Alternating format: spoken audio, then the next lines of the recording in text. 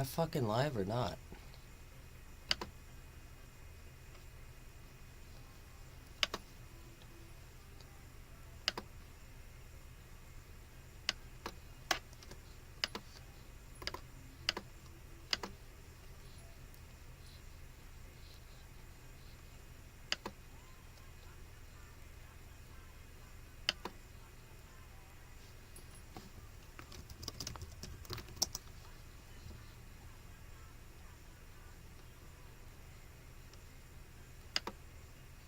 Are we live? Are we live? Is this working?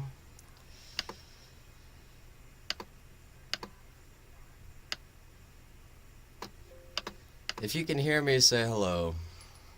This is my first time streaming. If this is not recording, I'm just gonna kill myself, I guess. Why did you do that? This is gonna be a nightmare. I have no idea what I'm doing.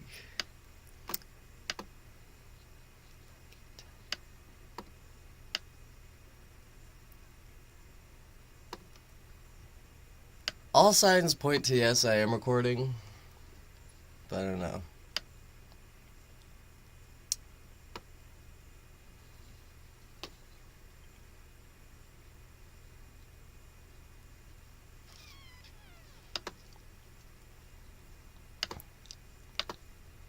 I don't know, it says like connect streaming software to go live. But like, I am live, I think. I don't know.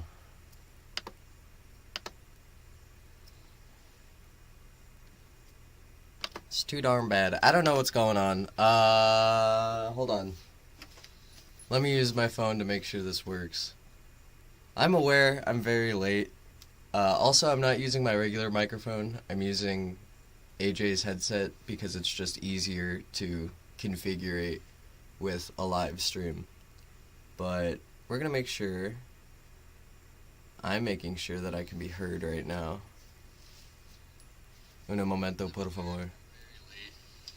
Also, I'm not using my regular microphone. I'm using AJ's headset because it's just easier to configure. Looks like we're all good. With a live stream. But we're gonna make sure. Okay. Okay. Oh wait, no. I'm gonna cheat. I need to use my phone again to make sure that the audio playing from my computer is not too loud. So I'm gonna do that real quick. Funky town, won't you take me to Funky town? Sure that I can be heard right now. Un momento, por favor. Also, I'm not using my regular microphone. I'm using AJ's headset because it's just easier to configure. Looks like we're all good. With a live stream. But we're gonna make sure. Okay. Okay. Sorry, the delay is pretty great. I'm gonna cheat. I need to use my phone again to make sure that the audio playing from my computer is not too loud. So I'm gonna do that real quick. Funky town, won't you take me to Funky town?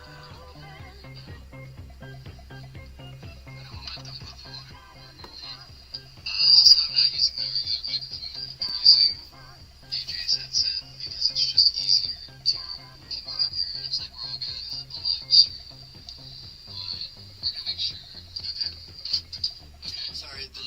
Okay. Sorry, the delay is pretty great.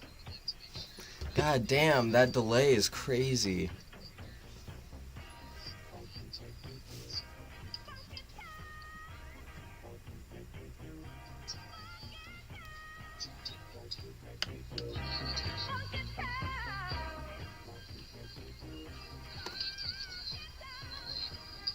Okay, you can't hear it. Alright, well, if you can hear me, if everything is going well, let me know. Fuck me. If the spinning fish is too loud, please let me know. This is our test run. This is my first time ever doing this. And I'm figuring out everything live. So if the spinning fish... Listen, look at this. If the spinning funky town fish is too loud, I need you to let me know. because I can't tell. I don't know if it's too loud, if it's too quiet, please let me know. I'm gonna hope that it's not too loud and just go ahead and intro.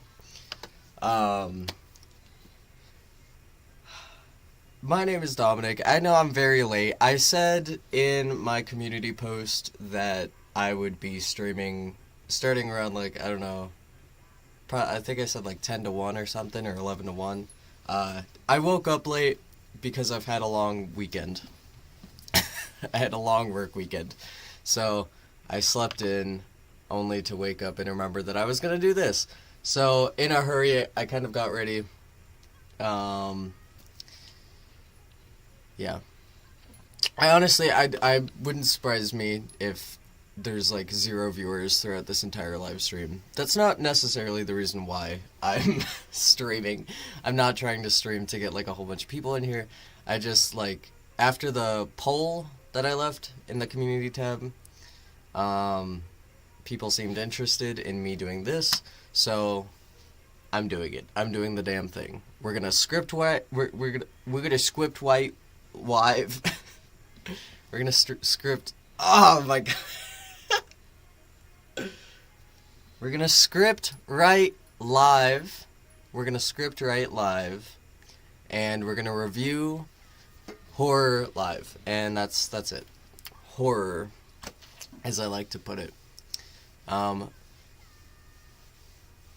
Once again, right before I begin, if this fish is too loud, I need you to let me know now. Because this is where the volume is going to be at for the next X amount of hours that we spend reviewing the Somnium Dream Viewer. So, if the spinning fish is too loud, please let me know.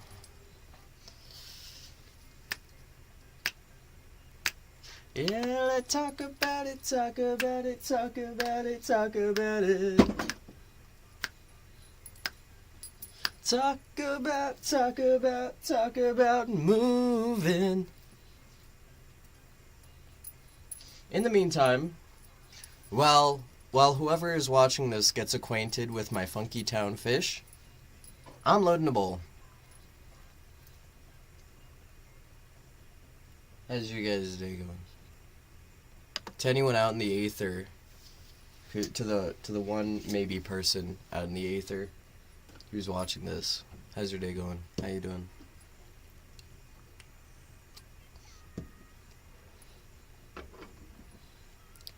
YouTube won't kick me off if I hit the bong on stream, right? I don't know. I feel like even if YouTube were to kick me off for smonking a bonk on stream, I feel like I'm too small of a channel for them to actually, like, give a fuck about doing anything, right?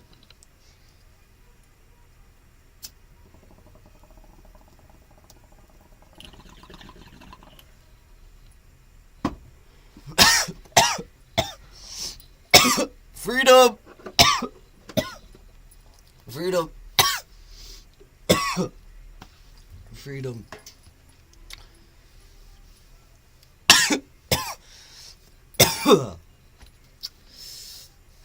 Okay, well, I don't think anyone's watching, which is okay, but that just means that there's no one to tell me that the spinning fish is too loud. So in this case, I'm just gonna guess.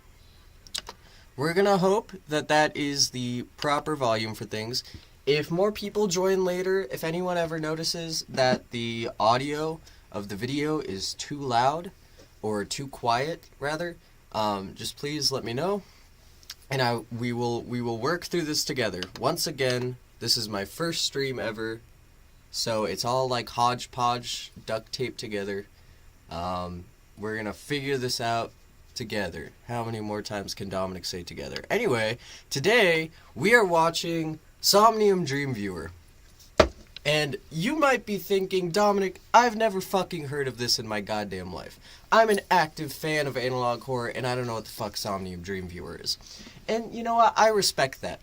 The reason why I am reviewing Somnium Dream Viewer next, following the Mandela Catalogue, is because this series, to be honest, Somnium Dream Viewer is the reason why we got the Mandela Catalogue critique video. I was watching Somnium Dreamviewer by myself, and I just could not help myself from critiquing the fuck out of it. Not out of hate. I do not hate the Somnium Dreamviewer series, as we are about to see. I don't hate it. I actually really like the general concept of it. I think it's fun. I think it's entertaining to a degree. But if it weren't for the Somnium Dreamviewer, you guys would not have gotten the Mandela Catalogue critique video. It started with this one, and then I decided that to start the series, to kind of get some traction and roll into the concept of the brutally honest analog horror series, I decided to start with the Mandela Catalogue. I thought that would be a good starting place.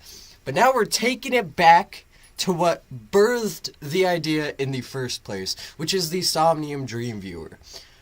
I'm also doing this on incognito mode because, I don't know, I feel like if I'm streaming an incognito window, there's the least chance for something stupid to happen. You know what I'm saying? So, Somnium Dreamviewer, 4.04 thousand subscribers. That's fucking impressive. That's awesome. That's fantastic. A collection of media related to the Somnium Dreamviewer from Somnium Microtechnologies. This is gonna be our primary thingy for the whole stream. So, sit down, sit tight. I'm gonna pull this up in the background to make sure everything is going well.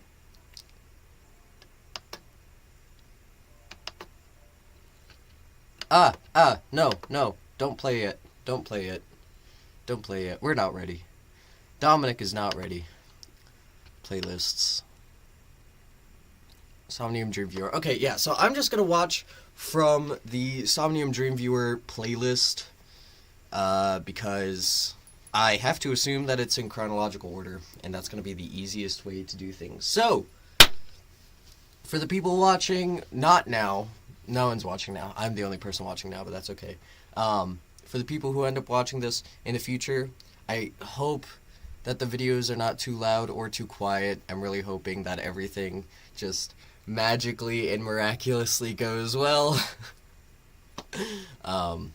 Let's just go ahead and begin. Also, excuse me, I'm writing my script in a tiny little notepad because it's just easiest that way, I guess. I don't know. Stop judging me.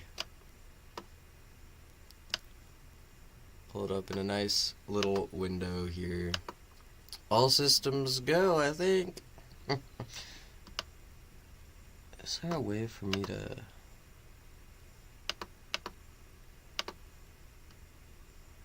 Love it.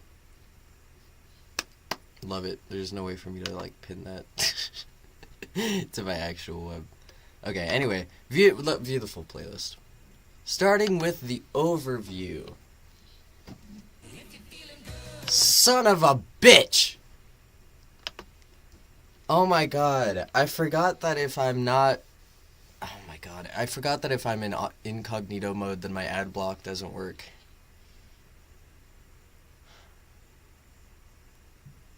I think we're gonna need to switch lanes. Yeah. We're switching lanes. Oof. Immediate error.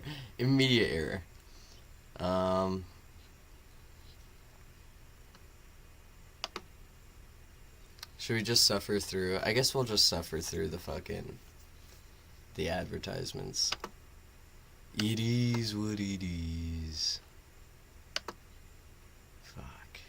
Alright, Somnium Dreamviewer Overview, Episode 1. Here we go. Put it in theater mode, baby. Presented by Somnium Microtechnologies. Copyright a whole bunch of shit that I don't know how to read with Somnium Microtechnologies. I don't know how to read Roman numerals. Isn't that awesome? Product overview and user guide. I really hope this isn't too loud. I don't think it's too loud. It might be too quiet. Alright, congratulations on your purchase of a Somnium Dream Viewer from Somnium Microtechnologies. You are about to embark on a journey of discovery into the most mysterious realm of all, the world of your dreams. This sounds like a South Park skit, you know what I mean? Like this, I don't know. Anyway, continuing.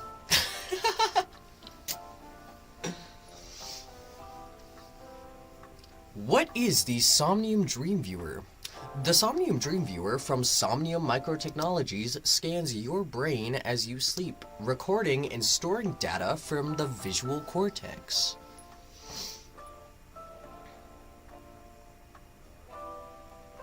Electrode array and the control unit. I love it when people make like real props for their analog horror. You know, the truth is that I'm probably about to start like shitting on this series. I don't want to call it like shitting because, you know, I just like in the Mandela Catalogue video, I'm trying to have as objective as a stance on things as I possibly can. I don't want to come into this like hating religiously on this fucking small time analog horror creator. That's not my goal. That's not my intention. I'm not here to bully anyone. I'm just here to review what's happening and talk about why I do or don't like it. So before I start getting too negative about this series, I'm going to start with the positives. Alright, just straight out the gate, the positives. Physical props. That's rad. I love that there's an actual little Somnium Dream Viewer object thingy. I don't even know what that is. I mean, like, what the fuck did they even make that out of? I don't know, but it's pretty awesome. Alright, so that's the first plus here. Number 2, getting my thoughts in order. Number 2 is that, like, the Somnium Dream Viewer is an awesome concept because of how real it is to me. Like, people have been trying to, scientists have been trying to get a peek at dreams for a very, very long time now. I constantly see, what are they called? Like, news articles and stuff about new technology being able to simulate what someone is thinking based on like their fucking brain waves or whatever, you know. It's a very real technology that humans are chasing after. We're desperately trying to get a better look inside our brain holes. And so, yeah, because of that, I think that this is a really cool series. So, by the way, in advance, sorry if I'm talking and I just blank. That happens all the time. It's just me trying to get my thoughts in order. I'm not having a brain aneurysm. I'm just dumb. That's it. All right, let's continue. Continuing onward. I need to be writing this down. I forgot that this is script writing. This isn't just reviewing. This is script writing for a good video. An actually good video. Okay. Positives. Physical evidence. Physical evidence. Jesus. Physical props. That's real good. Cabot. Physical props are great. IRL technology, like, Jesus Christ, this is already going so well. Good prompt. How does it work? Step 1. The user goes to sleep and has a dream. And oh my god, are you kidding me? So quick, so fast we fall. It has been 1 minute. It's been 1 minute and we already got a glitch cut. That's crazy. That's ridiculous. That's so silly. And I'm suddenly reminded why this is what brought me to critiquing the Mandela Catalogue. Alright, we are fucking 1 minute in, and there's a spooky glitch cut. Fuck's sake. The person falls down and has a dream. Or a nightmare. What the fuck? That's so unnecessary. That was like, just as an organic viewer, when you're watching it, it's like your first thought is like, you lay down and have a dream. What if you have a nightmare? Like, that's the first question that rolls into my mind while I'm organically watching this. It is so unnecessary to just immediately cut it with, or it's a nightmare! You know, like, god damn. I'm taking another rip. This is gonna be fun. This is gonna be fun. Okay.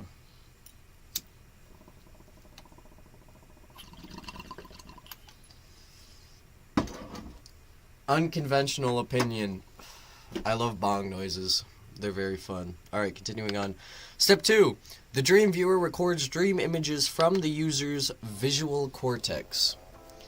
Is that a thing? Is a visual cortex real?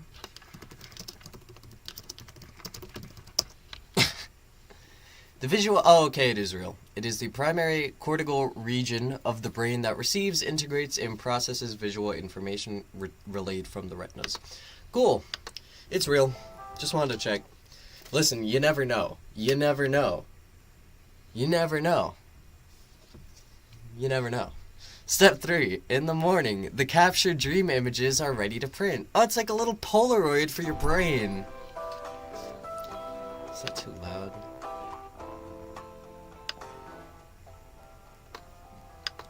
Sorry, I just preemptively turned the video volume down because it seemed a little loud to me. It seemed like the audio was starting to peak.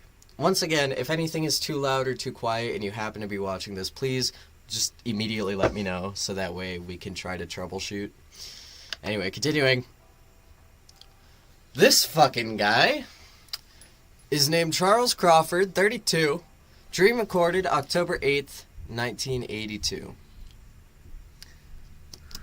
Oh my god.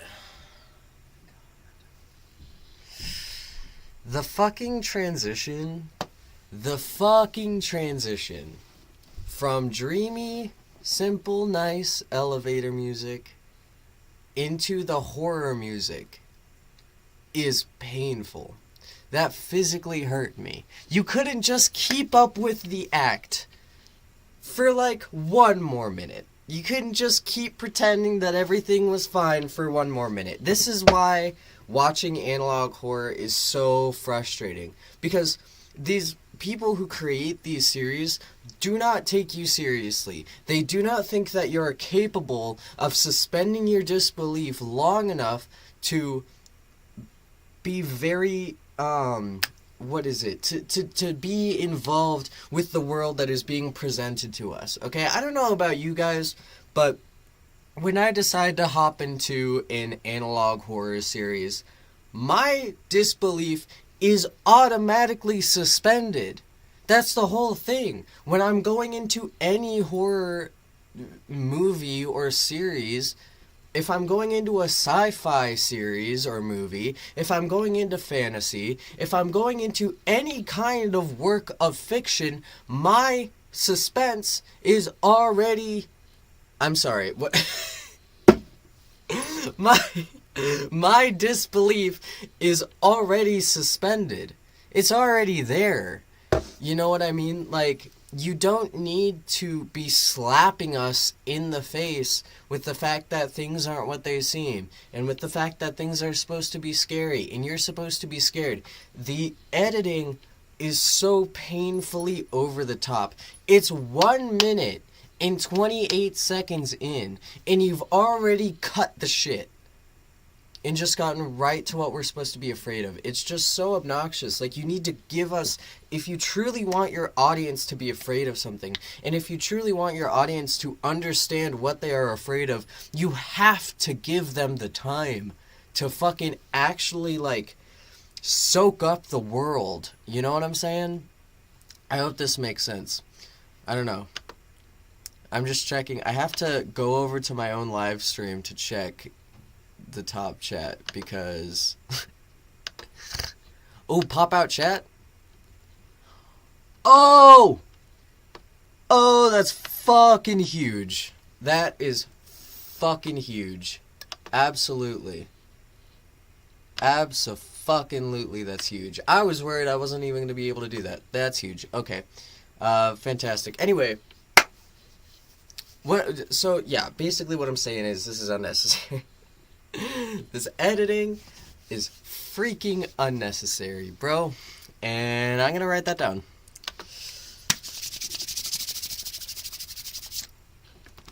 Unnecessary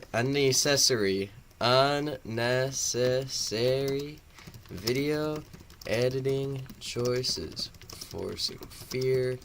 It's 1 minute and 30 seconds in, and we're already having the fears shoved down our throats.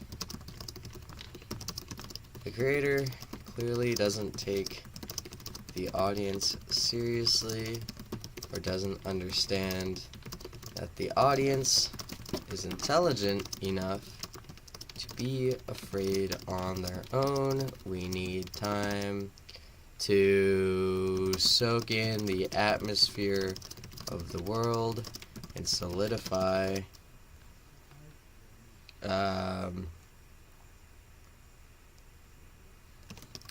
our belief in the world. I don't know what the fuck I'm talking about. You understand what the fuck I'm saying. You get it. I know you get it. Like, listen to this. Listen to this. Listen to this. Garbo. It's garbage. It's... Okay, I'm sorry. That's a little bit much. It's not garbage. I'm sorry. I'm being mean. It's not garbage. It's just that, like, it's unnecessary.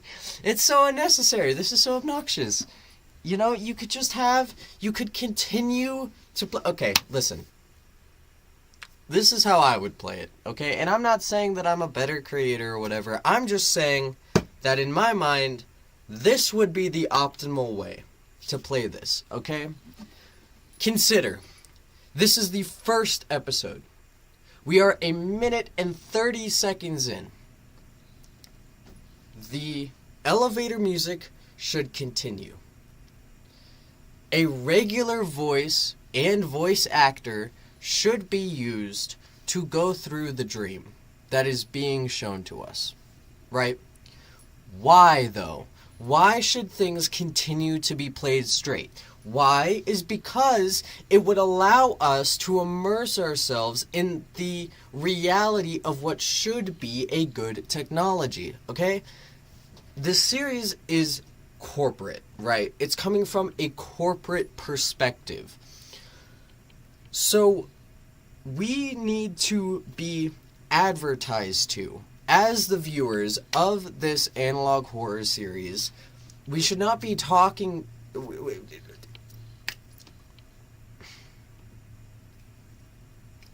As the people viewing this horror series, it's like, if you want to come from a corporate perspective, you need to act like the business. Okay, because we, as the audience going into the analog horror, already understand that things are not what they seem. It is our base assumption because it's analog horror. We already know it's going to be frightening, and the creator of this series also already knows that it's going to be frightening. Everyone knows the outcome. So all that's left to do is tell a believable story. That is all you have left to do. You need to scare me, and you need to tell a cohesive, comprehensible story. And when you just immediately shoot yourself in the foot like this, by just cutting straight through all the shit, by not giving the audience any time to immerse ourselves in the world, or any time to believe in what's being told to us, there's no fear, there's no suspension of disbelief, there's nothing. it's just a nothing burger, you know? You can't be scary when you're just cutting straight down to what is supposed to scare us. You have to give us substance to feed on and to actually believe that... I'm sorry. I'm sorry if this doesn't make any sense. I'm immediately becoming frustrated. Because it's like these people, you could tell that these people who are creating these analog horror series don't have any serious editors who are telling them that they need to slow their roll and add some kind of suspense, some kind of build-up to what's going on. You know?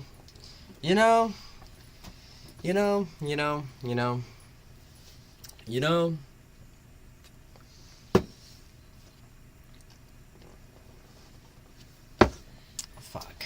Okay. I'm gonna write down some shit about shit. Okay? How should we...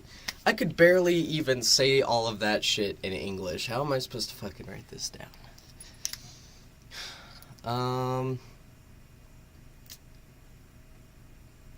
Yeah.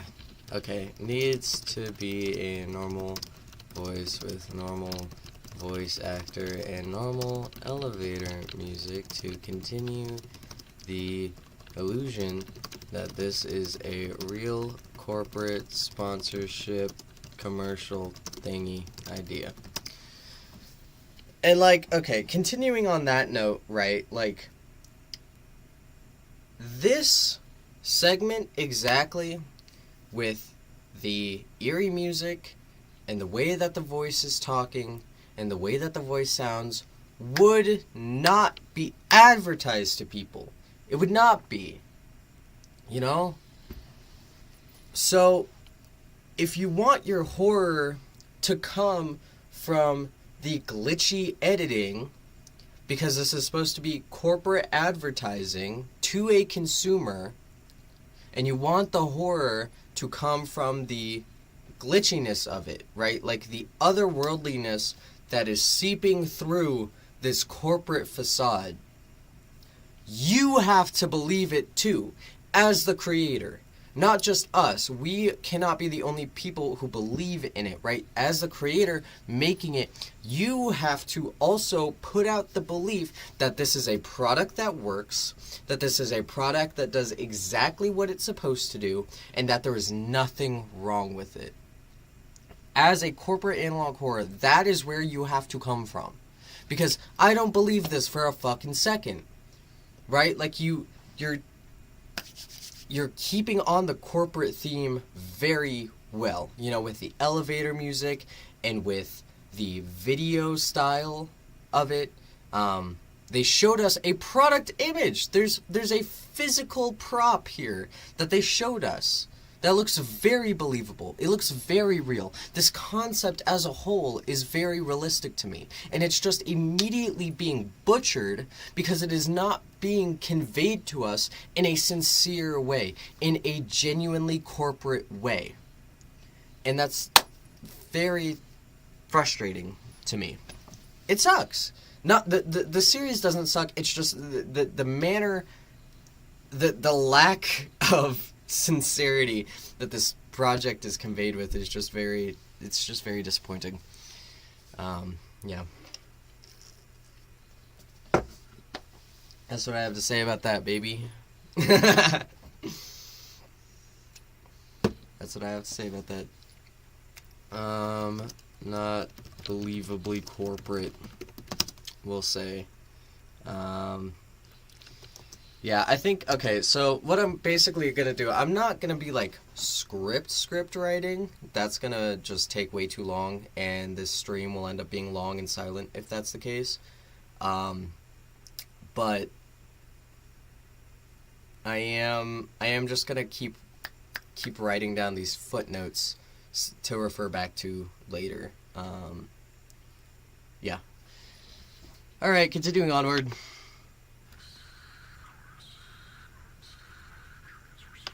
Okay, also, this audio is so annoying. It's so obnoxious. It's like really, it's like peaking and it's scratchy. and it's obnoxious. I'm one to talk about obnoxious audio. A lot of people hated, like, actually hated the memes that I used in the Mandela Catalogue video. And honestly, I don't disagree, right? Like, that was my first video that kind of blew up. To me, it blew up. 7,000 viewers is absolutely insane to me. So for me, it blew up. And, you know, just like the stream is the first live stream that I've ever done, it's like nothing is going to be perfect. I'm making a lot of mistakes. But I'm doing my best to fix them. And I am receptive to your critiques. So, you know, I admit I am one to talk about obnoxious peaking audio. I get it. I admit that. But, my point still stands. This is obnoxious. When the dream began, I was walking through my hometown, but there were no people or buildings. Everything else, the cars, roads, trees, were still there. Just no people and no buildings. I have had this dream.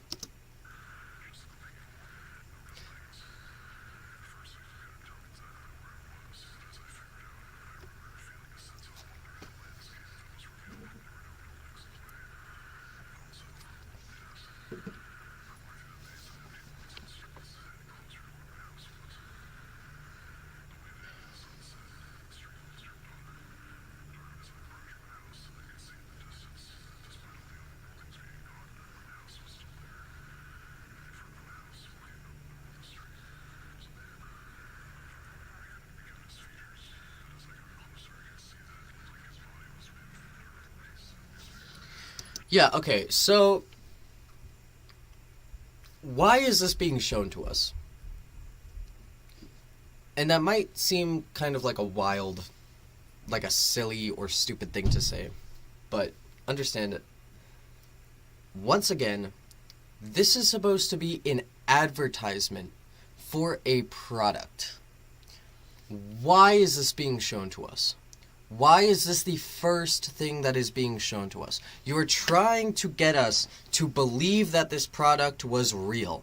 And you're trying to get us to believe that people actually used and or want to use this product. So why is this the first example that is being shown to us? It just doesn't make sense. If I were Somnium Microtechnologies and I was trying to get a bunch of people to buy my product, I would hide the nightmares to the best of my possible ability. That is the last thing. This picture right here is the last fucking thing that you would want to show to people who you want to buy your product. Like, it just doesn't make any sense. You know, once again, if you want the horror to come from beings that shouldn't exist coming into reality from a corporate position, you need to really lean into the fact that the horror information is not coming from the company. Do you understand? Does that make sense? Like, the horror has to come from the beings that are seeping out from the dreams into reality. Not the corporate side of things showing us what's going on. Like, this dream recollection should be shown to us much later in this series, when things start going wrong. We need a period of peace to get to the problem. Does that make sense? Like, when you're watching... okay, I hope this makes sense. This might not make sense, but I'm going to try to make it make sense.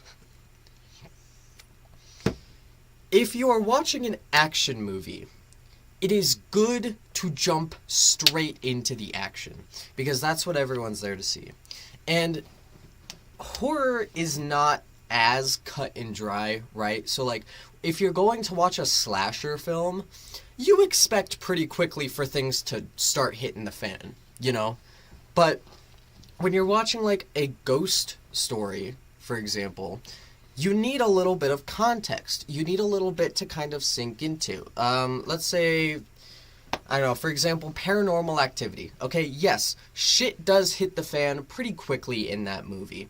But you are given an adequate amount of time to get the context of the family, grow attached to the family, sympathize with them or empathize with them, understand where the characters are coming from, and then shit starts going wrong. Like, yes, in Paranormal Activity, we go into the movie understanding that it's a horror. We go into the movie understanding that things are not right, and that we are about to watch a family be terrorized.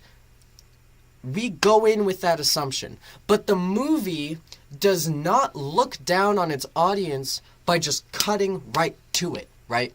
Imagine if you go into Paranormal Activity and it starts with the webcams. It starts with the people being terrorized. All of the emotions that come from the context and from the calm before the storm are just completely obliterated. And that is exactly what's happened here. We have not been given any time to grow attached to the company, to understand what the company wants to do, what the purpose is. We aren't even given the opportunity to understand what the company is doing right. You know? Like, we need to open with what the company is actually making money on. Like, I'm very sorry if none of this is making sense. I'm sorry if this seems very disjointed, but, you know, the point that I'm trying to make is that this product is not believable. And that's a huge issue because it's the entire focus of the series, right? Like, you cannot continue to give me all of these people who have allegedly, in good conscience, purchased this thing and used it repeatedly after this happens. It needs to be believable. And it's just simply not. You know, why would you open your selling point with a fucking nightmare? I don't know. I hope all of that made sense. It probably didn't. I understand that. None of it probably makes sense. I probably just sound like I'm talking out my ass. But there's a point here. When I release the real video for this, like the cleaned up, fully scripted critique of Somnium Dream Viewer, I promise it will make more sense. But that's what I have to say now. Let's go ahead and put that in the thing. No context, no believable product, nothing to believe in or buy into. When the nightmare is the first thing revealed, it takes all the power away from the corporate product. Oh my god. Frustrating. It's frustrating. That's what I have to say about things. It's frustrating. Next. Okay, I couldn't make out his features, but as I got closer, I could see that it looked like his body was made of dark blue pieces of newspaper or scraps of canvas, arranged in a patchwork. The only feature I could make out was his eyes, lit like fluorescent bulbs. I've never had this dream before. Actually, to be honest, when I have dreams, I don't see faces at all. I never see faces when I'm dreaming. I can tell, like, the essence of people who are in my dreams, but I never see actual faces. Anyway, that doesn't matter. Continuing onward.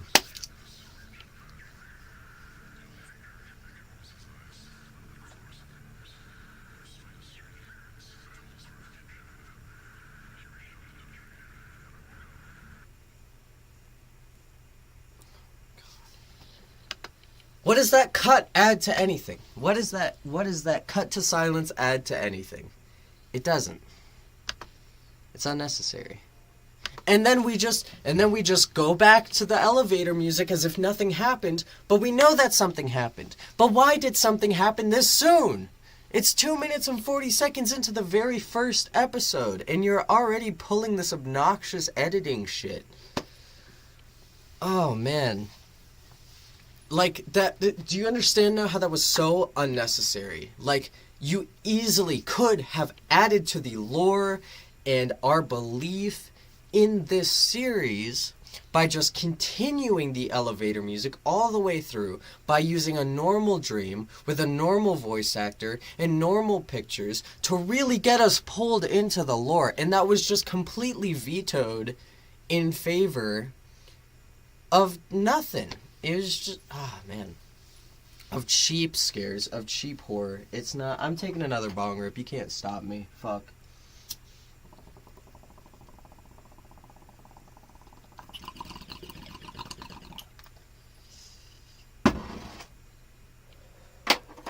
God damn. Imaging, questions and answers. I wouldn't have any questions about this. If this was advertised to me, I would immediately turn around and never come back.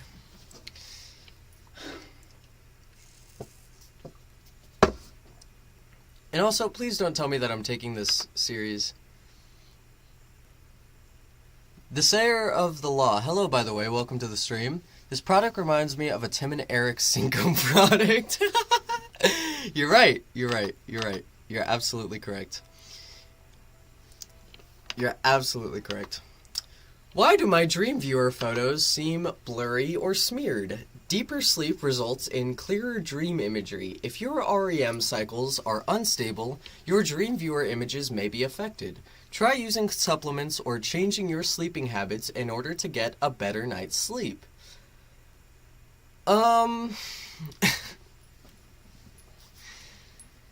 My first question... My first question is why was it appropriate to play the nightmare sequence review, the nightmare review sequence, before this? Why was that the editing choice? It was disjointed. It was like an interruption. It was not necessary, to put it simply. In my humble opinion, it was not necessary. That was dumb. That was silly. You should not have interrupted the flow of context and information by adding the nightmare dream. Oh my gosh. It's so frustrating. I'm sorry if I'm not able to talk clearly throughout this. I'm trying to get all of my words and thoughts and opinions in order like immediately, and it's a little bit stressful. But, yeah, okay, let's just add... We're gonna add, why was the flow of information interrupted with the nightmare dream explanation? It once again dequalifies the validity of the product being sold to us in favor of a cheap excuse for a scare, I'll say. Yeah. Disrupts everything. It takes seriousness away from the product, etc., etc. I'm gonna try to keep this chat window open in case anyone else wants to talk. I don't know. I guess I don't have anything else to say. Like, this would be good. This is good. This is good. This genuine corporate context is good. Like, we need more of it. We desperately need... This is supposed to be an overview of what the Somnium Dream Viewer is. Like, we desperately need more realism. We desperately need more of this corporate context for what's going on. Very frustrating. Once again, to anyone new who might be watching, please let me know if the video is too loud or too quiet.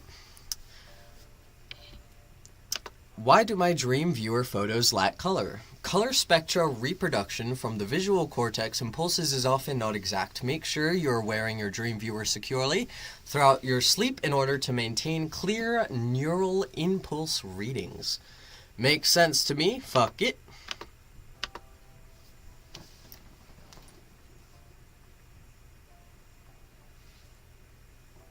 Why do I experience nightmares? Oh, here the fuck we go. Here the fuck we go. Here the fuck we go. Here we go. No more context. No more genuine good corporateness. None of that. We're going right back to the horror. Because the series does not trust you. The series does not believe that you are intelligent enough to figure out the scares on your own. So frustrating. Some unpleasant dreams are normal. Period. When experiencing a nightmare, it is important to keep in mind that the things you witnessed are not real. It's all in your head. We are about to get scared. I say that loosely. Oh my god. It's about to scare us. It's about to try to give us a cheap scare. It's about to glitch. It's about to cut to something. It's about to turn off the audio. It's about to make the audio spooky. It's about to do something. We're about to get a cheap scare. Because the series is cheap. Watch.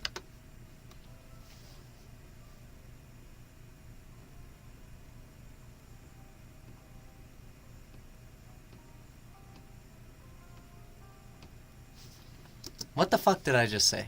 What the fuck do I just say? What did I just say? Run me my fucking money. Run me my fucking money. What did I just say? What did I just say? This is so cheap. This is so bad. I'm sorry. I'm being a bully. I'm being mean again. I'm being mean. Man, this sucks. I'm sorry, I'm being mean. Oh, it's just so frustrating. Like, why? Why does it feel the need to do that? Why does it feel the need? This is the opening video. This is the prologue. Like, why? God. In the prologue, we already are getting cheaply scared with cheap glitchy editing and audio malfunctions. Yada yada, you know the drill, baby.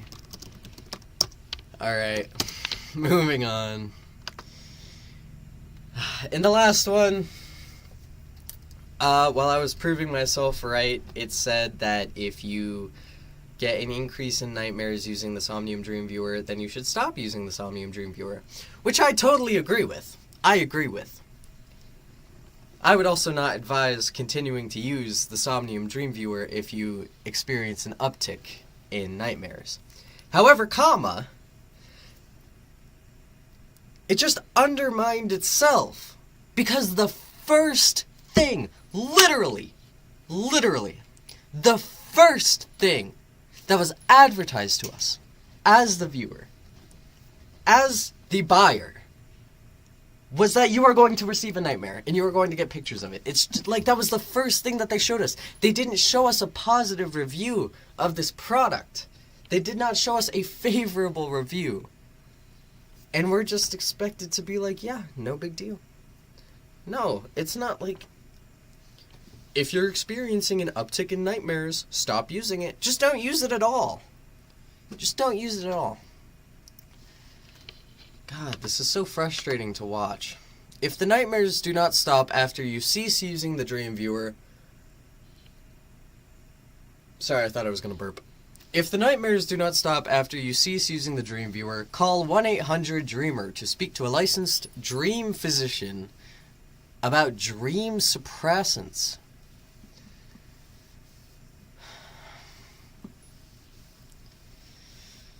Ah, my God. So, this might not seem like anything to you, but to me, this is an immediate red flag. Because it's already trying to introduce us to a new level of this series. Not only now have we been introduced poorly to the dream viewer itself, the product that goes on your head and records your dreams, we are also now being introduced to dream suppressants, which are a direct cause from the dream viewer. Or I'm sorry, they're direct what is it called? Consequence. They are direct. The dream suppressants are a consequence of the dream viewer. But why are we already being introduced to dream suppressants, which are a continuation of the issues from the dream viewer, when we don't even know anything about the dream viewer yet? We barely know anything about it. It hasn't told us anything. I mean, okay, that's a lie. I'm being a little bit dramatic because I'm frustrated. It has told us some things about the dream viewer. Okay, what do we know? We know that the dream viewer can reproduce pictures from dreams. We know that REM sleep can have an effect on these pictures. We also know that sorry, I just had a brain fart. It's the ADHD. We know that this is a product that is getting its image from the very real visual cortex. That's all we know. And we also know what it looks like. We got to see the physical prop, which again was nice, but it does not make up for the fact that that's all we know about it. That's all we know. If this was a real advertising for this product and for this brand, for this company, it would fail tremendously because we don't know anything about it. What we're learning more about, if anything, is the nightmare process, right? And I understand that that's because of the horror, but that's missing the point. If the horror is going to be believable, and if the horror is going to genuinely affect us, it needs to come from a thicker substance. Wink. It needs to. Like, we need to have something to eat while we are building up to the fear. The fear is just so forced and completely hollow in just the first episode. And that's because there's not enough fiction for us to suspend our belief for. Suspend our disbelief for. I don't know. Yeah, suspend our disbelief for. Speaking English. Fuck.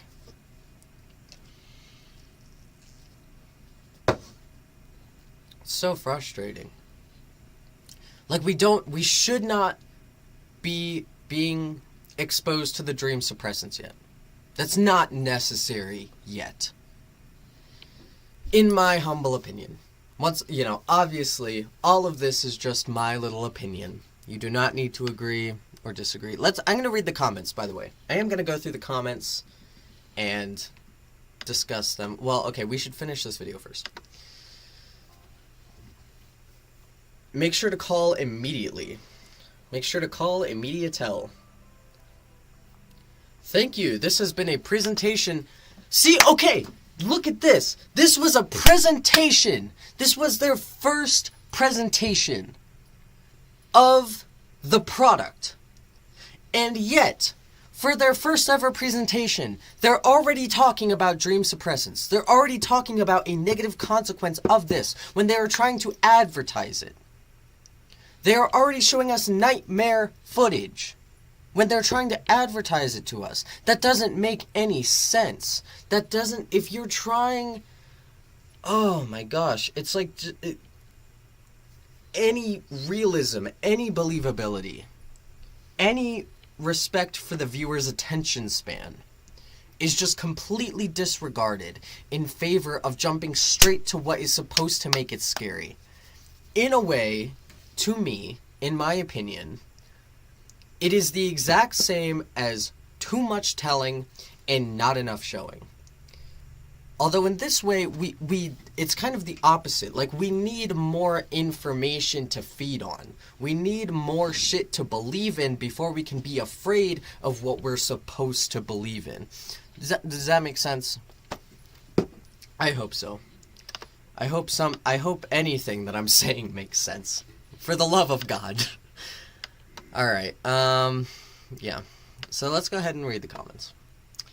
Can't wait until like a year from now when every major horror channel makes a video on this. Moving on. Imagine if there was just a giant repository of VHS dream recordings that are just people showing up to work or school naked. I'm saying. This has my favorite trope of media. Starting off as normal and then letting it slip the fact that there's something sinister underneath. What are you talking about? It's your favorite horror trope? What are you talking about? Oh my god. Like, how to tell if your audience is brain dead? Fuck. Slowly letting it slip. It's obvious! What are you talking about? Slowly letting it slip. Within the first minute of this video, it already spoiled the entire horror. You're telling me that that's what frightens you. That makes you scared. Jesus Christ. The bar is on the fucking floor, and it's like humiliating. It's so embarrassing for horror. Are you kidding me? You don't have enough respect for horror to like let it build up? To let it have any effect? Maybe I shouldn't read any more comments because wow, that was dumb. Fuck, that was stupid. I'm sorry, I'm being mean, I'm being a bully, but I physically can't help myself. I cannot help myself. You're welcome to be mad at me. I understand.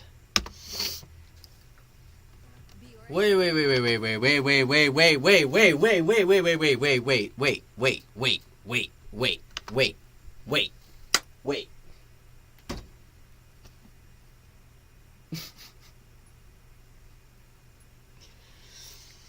Fuck me. The second video.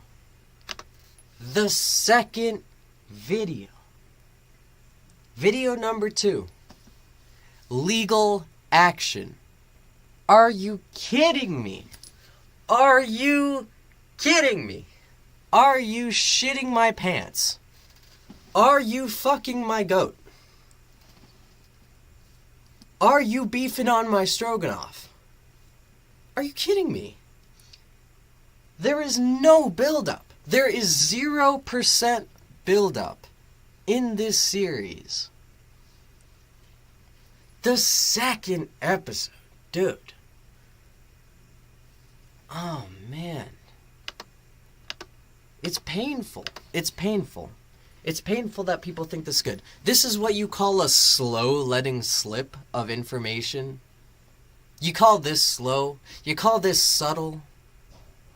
You think this is good? I fucking don't. I think it's cheap.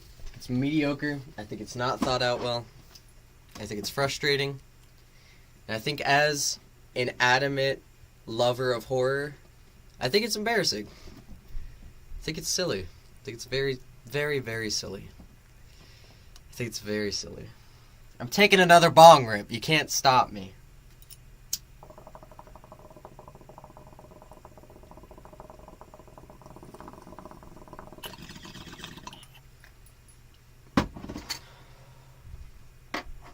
Oh, that was nothing. We're doing another one. We're doing another one, boys.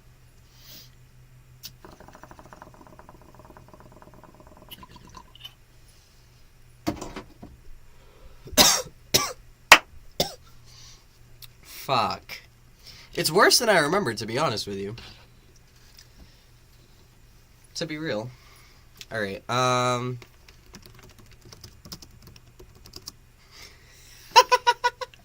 welcome, Daniel Rocco. Or Rocco, excuse me if I pronounced that wrong. I just came here, I had no idea of what you're talking about, but I agree. It's bad, dude. It's not good. This is... Oh god. Oh, god. I fucked the camera. I fucked it. I messed it up.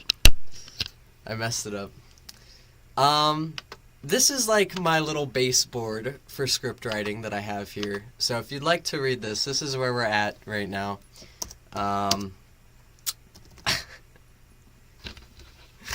Oh, man. It's bad. There's no subtlety at all. contrary to what the comments on these videos will tell you, there's no subtlety at all.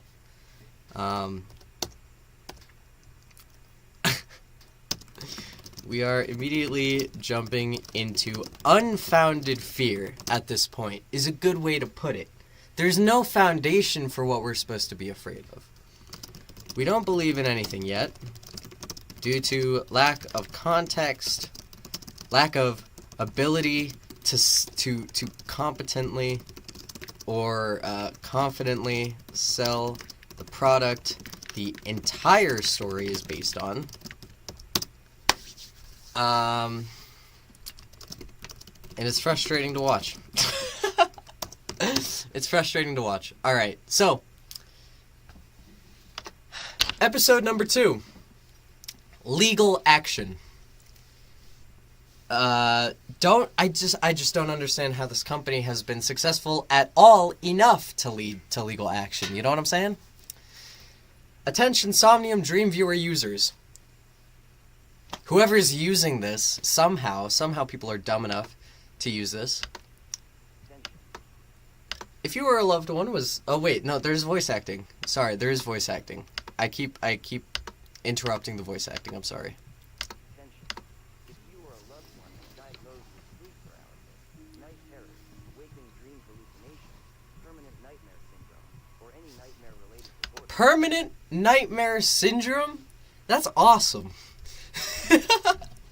After like X amount of minutes of just vigorously shitting on this series, permanent nightmare syndrome is fucking rad.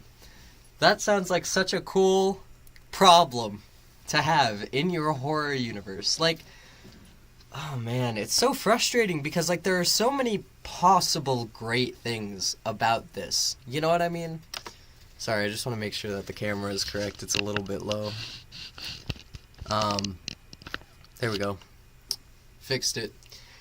What the fuck was I saying? It like, there's so many issues with this already. Voice crack is hot. There's so many issues with this already. It's the second episode, and we've already got all these issues. But there are so many things that like genuinely could be good about it. You know, like the concept in and of itself is rad. Permanent nightmare syndrome sounds insane. I love that. I am a person who really suffers from insomnia. It's bad. I don't really get them anymore, but there was a period of time where I really suffered from night terrors, and it just prevented me from sleeping for many, many years. So like that's a very real fear for me. That's something that I'm intimately aware of. And I guess what I'm saying is that the series could just be so good, and so far it's just completely lackluster. It's pretty cheap. Somewhat the plot reminds me of the Paprika movie. Oh god. I haven't seen Paprika in many, many years. I don't think I can add a comment to that. In conjunction with use of the Somnium Dream Viewer or other Somnium microtechnology products, you may be entitled to financial compensation. Shit, I would hope so. Nightmare-related disorders in this country in recent years has only worsened. You would say increased if you're advertising, I think. That's probably that's tiny. What? No! No! No! No! Where did the comment go? Give it back! No! I missed it. We're still live, right? We're still recording? Yeah. What happened? Damn. Y'all saw that, right? You guys saw that just disappear, right? I saw it happen.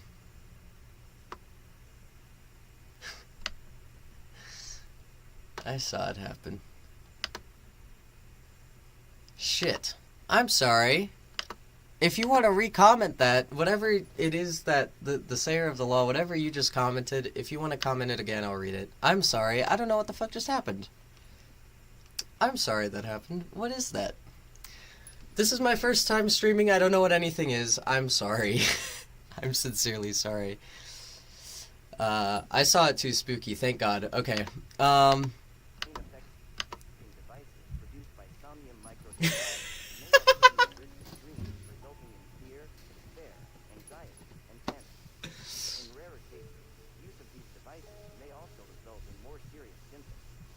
Don't delay.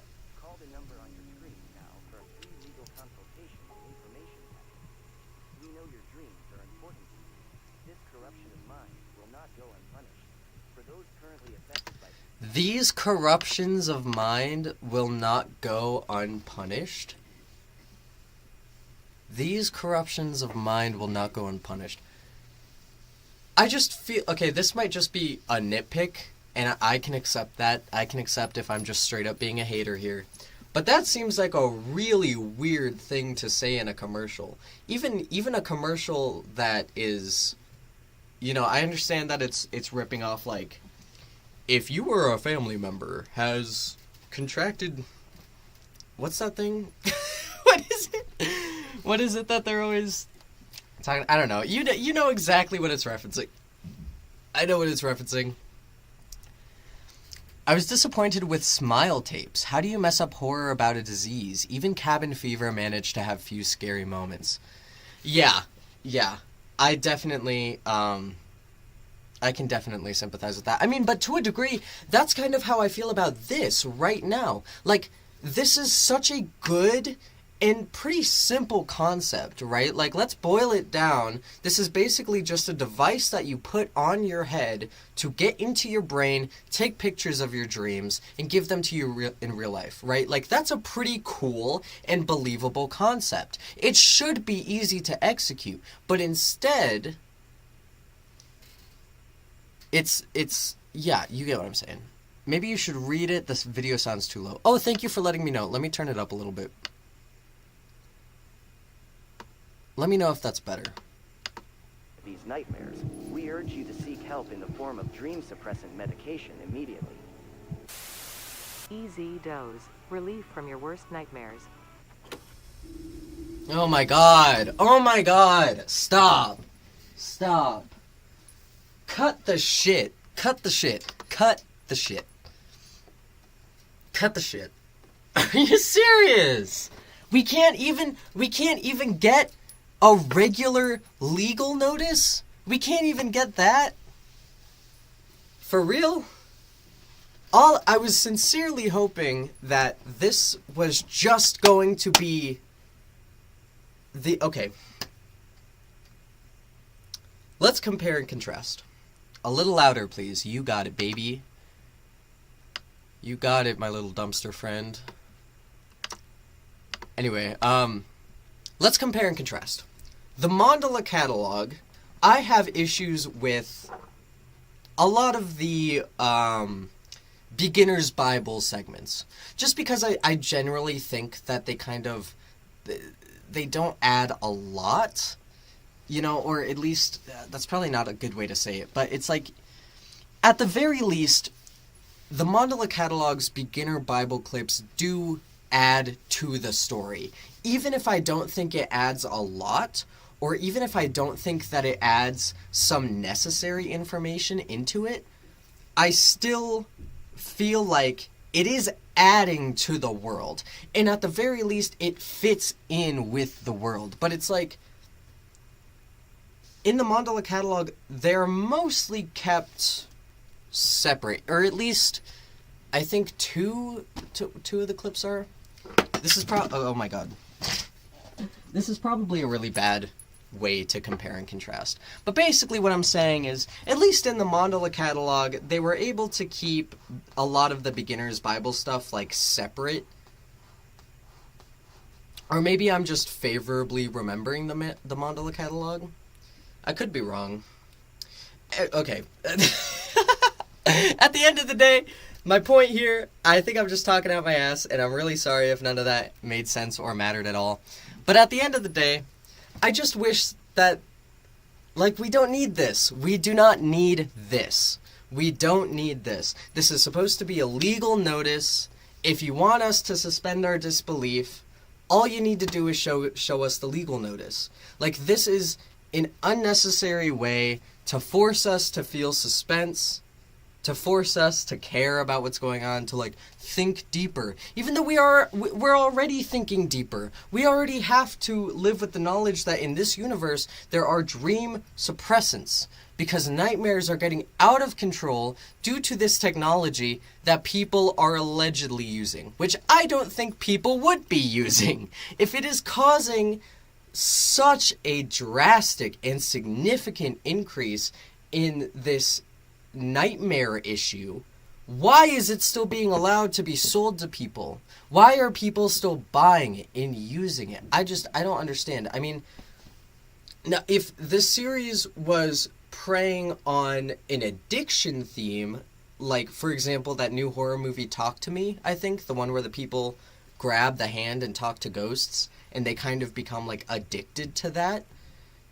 If that was an aspect to this series, I think that would be fucking neat as shit.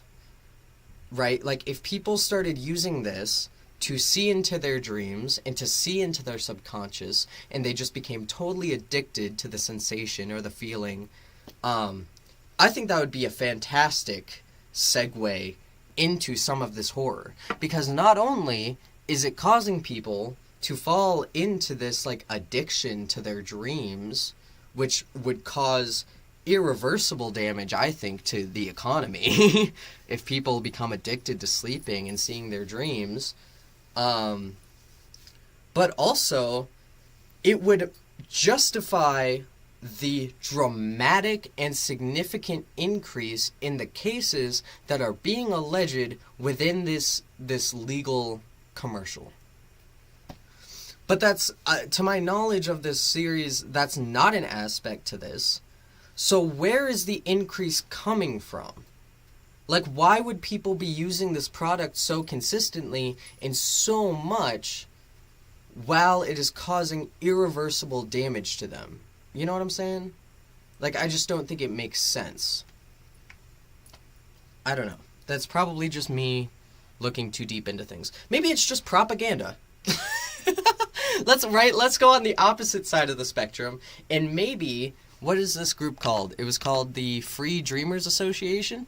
Yeah, down here, the Free Dreamers Syndicate is advertising this legal action notice for users of the Somnium Dream Viewer, right?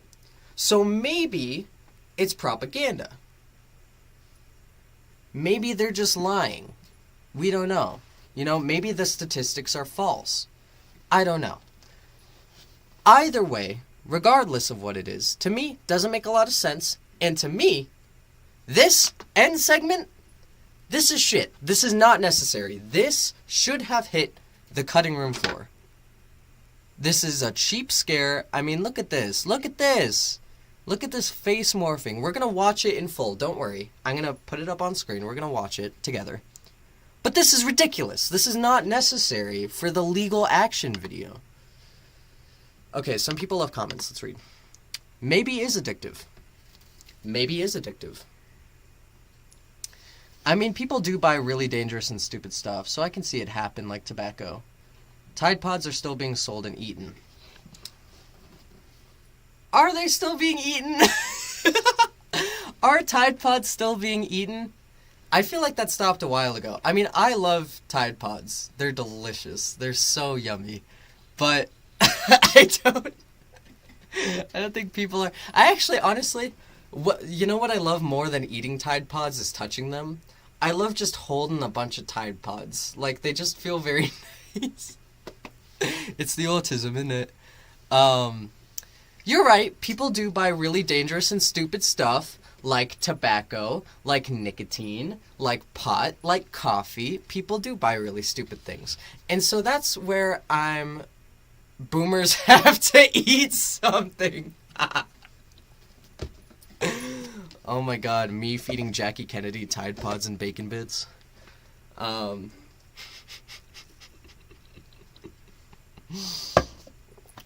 So funny. So silly. Yeah. So I think it's very believable, the concept of people just kind of, in a way, becoming addicted to seeing their dreams. But my issue is I don't believe that is a theme that is reflected at all in this series. And we're going to find out. We still have 8 more videos to go. So we're going to find out if I'm right or wrong. But just keep that in mind. Keep in mind that we are not really given a reason for why people are continuing to use this product, despite the fact that it's clearly causing irreversible damage to them. And also, like I very briefly mentioned this earlier, but, this would cause irreversible damage to the economy. Like, if people can't sleep, people can't work, people can't function, people cannot act right.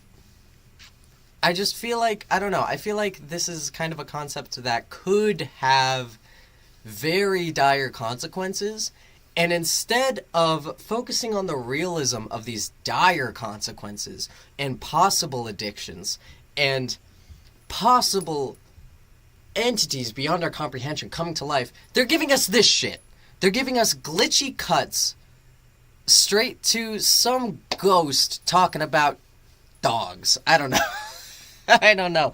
It's unnecessary, and it's cheap. It's cheap. It is not well thought out, and it's not well executed either. This is not even necessary. But let's watch it together. Both of us, you and I, let's take a bong rip and watch it together.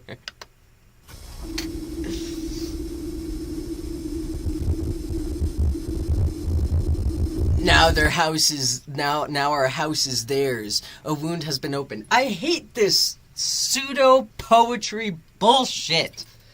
I hate it. I hate it. I'm over it. I didn't like it in the Mandela Catalogue, and I don't like it now. It's not good. It's not necessary. It's not frightening, and it's not effective. It's not. I'm taking a bomb rip.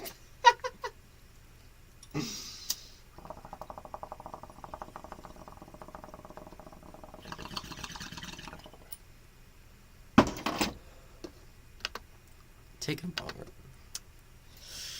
I need to write some stuff down. Hold on. In the script. You guys talk amongst yourselves. I have to write something down in the script. Pseudo-poets are cringe. I agree, baby. Totally agree. We hate pseudo-poetry in this house. If you're gonna make poetry... Listen, if you're gonna add poetry to shit, you gotta go in. You gotta be 1,000%. And I only say that because I enjoy... Regular poets are cringe too. It's true, they are. As a poet, it's cringe. It is. I find myself writing poetry, and I just think it's totally gay. I do. I think it's super gay, and I think it's silly, and I don't like sharing poetry with others. I really don't, because it's silly and it's cringe. But if you are going to implement poetry into anything you're doing, you have to commit. You have to commit. Like 100,000%. It's either full poetry or no poetry. Because the pseudo-horror poetry, vague posting bullshit is lame. It's lame, and it's silly, and I don't like it. It's bad. Pseudo-poetry, bad. Bad. Cheap morphing face effects, bad.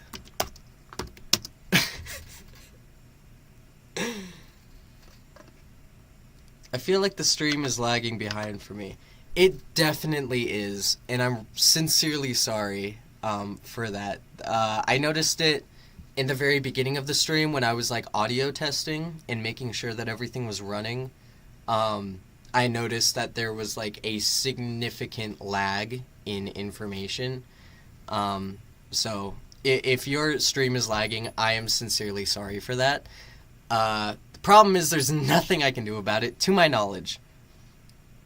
For some reason, message do not display. No! No! It's like I am seeing comments from the future. That's magical. What if I did that?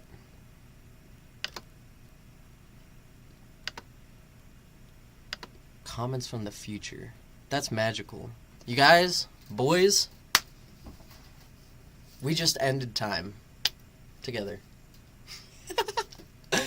Dominic fucking breaks everything. Dominic ruins everything. Dominic comes through, breaks the live stream, breaks YouTube. Maybe YouTube doesn't care because the stream can't be monetized. That's fine. I don't care. Yeah, I don't know. I have no idea.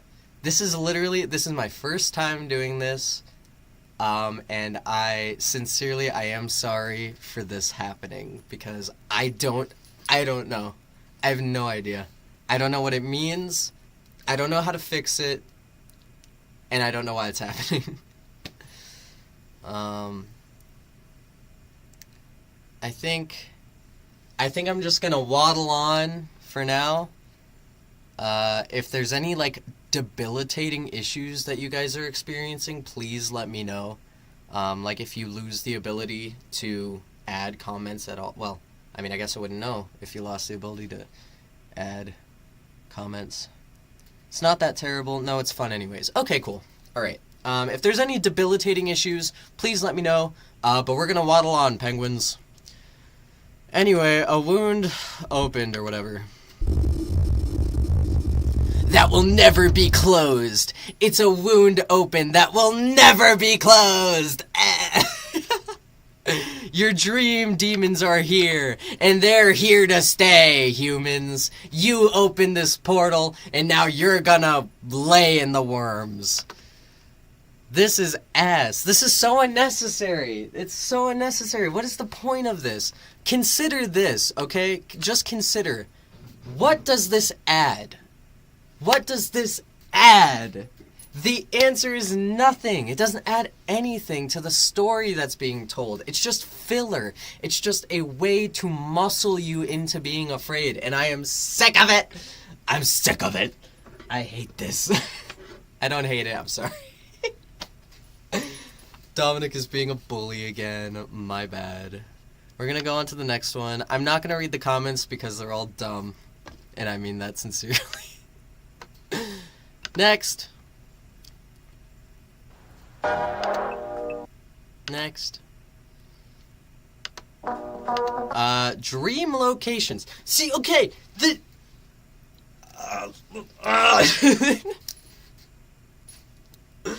doesn't make sense. The pacing of this does not make sense. Why would you not show this after the introduction? You should be your first instinct when you're making a story should be to pad why the story exists in the first place. How do we do that? You have to add the substance to your story that will make it make sense. If you take all of the things that makes your fictional product good or reasonable or realistic, you have to add it all. You need to add all of the good things about it in the beginning so that way we can believe it. Because if you open with all of the things that are not good about it and why you wouldn't want it and why it would bear unstoppable consequences, it needs to be good first. You know? But who is supposed to be saying that? Do the dream demons make land poetry? Yeah, they do. They do. That's all they do, in fact. They're gonna frighten you with poetry. Dude, if you start using the Somnium Dream Viewer, you're gonna start getting demons, and they're gonna spit poetry at you. And you're gonna be really uncomfortable.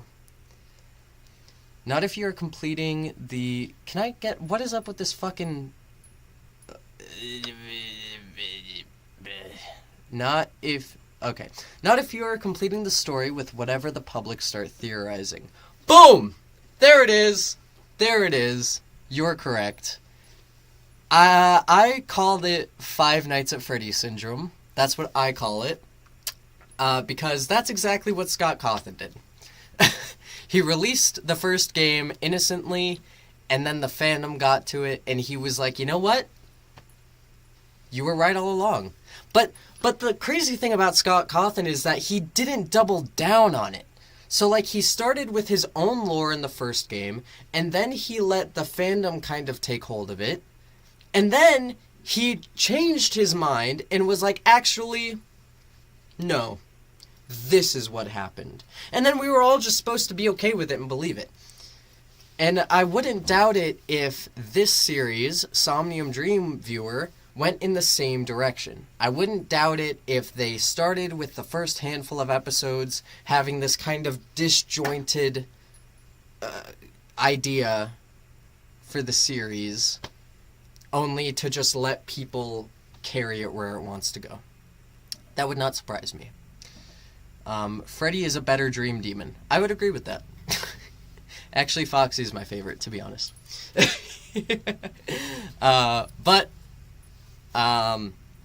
Anyway, back to the point, circling back around, the good in this series needs to be displayed first so we can believe and actually give a shit when the bad starts happening. If I don't think it's good, why would I give a fuck when it turns bad? You know? If I don't believe it at first, why would I care that it's bad? Glamrock Freddy is more my type, you know, daddy issues. Wow. Just go ahead and out yourself as an ICP fan, why don't you?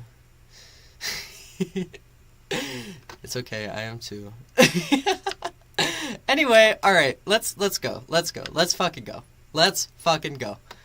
Dream locations. Here we go.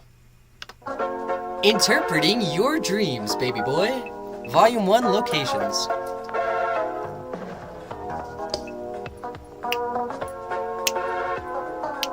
I really dig this music, dude. Interpreting your dreams. For as long as... Hold on, wait. I can't keep up. For as long as man has dreamt, he has asked himself, how do our dreams relate to waking life? What can be learned from them?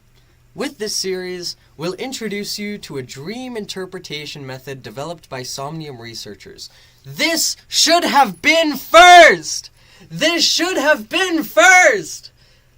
I don't know how else to say it. This should have been first. This is so good. This corporate padding bullshit is what we need. We need it so bad. To give any fuck about anything else that's happening. We need it so bad. Dream locations should have been first. God damn it. Damn you all to hell.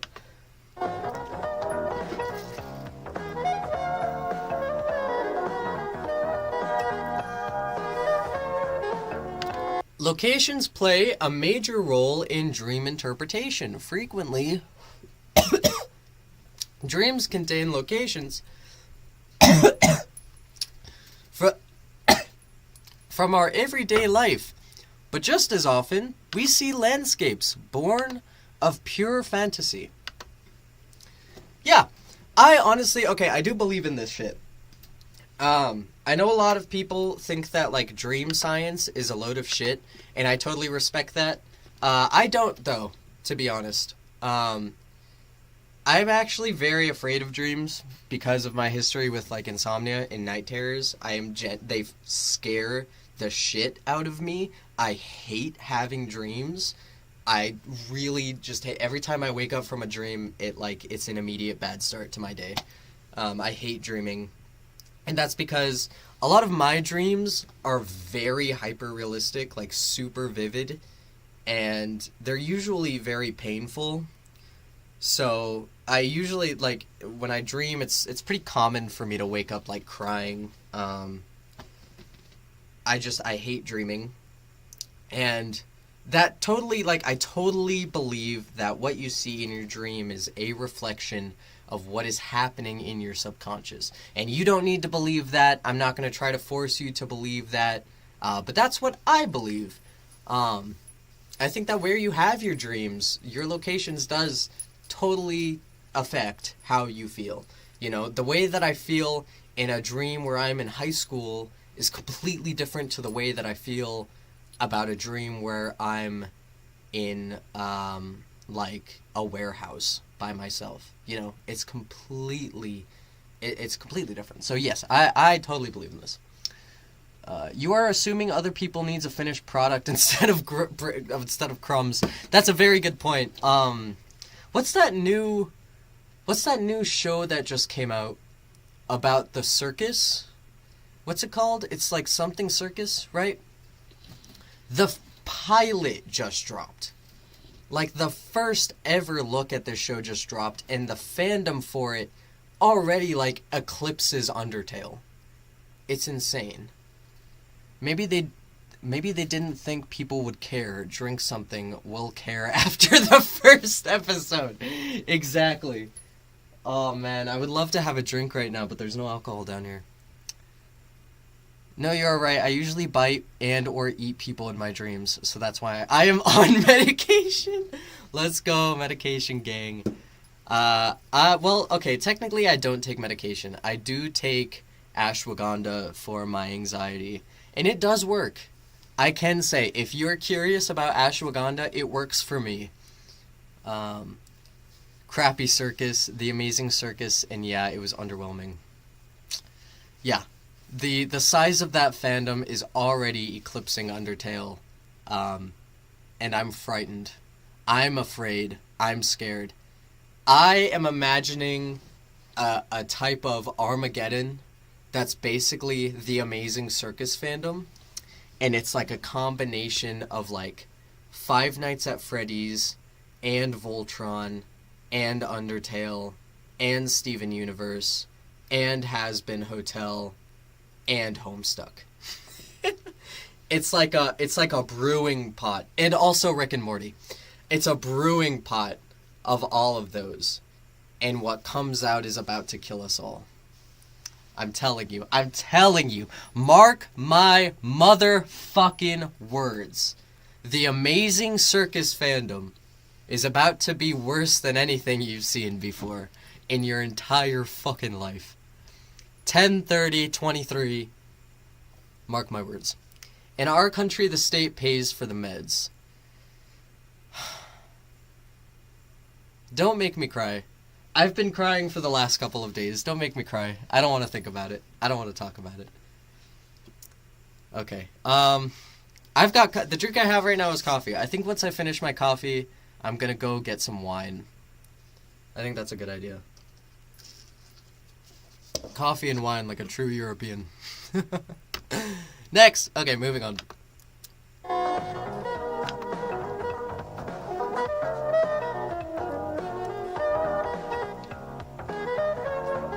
Part 1. Common real-world locations. Wait! Stop! Before we watch this, I want to say right now, we're about to get scared. We are about to get a cheap scare. It's about to happen. There's nothing either of us can do about it. We are about to get a cheap scare. It's going to be normal for maybe 1 slide. 2 if we're lucky.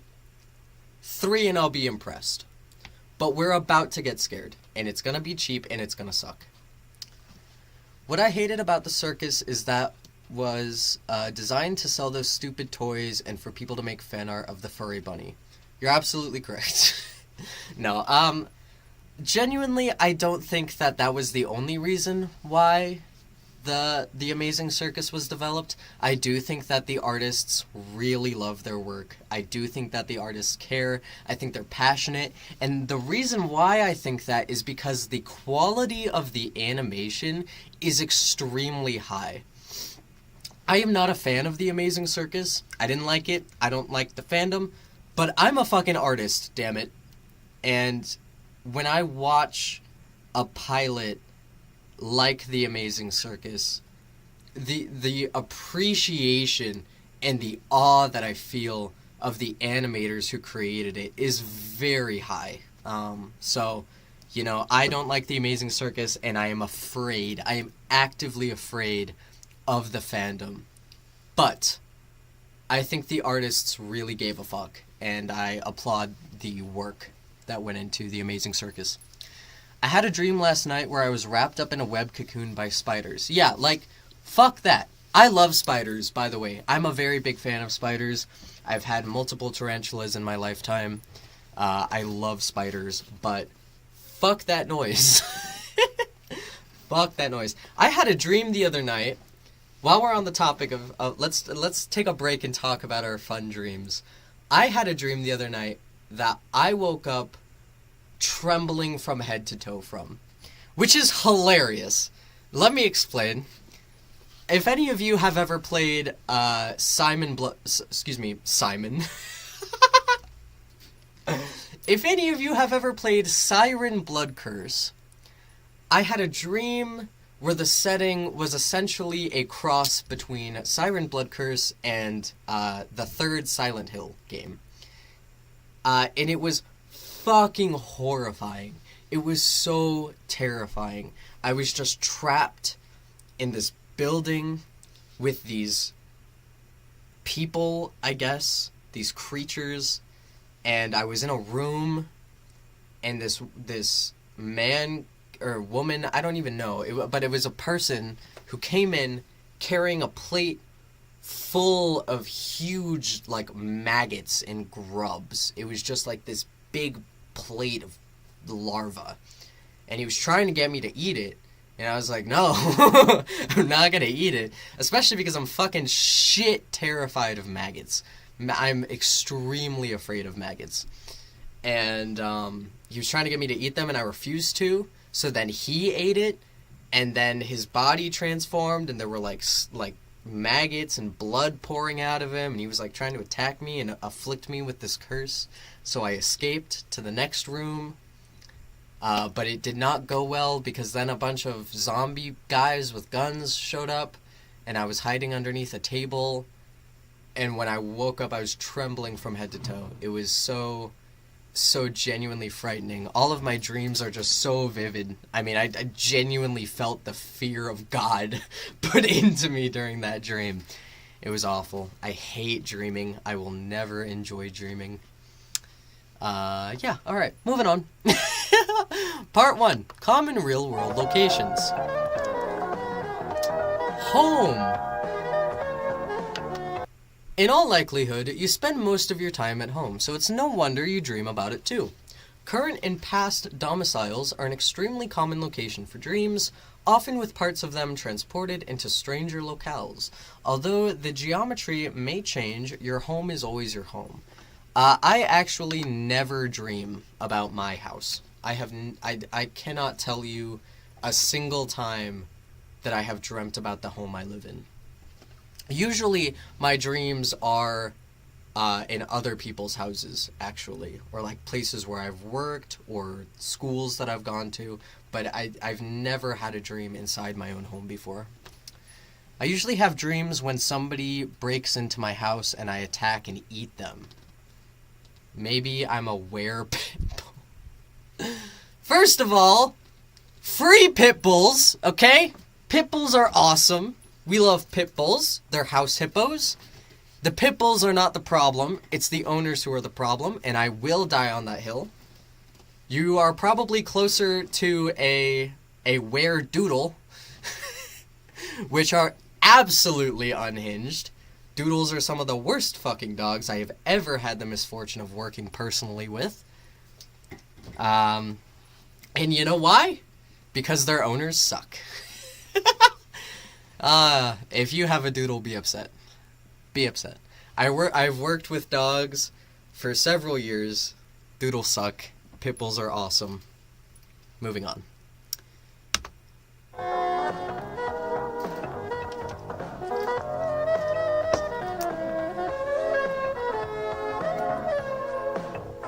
The sky.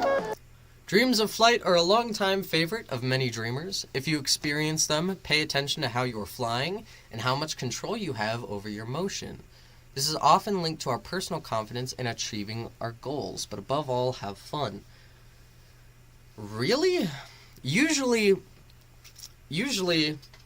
when I've talked to people about dreams about flying, what's more important is the actual act of the flying and what led you to flying, and if you're flying or falling. I've actually never heard anyone bring up how much you are flying and how, or rather, how much control you have over your motion. That's an interesting dimension, though, to look at it from. I would not have actually considered that before.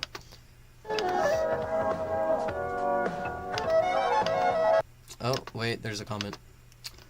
If you have a sociologist, I think you can talk to them about medicine to suppress dreams, ironically, though. Ironically enough. Is that true? For a couple years, when my insomnia was like at its peak, and it was really, really bad, and I was just barely sleeping at all, eventually my body just stopped dreaming. It was almost like a defense mechanism. After like 3 years of just barely being able to sleep, my body was like, okay, what if we just stop sleeping? Or not stop... I mean, that was happening too, obviously. But it was like, what if we just stopped dreaming? So, for the last couple of years, I rarely dream. But when I do dream, it sucks. It's really bad. Next. Work. Stress and dissatisfaction in the workplace can lead to an increased frequency of work-related dreams. Often, we think about problems from our 9 to 5 as we slip into dreams. These problems can cross over or manifest in different ways. Just remember, in a dream, you can always quit. Only if you're a lucid dreamer, buddy. Only if you're a lucid dreamer. Which I am not. I am very, very afraid of lucid dreaming. And honestly, I don't recommend lucid dreaming. I think it's, obviously that's because I'm very afraid of dreams. It would be hell if I, became conscious amidst a dream. That would be hell for me. That would be awful. Oh, here it is! Here it is! Here's the scare! Here's the scare! The labyrinth! Do you ever find yourself amidst the labyrinth? You ever having a good dream, a good nice dream, and then suddenly you wake up in the labyrinth? Feelings of guilt or doubt may lead you to the labyrinth. See the others trapped within you. See the others trapped with you. Marching towards the infinite center. Running from their pasts towards an uncertain future. The labyrinth traps us all. You've been here before, and you will be here again. Why? What's the purpose of this? What is the purpose of this? What is the purpose of this? What is the purpose of this? Hold on, I'm going to hold that thought. I have had lucid dreams, and it's quite boring because you can't wake up at will. You just wait until something wakes you up or you have to pee. That's what I'm saying! That's what I'm saying! That is so terrifying! That's so scary! That's so scary! You just wake up in your dream and you can't do anything about it. That's hell. That is hell. Okay, anyway, back to my point. What is the purpose of this labyrinth? I already have the sense that this series is going to have an issue with consistently tacking on more and more and more information that doesn't actually really matter. And to give credit, we are on the 3rd episode. This is the maybe not episode, but 3rd video. This is the 3rd video from Somnium Dreamviewer. It will hopefully get into why the labyrinth matters. But as an organic viewer, what is the purpose of this? And why is it being shared with us? Also, why is it being shared with us through the locations of the Somnium Dream Viewer? It's just like, we still don't know even that much about the technology. I don't know. Maybe this is a personal gripe. If this is me just being a bully, I totally accept that. I'm probably being a meanie pants. I'm being a meanie poo-paw. And if that's the case, I'm sorry, but this is how I feel. I don't understand what the purpose of adding this information is when we still have so much information left to go when it comes to just the base concept.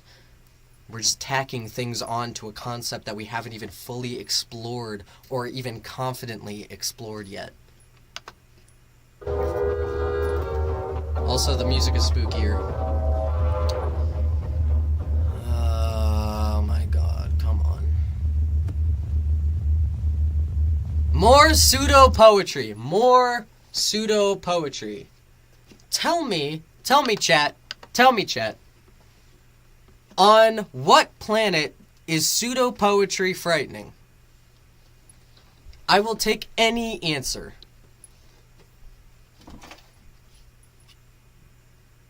No, go ahead. Take your time. Tell me, on what planet is pseudo-poetry frightening, foreboding, spooky? Will I load another bowl? Tell me.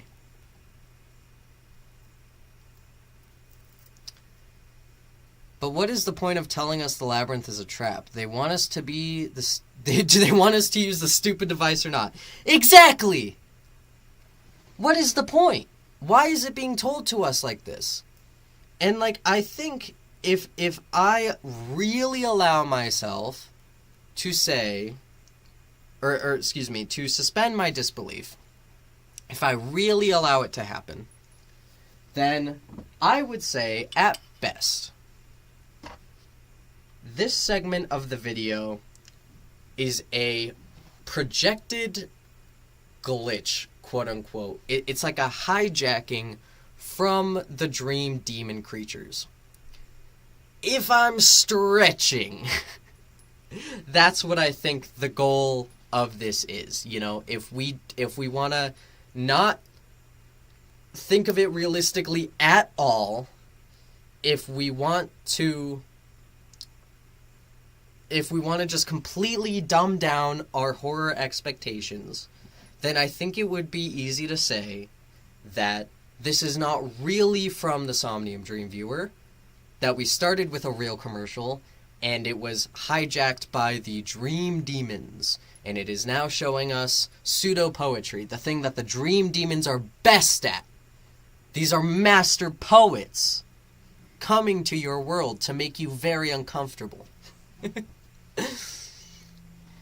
And if that is the case, it's not scary, it's not frightening, it's not foreboding, it does not intimidate me, it's not spooky, it's just boring. It's so cheap, it's just...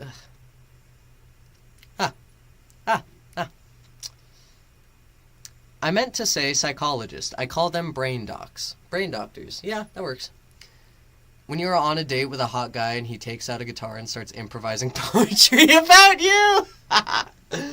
Oh my god. Are you, is that,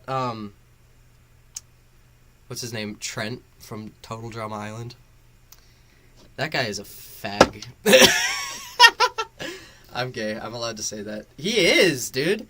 If you've ever watched Total Drama Island, that guy is a freaking fruitcake. Gwen deserved better, bro. It's true. I'm taking a bong rip and talking about Total Drama Island.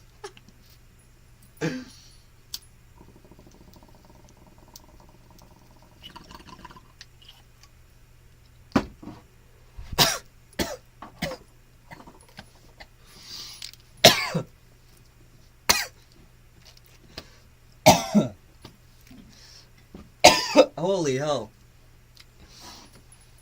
Holy buttfuck. Oh, I should probably write some of this down. I forgot that I'm supposed to be script writing. Why labyrinth? For what reason? For what purpose?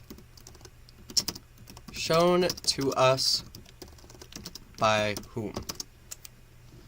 What does it add to the story? Why is it important? Important?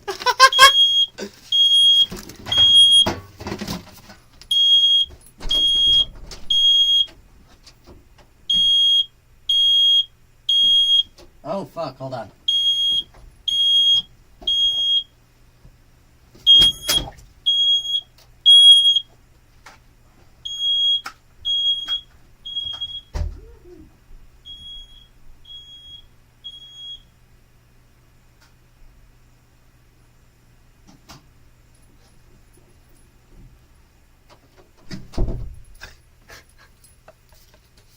Woo! Woo!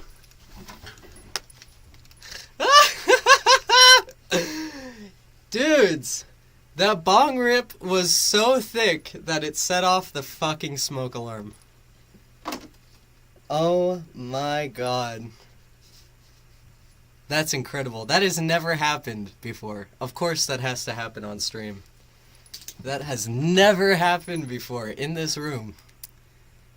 Bong rip's too thick, dog. Alright, I'm so sorry about that. If that was really loud, I'm very sorry that you had to experience that. But I McHandled it. So, moving on. The first Resident Evil did... What? The first Resident Evil did poetry well for puzzles. It wasn't scary, but it added to the game's campy charm. I would agree with that. Yeah, I would agree with that. The first Resident Evil is definitely not necessarily my cup of tea. If we're talking about Silent Hill versus Resident Evil, I was a Silent Hill kid, without a shadow of a doubt. But I always still found a lot of enjoyment with the Resident Evil games, and I think, especially for their time, they were really excellently crafted. And I know that that is a popular opinion, and I'm not breaking any ground when I say that, but yeah, I think that, you know, it's kind of like what I was saying earlier, but in a more clear sense, is that if you're gonna do poetry, you gotta 100% that shit. But this pseudo poetry just feels very hollow. It feels very forced. I don't know where it's coming from. I don't understand what the purpose of it is. And it's just not spooky. But charm is not spooky. That's a good point too. Yeah, charm is not spooky. But it would certainly get points from me if it was at least good. But to be spooky, you need to want to be spooked. I disagree. Spooked can be a word. Yeah, sure, why not? I disagree though. I feel like if something is done well, you don't need to force someone to be scared, and you don't need them to come into it scared. You know, like for me, I'm going to be very honest, it's difficult to impress me with horror these days. Just straight up, I am a really harsh critic when it comes to horror, but that's only because I want it to be better. I want it to be more genuine. I want it to hit me harder. I want it to actually scare me. I think that it is a disservice to horror to be easily spooked. And that is easy for me to say as someone who's not scared. And I respect people who are easily scared. I understand if you find this kind of labyrinth bullshit scary, okay? I get it. But I just don't. And I don't think it's unreasonable for someone with higher standards to request higher standards of work. I don't think it's unreasonable. And I think that expecting better out of artists is the only way for them to get better. Now, I'm not saying you should go and shit on people who you disagree with, you know? I'm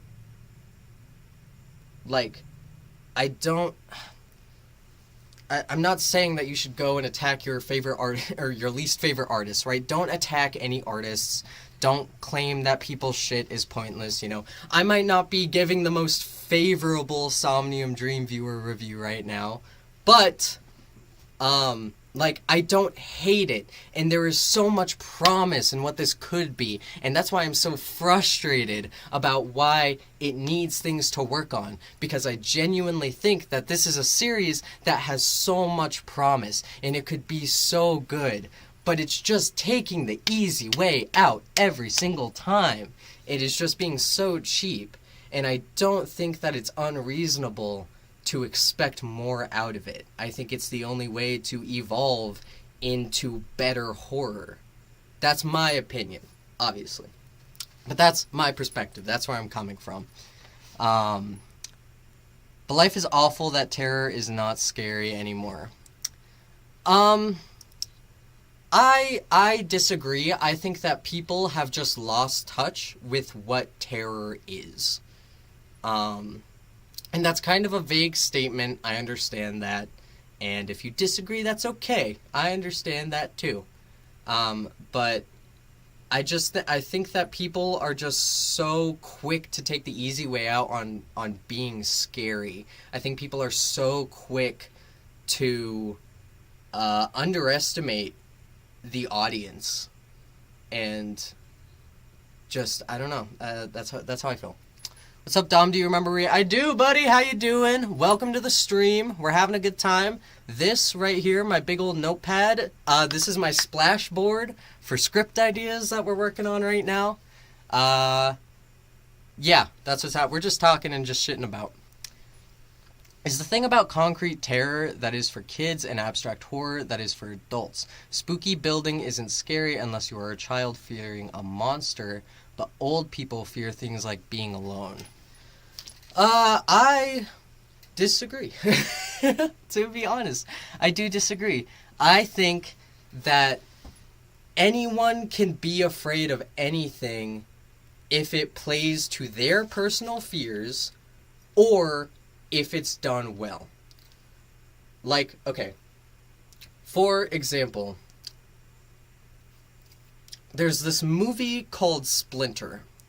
It is a indie horror flick, so it was made on a pretty small budget.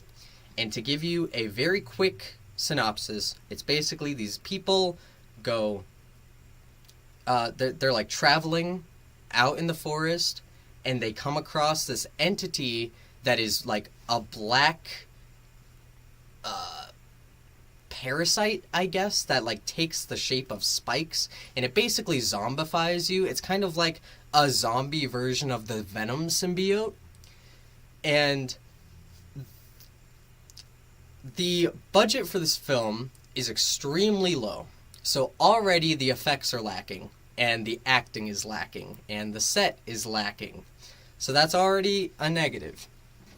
But the sound design is so fucking skin crawling. Like, every time I watch this movie, which is again called Splinter, every time I watch it, the sound design of the creature gives me fucking goosebumps. It is so creepy, and it is so like subtle and disturbing, and it freaks me the fuck out. And also, to play on the first point, Splinter really speaks to my fears. I am terrified of parasites.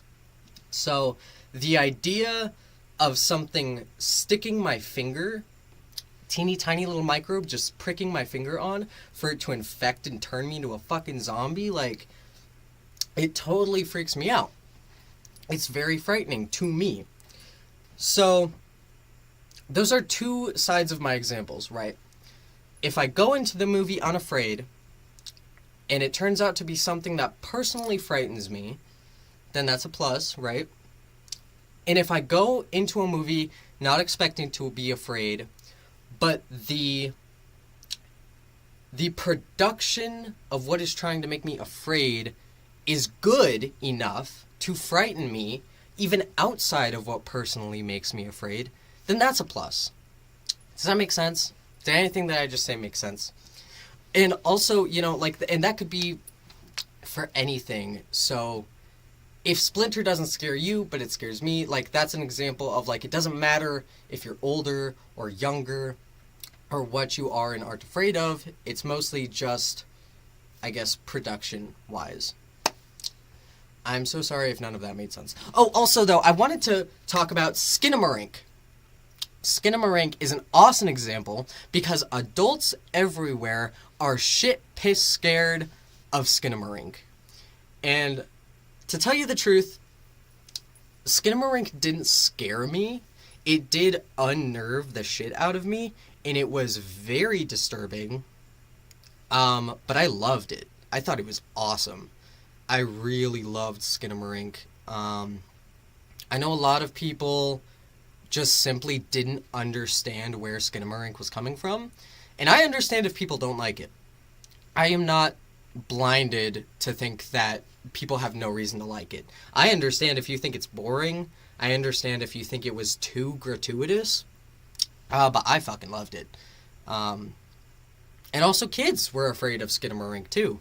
I have a little cousin who said that they watched it and it really fucking scared them. So, the thing I hate most about analog horror is the digital effects. They slap the most unrealistic VHS effects, cliche introduction to characters, face of person in black background. Yeah, dude. You're telling me. Oh, here. Let me drop. Oh, no. Here. Here. Look at this. The movie is called Skinamarink. This is it. Skinamarink.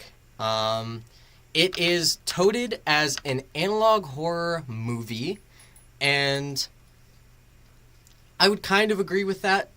I would say it's an analog horror enough, specifically by YouTube standards. It actually was directed and produced by a YouTuber who, the original video that it came from, I think was called Heck.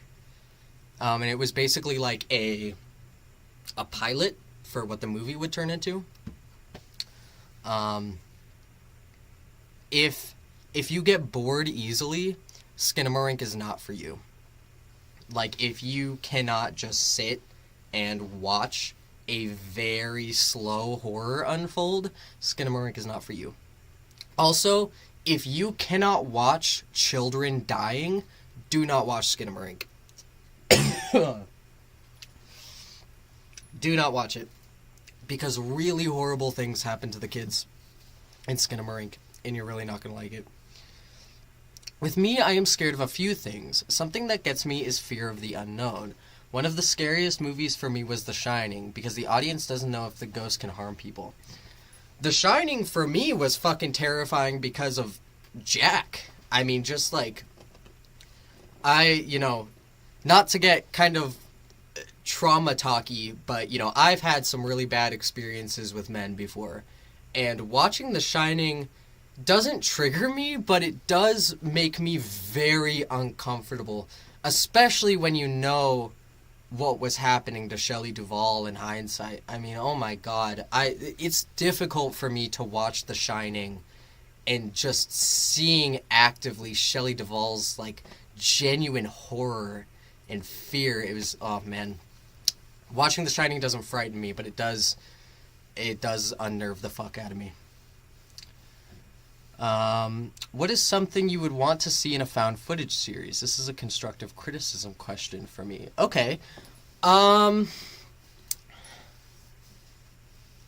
would I want to see in a found footage series? That's a bit of a loaded question, and if I can remember, and feel free to remind me on Instagram in the DMs, I would love to give you, like, a really good, solid list. I don't really have time or a good conscience right now to answer that fully, but in general, something that makes found footage really good to me is the word that I'm looking for is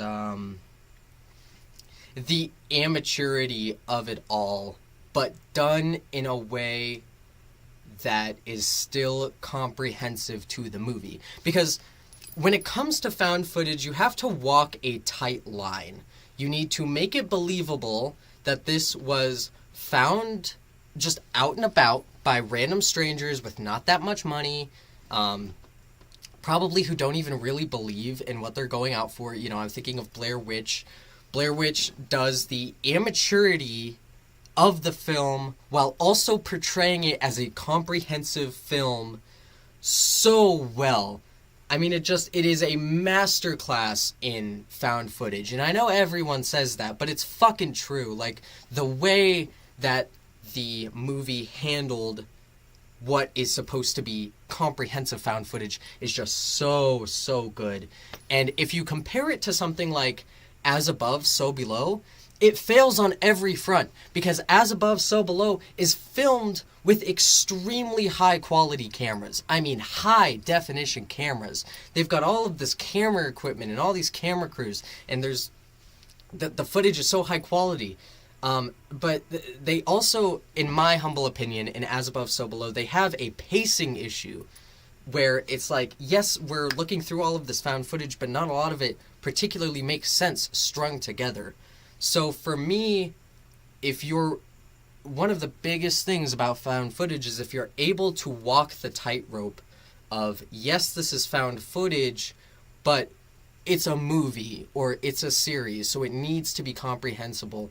It needs to have the best of both worlds, where it's like, you know, the camera is shaking and people are talking off screen and there are things that you can't see and there are portions that are not filmed. You know, if you can do that while also making it comprehensible to the audience, that's just a huge plus in my book. You know, I'm sorry if that doesn't make sense, but I would love to get you like a good comprehensive list eventually. This is why I think you need to have a bond with the story to get scared.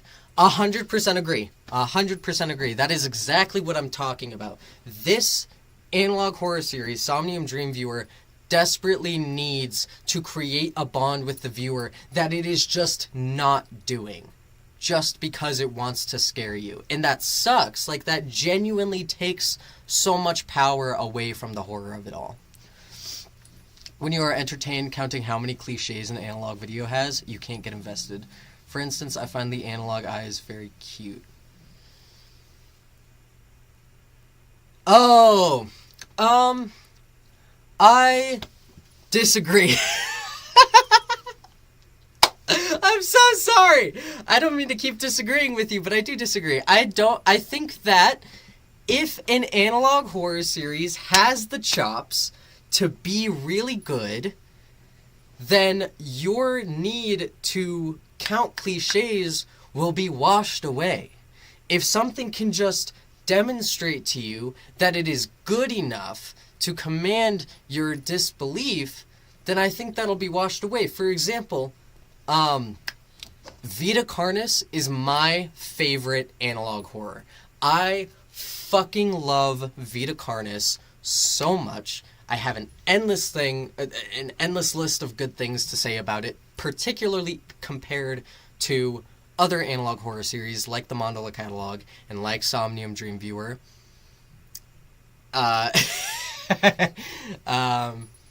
So it's just, when I went into Vita Carnis, I was ready to tear it down. I was ready to hate it. I was prepared to dislike it. I was looking for things to discredit it for.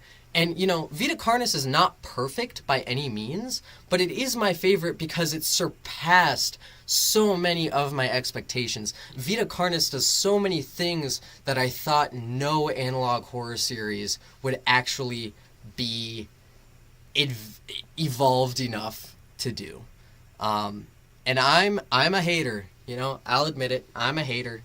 I hate watch things a lot.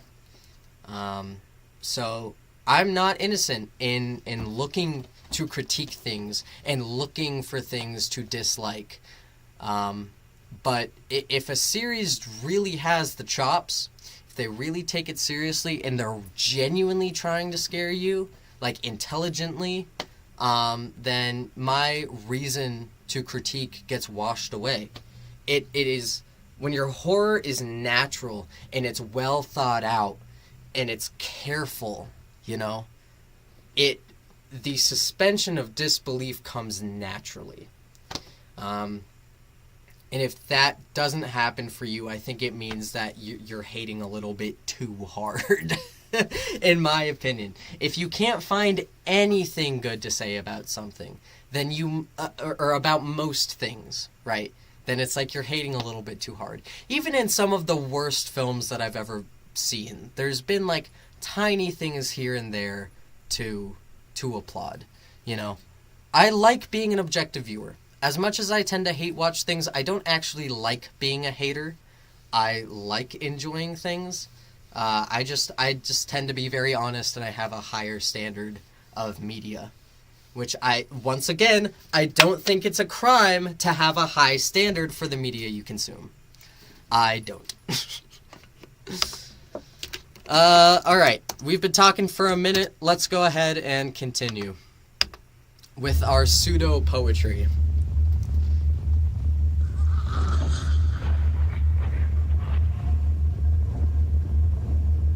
This is nothing. That's cool. That is a cool visual. That's a cool visual. But, that was nothing. That was a nothing burger. That was a nothing burger. That was nothing. There was no point in that. Showing us a scary picture with a little whiny noise playing in the background, that was a nothing burger. Oh, that was so... This is just so... This portion of the video is so obnoxious to slug through. It's so forced. It feels like I've been shackled with force. And it's like I've got the Clockwork Orange fucking brainwash device set up on me. And it's like, be afraid, be afraid, be afraid. Like, but I'm not afraid. It's just dumb. It's not serious. I created a little plot slideshow that I use my web series to help me keep things together. A lot of horror series seem to go off with the flow. I think that's meh, because if you plan prior, you can throw the audience off guard with an idea that you've had planned since the beginning, and you don't have to worry about consistency when you've been prepared. I completely agree, and that is also how I try to plan my artistic endeavors. I could never go into making a project without some kind of predisposed linking of something that ties it all together. You know, for me, everything has to make sense. That's just for me. I understand that there are a lot of people who really don't give a single flying fuck about continuity, and that's on them. But for me, everything needs to make sense because it is so easy for everything to make sense. It is so frustrating for me when people just constantly go off the rails and they're tacking shit on that doesn't matter and they're missing the point of their own series. It's so frustrating. It is so easy to continue continuity. Yes? Hi, I'm live right now, by the way.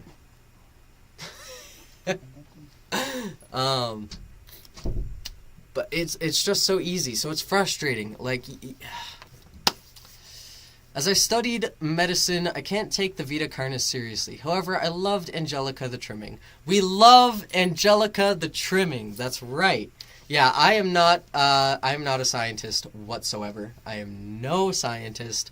I'm just a guy who makes art sometimes.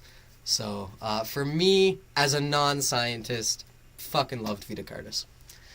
My friends from high school and I thought about doing an analog horror series. If we do make it, I would love to do an adaptation of Frankenstein. I doubt they would listen to me, though. That would be so fucking sick. That would go so insanely hard if you did it right. That would go so hard if you fucking did it right. I would love to see that. If you ever make it, if you ever want some input, I would fucking love to see that happen. Let me know. Please. And thank you. Alright. What the fuck? Is this just a bunch of... Oh yeah, no. And then we just go back to the shits. It's the same formula over and over and over again. We're starting with some corporate bullshit, and then we go into normal shit, and then it gets real spooky on us for no reason, out of nowhere. What a mystery. Ooh, it's so surprising. and then it goes right back to what it was supposed to be, and people find it scary. People find it frightening. How is beyond me.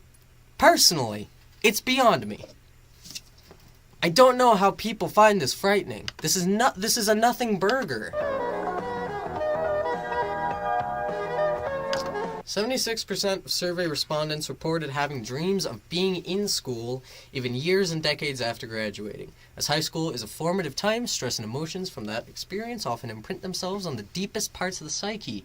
Don't worry though, those tests these tests you didn't study for aren't real, thank God. I don't have a lot of dreams about high school, to be honest. Usually, when I'm having a dream about high school, it's just me as a teenager with people from high school. But very rarely do I actually have dreams in school. That's for me too. When I watched Marble Hornets, I loved the series, don't get me wrong, but the fact in Season 3 there was an entry that was some sort of prologue before when it shows Alex giving Jay the tapes, it just feels odd. It didn't sit right with me because you can see the age differences from the start to the most recent. Yeah, there's this huge cliche in media of a pattern of the first movie, and then the second movie is actually a prologue, and then the third movie is actually the epilogue to the first movie. That's not an issue with animated films usually, because you can just animate the characters to be younger, but when fucking live action TV in movies does it, it makes my brain melt. It is so dumb. Like, we can fucking see that it's obviously not a prequel. Look at them. Use your eyes. Like, I can't suspend my disbelief for shit like that. It's so frustrating. I'm like, you should have just gotten younger actors. You know? Or you should have just, I don't know, maybe not done it at all. Just continue on the story in a different way. You know? I don't know. That's just where I stand. That's my opinion. And that's a pretty blanket opinion. Probably doesn't apply to everything, but that's that.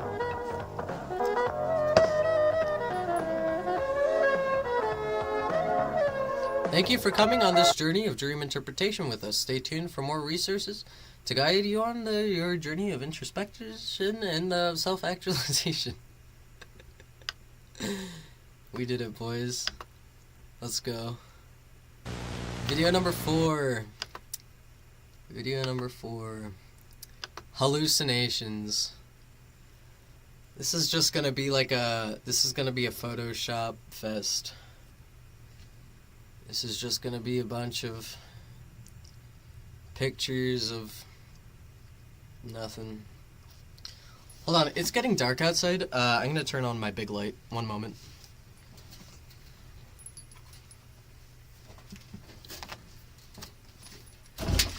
Ah!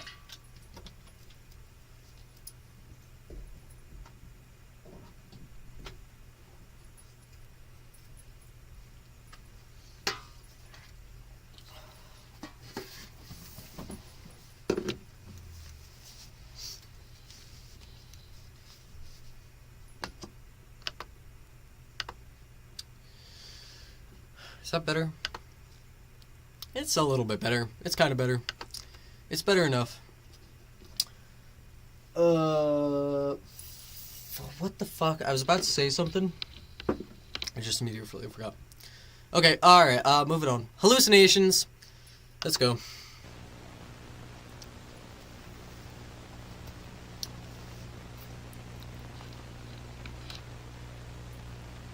It's a child! It's a sweet little lad. Mother. Mommy. Mother. Good morning, baby. Ew. What, do you have mommy issues? Gross. Mommy, I had a bad dream last night. Oh no. Daddy's still asleep. You better be quiet. What? What? What do you mean the midnight movie? What do you mean? What was that? That was so bizarre. What does it mean? What is that? What does it mean? Chat? Chat, what does it mean? Tell me. I'll wait. What? I want you to tell me what the fuck that means. Fuck. What does it mean? You know what? You know what? While you tell me what it means, I'm gonna go get some wine, okay? Tell me, what does it mean? Did the mom fucking eyeball? Is the kid half eyeball? What does it mean? BRB.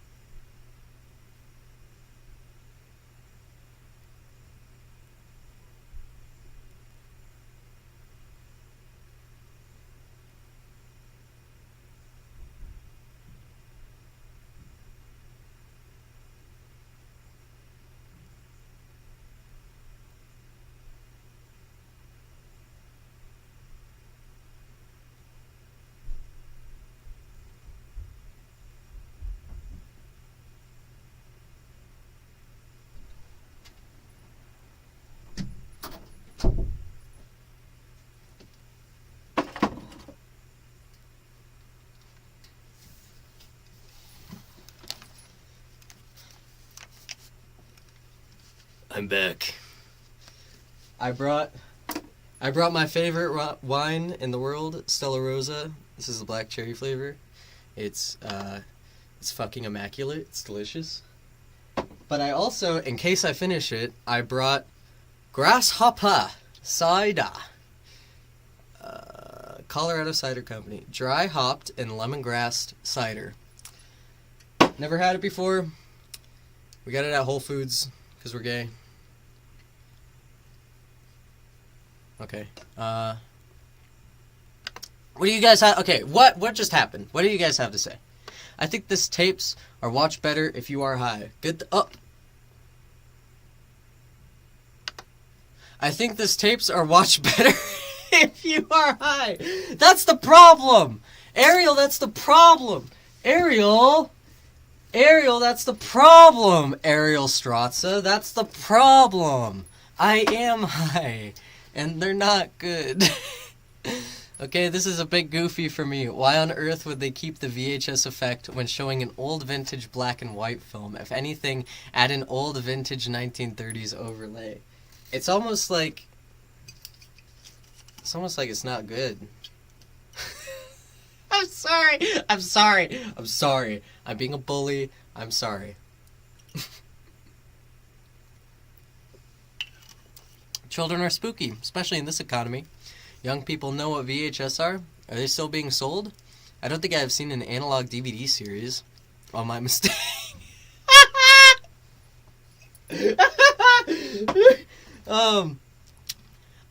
Yeah, young people still know what VHS tapes are. There are actually, I know quite a few younger people than me who are, like, super into the vintage scene. I actually sold all of my VHS tapes to some kid in high school who just collected them for fun.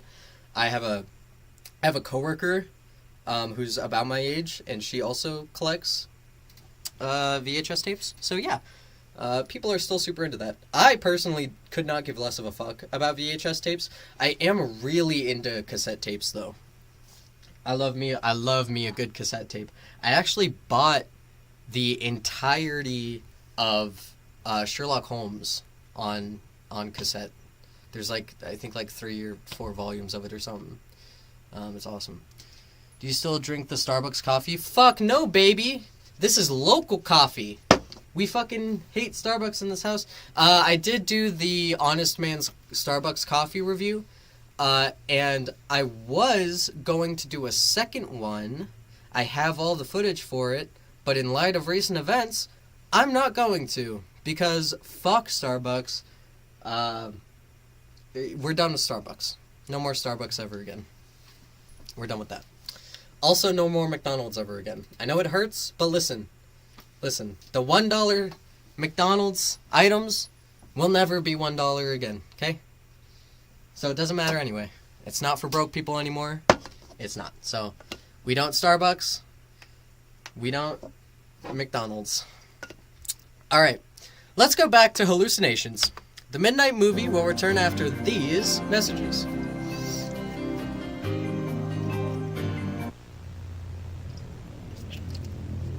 Oh my god, with this music! Does someone you love have waking dreams in them? When I... Real sufferers of waking dream hallucinations. Marco P, age 28. Hey, Denver, Colorado! Hey! Shout out to my boy Marco P from Denver, Colorado! I fucking hate it here! WH sufferer for 4 months. Waking dream hallucination sufferer for 4 months. My country, McDonald's was a luxury.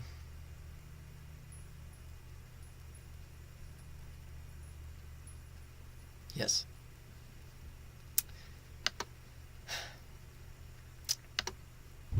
drive to work, it follows me. When I look up at it, I can feel its claws sink into my chest. Shut up! Me. Shut up! I try not to look at it anymore, but shut up! I know it's there.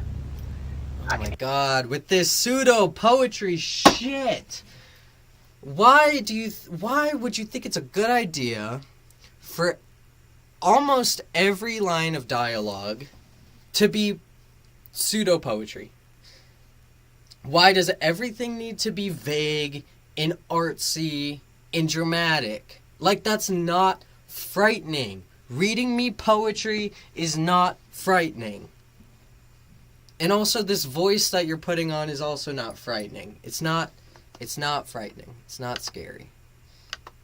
Hear its wings. It's just obnoxious. Even over the engine of my car. It's fucking... I can feel it staring at me through my apartment walls. When you get a tulpa. Sorry. I see it every day, somewhere in the corner of my eye. At the store, her I'll microphone see it is slowly past ass. the end of the aisle as I turn the corner. In the car, I'll see it in the rearview mirror, curled around my headrest. At home, I'll hear its scaly belly dragging along my roof just feet above my bed. Bro, your tulpa is a dragon? That's insane.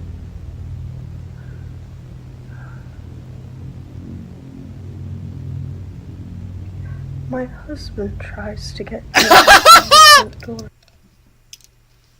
Shut up! That is not the voice actor. That is not the voice actor. That is not the fucking voice actor. Oh my god. Maybe the makers of the series did poorly in literature and assume poetry is terrifying. They must. They must. They're like, you know what's scarier than death? Poetry. No, there's no way. There's no fucking way. Oh, hold on, I just turned my light off. There's no fucking way that for the old lady, they had a young lady pretend to be old and act as if we would believe it. There's no way. You didn't have any old lady? You couldn't find any old lady to do this job? You couldn't even find any young lady who sounds like a more convincing old lady? Are you kidding me? I understand when people have shoestring budgets. I get it. But, like, as an artist, if I just went to my grandma and was like, hey, Granny, you want to be part of my little art project? She'd be like, oh, yes, of course. I would love to be part of your art project, little child. And then I would get her to just read off whatever because, like, she's old. She'll fucking do whatever. You know what I mean? I don't know. I just feel like at the very least you could have gotten a voice actor who can do an old impression. This is just some chick, like, whispering frailly into a camera. It's awful. The ladies kept dying of old age. All of the old ladies kept dying of old age during the recording process. Fuck off. This is awful. I'm sorry. I'm being a bully. I'm being a bully. I'm sorry. I'm being mean. Or bringing back groceries, or trying to see the kids again. He'll scream. She's like cry, straining plead. to read He'll this. fly into a rage when I don't answer him for hours. I don't look through the. Can you imagine if this is what old people actually sounded like? I'd be in jail. Oh, anymore. I know it's not him. I buried him. No last flash year. photography.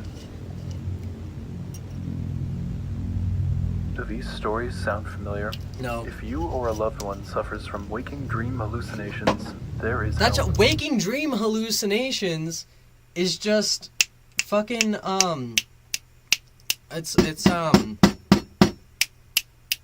what is it? My doctor told me to look into it. Maladaptive daydreaming. Right? I've never been formally diagnosed with maladaptive daydreaming, but my doctor was like, hey, you should probably look into this. It sounds like something similar that you're dealing with. That's literally just what this is, waking dream hallucinations. Maladaptive daydreaming. This already exists. It's real. Special medical facilities for those suffering from waking dream hallucinations are available at no cost in many major American cities. Why? Why would that be the solution? Instead of just stopping the production of the dream viewer. If this much catastrophe is being caused by the device, why is it still being produced to such an effect that it is affecting the country like this? If it's not addiction from the people, then what is it? Is it like a government research thing? Because I don't know, I just feel like the public would get a little wise to that kind of fucking quickly, don't you think? I mean, people still think the fucking earth is flat. Of course people aren't gonna want to slap that shit on their brains. You know? I don't know. Maybe it's just me. Maybe it's just me. These facilities can help prevent the spread of the disease and the suffering that it brings. Remember, the entities that you see are not real. They cannot hurt you as long as you don't believe in them. Oh, we urge you to refer anyone irony. you suspect of being afflicted by these hallucinations. to this Oh, number. irony. Call now. Okay, look at this. There's still a whole minute left to this video. There is still a whole minute. Actually, the Earth is in the shape of a stegosaurus, but that's besides the point. There is still a minute left to this video. This is where the video should end. This is where it should end. But instead, what are we gonna get? What are we gonna get? What's it gonna be? What's it gonna be? I think you already know. I think we all already know what it's gonna be. Now for a free consultation. There's no obligation, and we can provide transport and other accommodations to help us manage this condition. Uh-huh. Don't show fear. Get help today. Oh, yeah. Yeah, that's not subliminal at all. That's not obvious. Yes. No, that's obviously not, like, an alternate.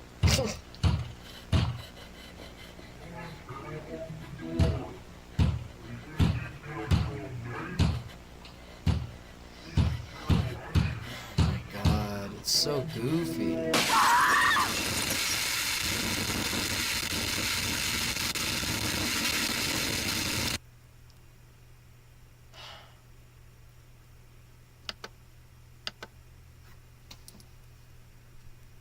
Chat, what do you have to say?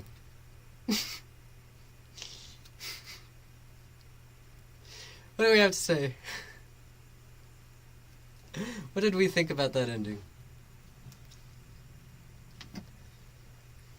Let me know. Let me know what you thought.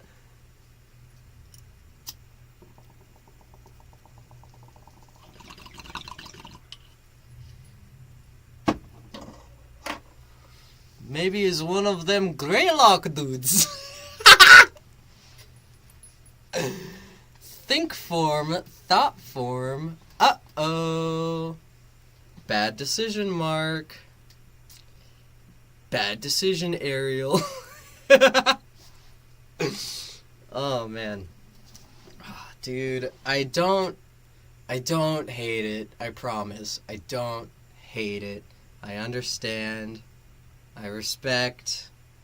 But I don't like it. I don't like it. I don't like the voice filtering that was chosen. I think it was goofy. I thought it was very, like, 2008 voice effects. I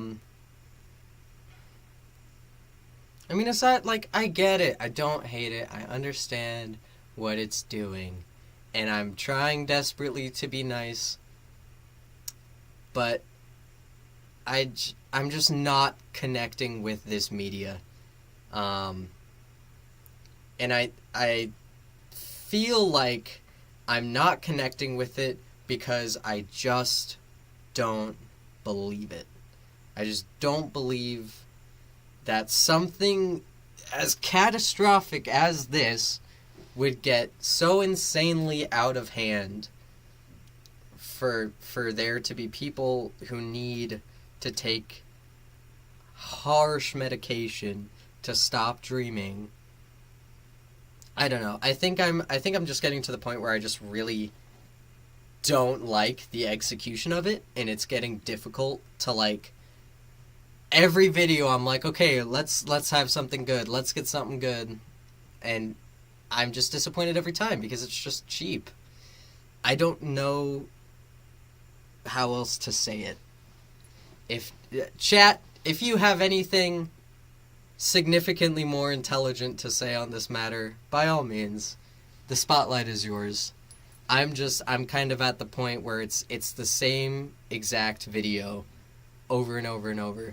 It's just that, like, what we're talking about is different, you know? I don't feel connected to anything that's going on. That is the reason why I can't get scared of analog horror that happens in a parallel universe. At least make up some stupid sounding city. Yeah, I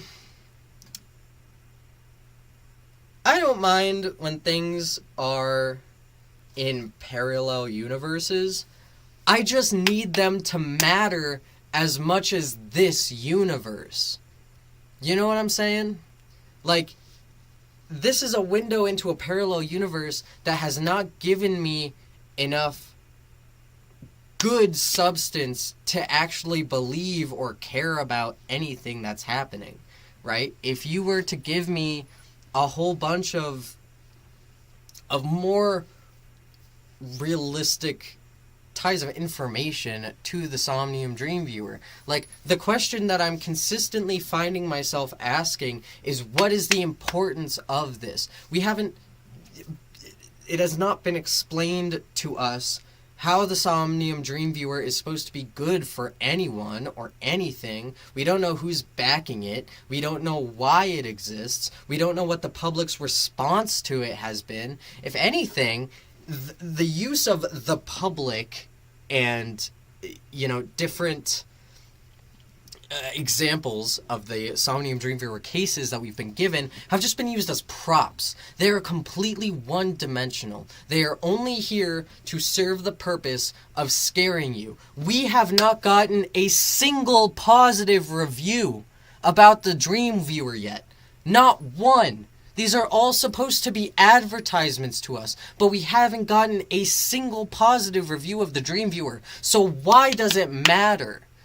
How am I supposed to believe that this thing, which is overwhelmingly negative, is so extremely popular in the United States that it's getting out of control? I cannot suspend my disbelief for shit like this, when the reason for the actual series itself is so suspended. It's such a reach. It's so unfounded. And yet I'm supposed to be scared because it's got scary music, it's got scary poetry, and it's got scary visuals. Get fucked. It is not that clever. It is not...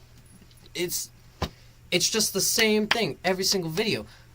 I wouldn't go as far as to say that this series is as bad as Urban Spook, but it's definitely not anything to be particularly notable about. That sentence didn't make any sense. It's nothing. It's nothing unique. The concept in itself is very unique, and I've said it several times now in this video, and I'll say it again. I love the concept of the series, but good God, the execution just falls flat consistently over and over and over again. It doesn't even, in the Mandela Catalogue, as time went on, it began to recognize things that it was doing poorly, or things that it could have adapted to be what Kister thinks is scarier. And I applaud it for that, because something like this fails to do that. We're on episode 4, and nothing has changed. Maybe people buy it because when they sell it, it comes with a toy gift, like McDonald's. I don't know, dude. I don't know. I could not tell you. Let's move on. Evidence tape. More negative bullshit. It's more negative shit. But, this one is not an advertisement. This one is private FBI property. FBMI. Federal...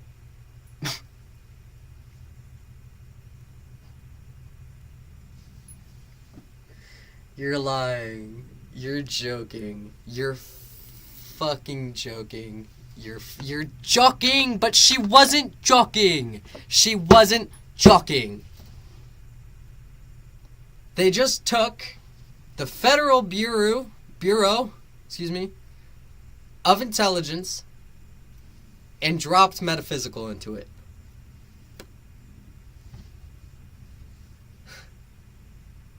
God. The creativity on display this evening, ladies, gentlemen, and others. Off the charts. We're dealing with a genius at works right now. We are witnessing art. We are witnessing art. Fuck me sideways, Batman. The following recording is classified material related to an ongoing or historical case investigated by the Federal Bureau of Metaphysical Intelligence. Nailed it. If you are not authorized to view this material, destroy this tape immediately. You didn't need to add the metaphysical. You could just keep it to FBI. I don't know what makes you think that the FBI would give enough of a shit to divide into a subcategory. That's very unrealistic. The FBI doesn't give a fuck. Federal law provides severe criminal and civil penalties for the unauthorized viewing, reproduction, or distribution of classified material, as well as special extrajudicial punishment under the Wake Up Act of 1986, Title 67, United States Code, Section 132. The FBMI investigates all allegations of classification breaches. Oh, I'm fucking sure it does. I'm sure it does. Fuck.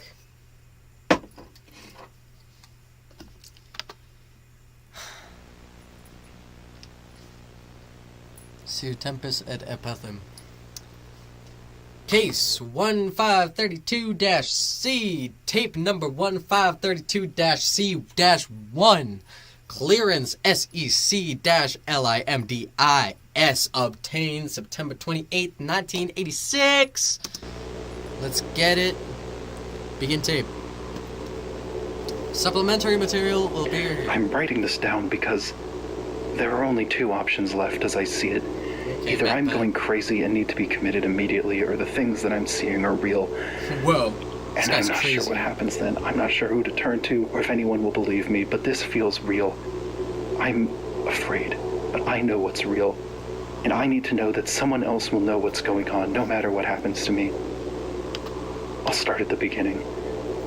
I've always been somewhat of a recluse, not out of misanthropy, I just prefer my own company. I managed to get by doing freelance programming work that pays the bills, but it also allows me a great deal of freedom with my schedule. I've always been a night owl, so naturally I gravitated to a nocturnal schedule, and one where I never needed to worry about when I slept or woke up. Once I was free from the tyranny of alarm clocks, I became interested in exploring my dreams. I always had vivid dreams quite frequently, and I was trying to master lucid dreaming, so when I first heard of the Dream Viewer device, I ordered one immediately.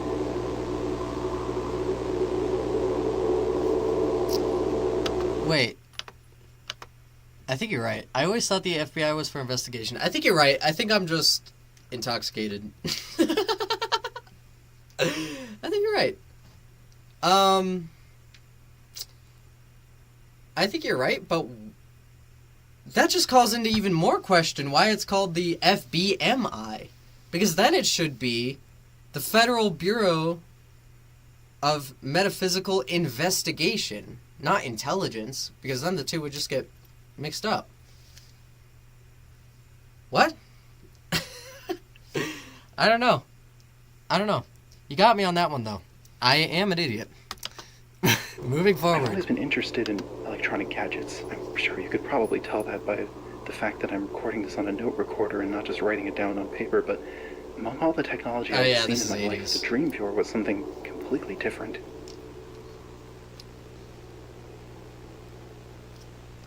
When it arrived in the mail, I immediately opened it. I watched the instructional tapes, and I began using it. Hold on, wait. Side note? Okay, side note. I don't know if you guys caught that. I don't know if you could hear it on your end. But for me, with headphones on, that transition from static VHS, or sorry, not static, from the low humming ambience, the transition from that into silence, fucking so clean. It was so good. If you couldn't hear it here, I highly recommend you just go to this video and just listen to it with headphones on. That audio transition was so fucking clean. The Mandela Catalogue could take a note from that. Shit, that was nice. That was good stuff. God, I love me some good audio engineering, baby. Hey. Oh, also, this voice actor is not bad. I was about to give him some shit, but he's actually, so far, this is the most pleasant voice acting I've heard in this entire series so far. And we're on episode 5, so, yeah. Props to whoever voiced this character. This is not bad. It worked exactly as advertised, but I began to notice something strange happening over time. As soon as I started using the Dream Viewer, all my dreams had a strange undercurrent. It wasn't something I could put my finger on at first, but the inhabitants of the dream world... Hold on. I'm trying to post a comment, but I think I've been censored 8 times already. That's no bueno, dude. I mean, I am not sure why that would be. I don't have any... Not that I can think of. I don't think I have any blockades on the chat. And obviously, I don't have any mods because I'm this big. So I'm not sure why you would be getting censored. The only thing I can think of is maybe YouTube just thinks you're commenting too quickly. But, I mean, I don't know. I'm sorry. I wish there was something I could do. I think, but as... You know, on the bright side, if I continue to stream like this, which I will, this is really fun. I'm really enjoying myself. So, I'll try to become more educated about YouTube streaming to try to help you guys out more. But right now, I'm sorry, I can't do anything. You keep asking yourself how this company keeps producing the Dream Viewer if it is dangerous when the U.S. keeps selling... weapons to youths to keep having school mishaps for the last 40 years. You're right, but that's because the NRA is paying out the government. There are a lot of people that love guns, and I'm not here today to comment on that. I don't want to, but there are a lot of people that love guns, and guns are their entire lives. So it makes sense that the NRA has so many backers and so much money for really just funding themselves. They're pretty much recycling their money into the government so that way it goes through the people and comes back to them. It's a constant cycle. But the Somnium Dream Viewer, to me, does not exist on the same level, hypothetically speaking. There has not been a single good thing to say about the Dream Viewer. Not even from scientists.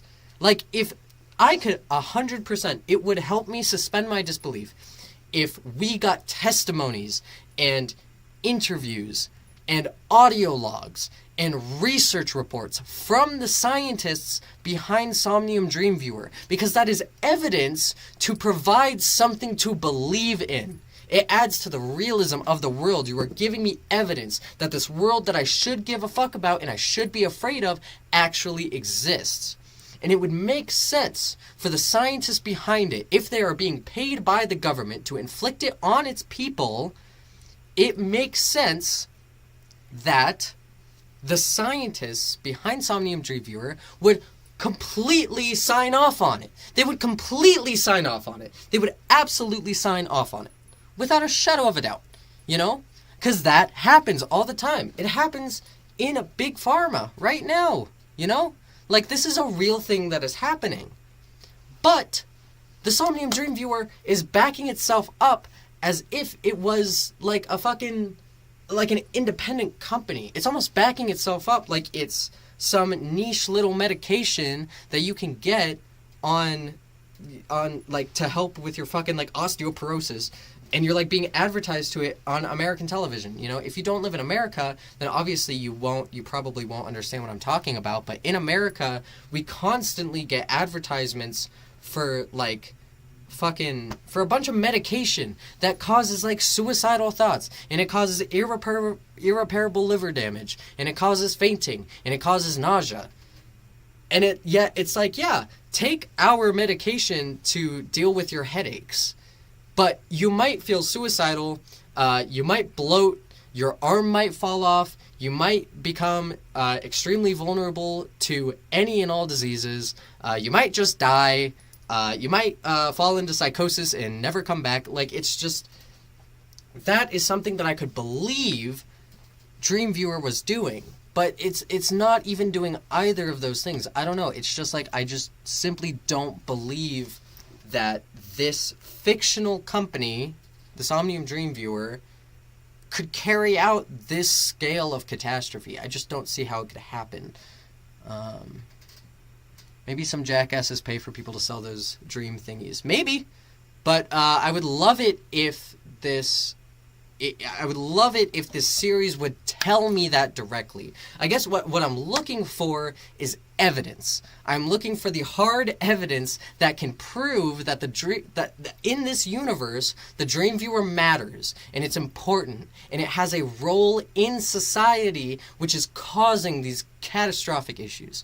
That's what I want. And there's just this absolute hollowness within the Somnium Dream Viewer because it's got all these ideas and all these concepts and all these frightening things that it wants to do so bad, but it has nothing to back itself up with. You know what I mean? I hope that makes sense. Just tell people that the Dream Viewer is the Liberty Viewer, and you're good to go, and Americans will get it. Totally right. Boom. Hit the nail on the head. I had no idea. In my country, Chile, we don't have ads for medication. You can only buy them if a doctor allows it. That's the sane way to go about things. I don't think any sane country should be trying to upsell medication that could possibly make their lives worse than it ever was before. There's one of the videos that we just watched for the Somnium Dream Viewer is a parody of legal cases against the medications that are advertised to us on TV. That's insane! That's crazy! People are like, yep, this just happens in our country. It is what it is. Like, what the fuck? Like, what the fuck? That's just my opinion, obviously. I am free to give my opinions, and I will give them as I feel comfortable. That's how I feel. Let us continue now. We've been talking for quite a while. Let's continue watching the evidence tape, shall we? worlds that I visited all seemed to get more and more reclusive, paranoid, and despondent as time So went on. warm in here, Jesus. I also found it impossible to lucid dream. Somehow I'd always forget to reality check myself despite being so diligent about it in the past. At first, these symptoms were very mild and ignorable, so I kept using the device without thinking much of it. You're a fucking idiot. However, that changed the day I had one particular dream. Oh, did it? The first thing I remember was that I was in a massive cave of blue ice. Okay. Winds howled around me and I could feel Nice. the cold gusts against my face. I wasn't Oh alone, man, though. I love this. I love this. I love this. This is great. This is awesome. This is so cool because this episode is lining up better than in the first one. Let's compare and contrast, right? In the first one, we were being advertised to with this product, right? It was an advertisement to us. And it was negative as fuck. In my opinion, it read as negative, it was perceived as negative, it was edited to be negative. And this is not like that. This is not being edited to us or shown to us to be negative. It is just a story. This is an FBI secret case. This is not supposed to be shown to people, right? So the atmosphere automatically works better because we're expecting this to be bad. We're expecting this to be eerie. This is where the crescendo moment is. If everything before this was kept positive and or neutral and was just information, and then we got this, oh my god, it would work so much better because we have something to build up to. We have steps to climb up to get to this moment. Everything is going so well, and then this happens. And it's natural. And this voice actor is doing a really good job. This is definitely, like, so far, this is the peak right now for me. This is great. I'm so hoping that the rest of the story follows this right now. I don't think it will, but this part is done so well. I love it. Continuing on. This older man and I were journeying further into this cave, and soon we came across an old When house were you with an old man? frozen in the ice. We worked to free the door from the ice and opened it. Once inside, we broke apart some wooden furniture and made a fire. I asked the man, "Why are we here?"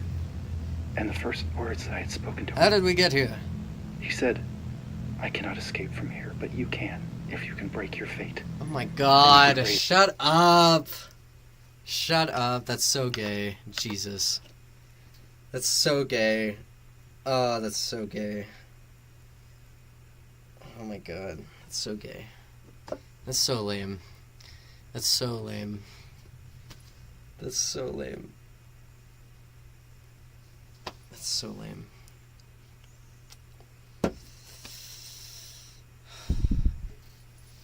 It's just cringe.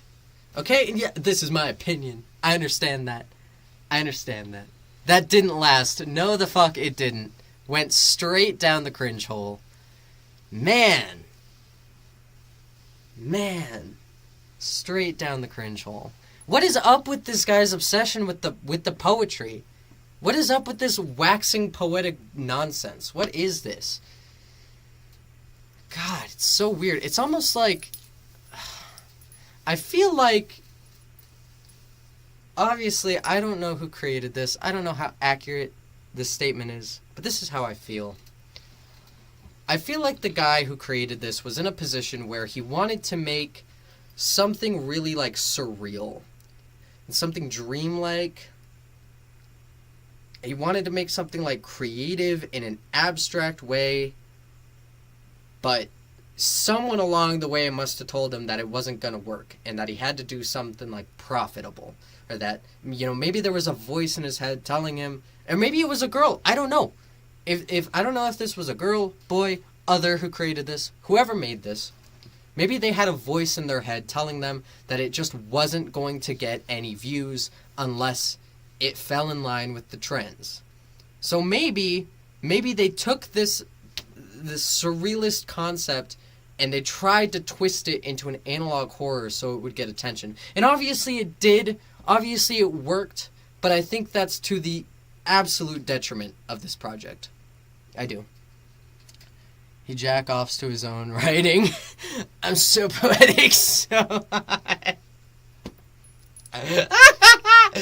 Oh, man. That's funny. I don't know if that's true. I don't know, but that is funny. You, stop that. Raised one gnarled finger up and pointed out the warped That is glass not a of the gnarled cave. finger. He raised one gnarled finger up. That is a regular finger. That... Where do you guys think these pictures came from? Do you think that the creator made them? Or I think that it's probably AI, to be honest.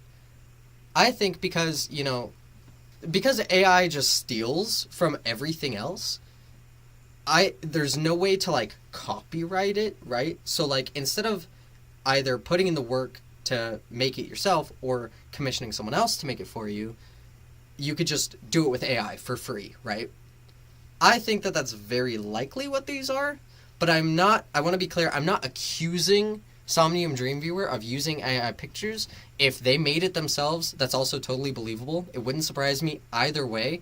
I'm just hypothesizing.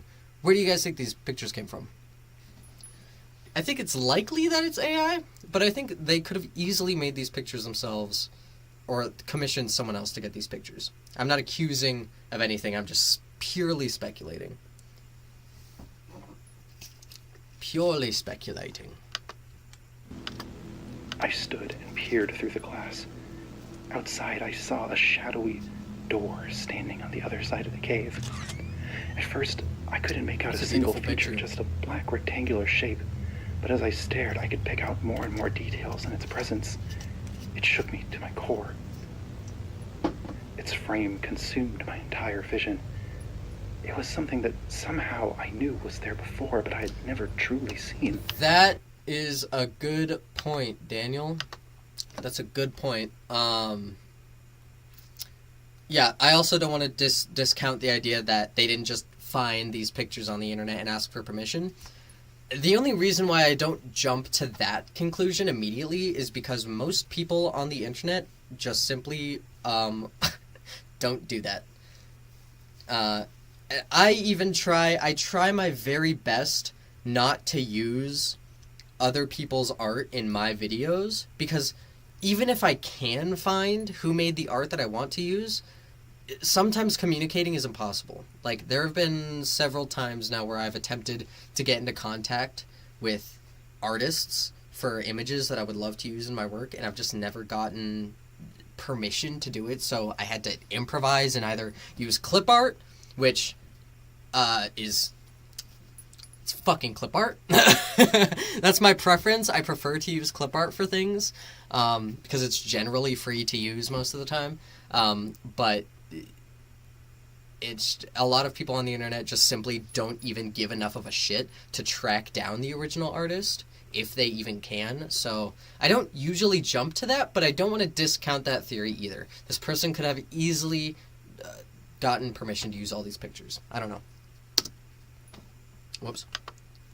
Its perspective was off, its corners bent the wrong way. Something about it was just wrong. When I woke up, I could remember the details of my dream as well as any, but when I tried to remember even a single detail of that door, it slipped from my mind like trying to grasp flowing water in my hands. I could feel that there was once detail in that form, but now it was completely missing from my mind.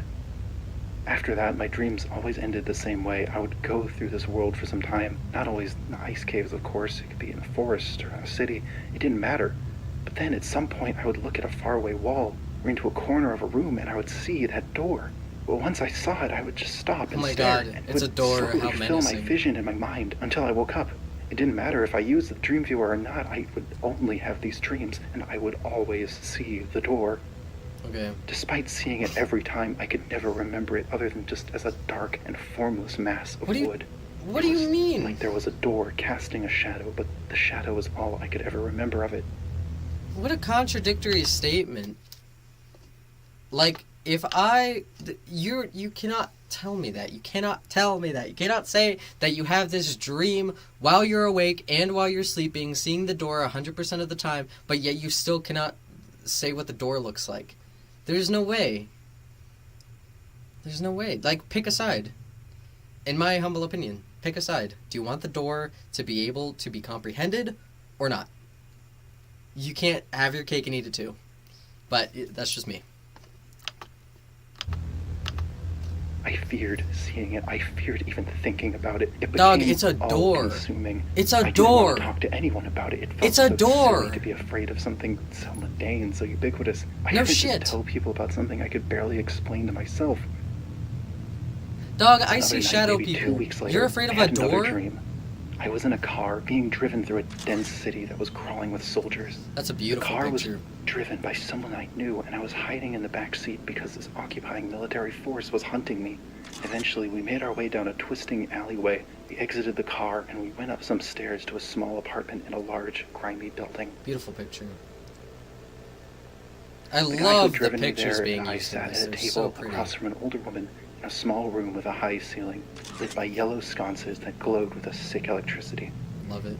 She spoke to us It's in giving hushed backrooms, tones to be of a group honest. called the Children of Minos, who had taken control of the city. Shut up! We were Shut part of up! some Shut up! artistic- Shut up! Shut up! Shut up! Shut up! Stop. Stop it. Stop it. Stop with the lore. Stop with the lore. Stop with the lore. Maybe he's retarded. Maybe you're retarded.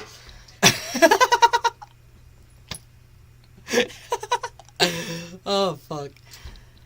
Oh, man. This is so dumb. I'm so frustrated. I'm so frustrated.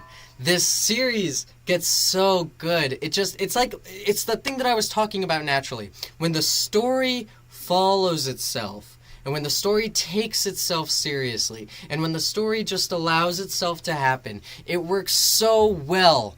And then suddenly you're just cramming this fucking lore shit that doesn't matter down its throat. I am too. Solidarity. Children of Minos. Children of Minos! Are you kidding me? Children of Minos. That's nothing. That doesn't matter to the story. It doesn't matter. Fuck me, Batman. For a God. moment, I remember Oh my hearing these God. names before these phrases, and some forgotten memory God, returned to rolling me. jolly jelly But beans, just as this happened, Batman. we heard a pounding at the door downstairs and a splintering of wood. They told me to get to the roof and hide myself, and pointed me out the fire escape as they rushed out the other door. I ran out and grabbed the rough metal rungs of the ladder in my hands, Is that flying fucking- up the rickety framework as Is that Fortnite? Motherfucker used a picture from Fortnite? the sounds of violence grew louder behind me. I pulled myself up on the last balcony, onto the roof. There, waiting for me at the far end of the roof, was the black door. This time, though, I Oh my couldn't God, really it's the freeze upon black seeing door. it. I took some tentative steps towards it. Oh and my as I God, heard shouting and it's the clanking door. of boots climbing rungs, I moved faster. I reached the threshold, and the presence of the door blocked out all other sensations He in my touched mind. the butt. I could barely hear the soldiers scream at me and ready their guns over the ringing and thrumming in my ears. Soldiers? It pulled me closer to grasp the handle, and the cold metal pierced my mind. Oh my I God. turned the knob, and the rotation echoed through my body and made Oh my stomach God. do somersaults. Shut up. Shut up. Shut up. It's not necessary. None of this is necessary. This is a horror. You are not writing fucking Bram Stoker's Dracula, dude. Oh my God. It's so unnecessary. It's so unnecessary. It's so unnecessary. It's not scary. It's not scary. This is the problem. You thinking that just describing this, okay, this is a huge issue that creepypastas tend to have. To make an easy distinction for you, or rather connection for you, this is something that creepypastas really struggle with. They will just describe everything that is happening and expect you to be afraid by that description. Just by purely by proxy. Just by reading it, you're supposed to feel the same sensations. But I don't. I don't feel that way at all. Because it's a fucking door in a dream. I just don't, this is probably a personal gripe. I accept that. I accept that this is a me issue. I get it. I got it. But it sucks. It's lazy writing. And it's not lazy in the sense that it didn't take work. Obviously, when you're waxing philosophical like this about just a bunch of detail and shit, you know, it's like, that obviously took work, and this took thought to put into. And I understand what it's trying to do, but the fact of the matter is that it is not doing anything. But if they don't tell me when I must be scared, how will I know? I mean, really, which part is scary? That's what I'm saying. There's nothing frightening about this door. There's not been a single thing said about this door that makes it frightening. It's just a door. That's it. You have not given me a reason to feel afraid of anything. Just describing why someone is afraid, just describing why someone is feeling sensations does not actually make it scary. You have to back it up with the evidence to make it scary. I'm gonna eat my fucking hand off. And fell into the thick, inky abyss. I must Terrifying. have fallen for days. At least it felt like days. It very well could have been weeks. Get it, I felt the Junjiito. barrier between my body and the darkness become unstitched, like Let's a go, thread long being pulled along my dream. skin that let my soul spill out. My senses became detached and foreign. Oh my god, shut up. Shut up. It doesn't matter. It doesn't matter. But in Greylock there is a door. He must have a door here too. If it is doors they want, it is doors they will get. Bring me the door.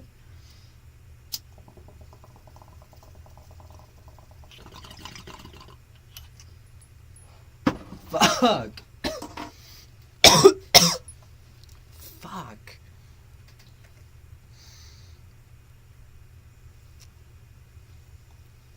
This is so frustrating. This is so frustrating. It feels like I'm reading a horror creepypasta that was written by a 13-year-old who's never written horror before in their life. Because they're trying so hard to force it. They're trying so hard to get you to be afraid of nothing. And it's just not working. Like, it's simply just not working.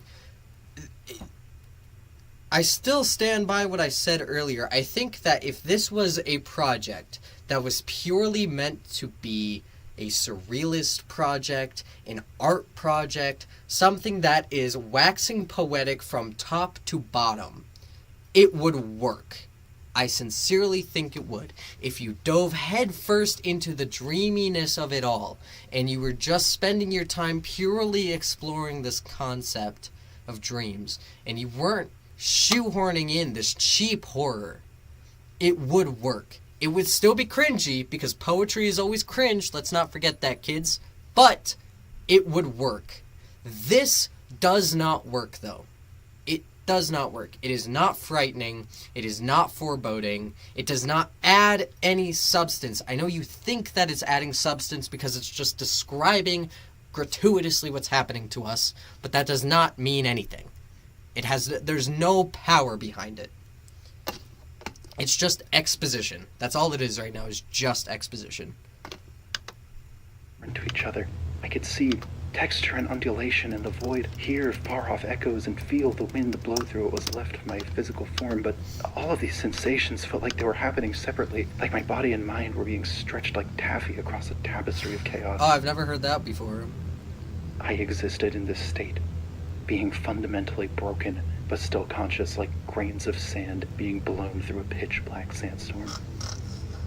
After a time, it all just sort of ended. I fell back into my body with the force of a truck hitting a brick wall. I screamed, forcing air out of unfamiliar lungs in a primal expression of terror. I choked and screamed, my muscles firing from the basest instinct, propelled me out of bed and onto the floor, where I thrashed for a few moments before remembering where I was, who I was.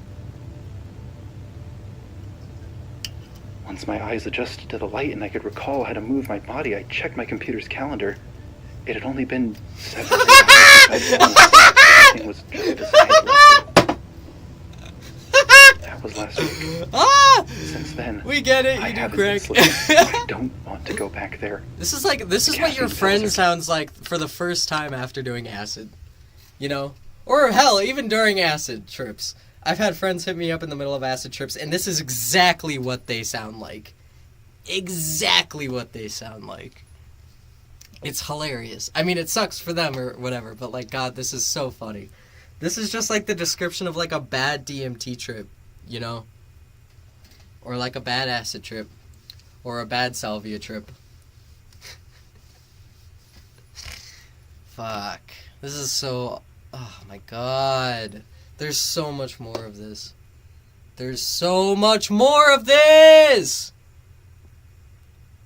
Oh my God.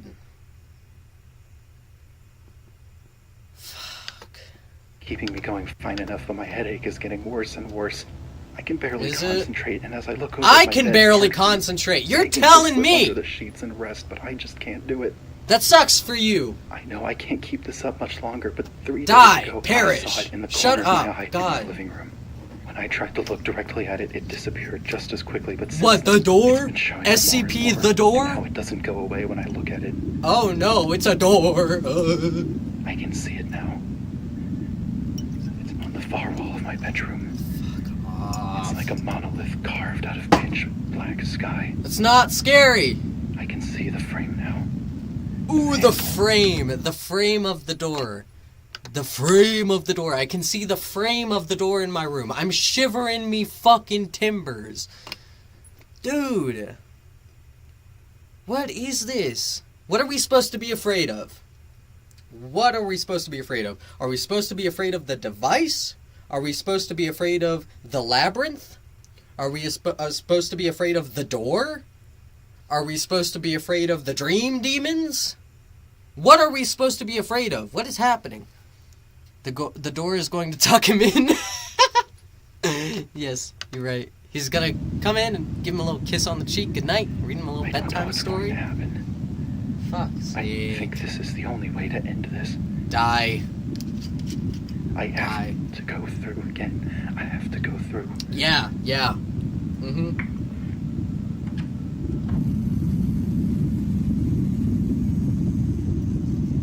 Oh my God!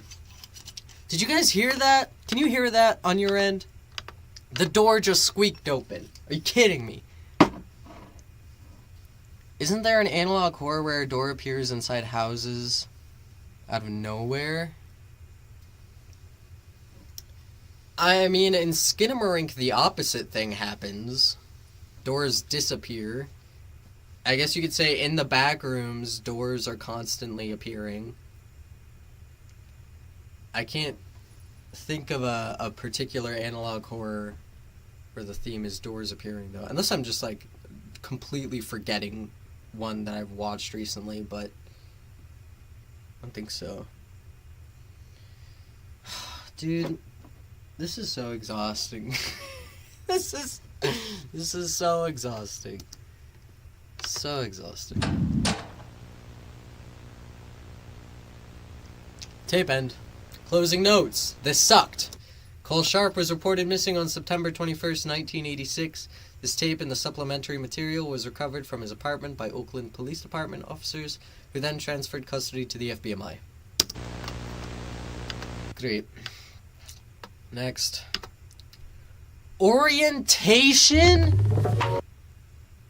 Orientation. Why is this being showed to us now? Why was this not shown to us in the beginning? I don't want to see the orientation. I don't want to root for this company. I don't give a fuck about this company. If you wanted me to care about this company, you should have shown it back when you introduced me to the company. This is why first impressions matter so much. If your fucking opening starts with the wrong shit, then the rest of the series is going to be completely disconnected because you have nothing to ground it. Oh my God.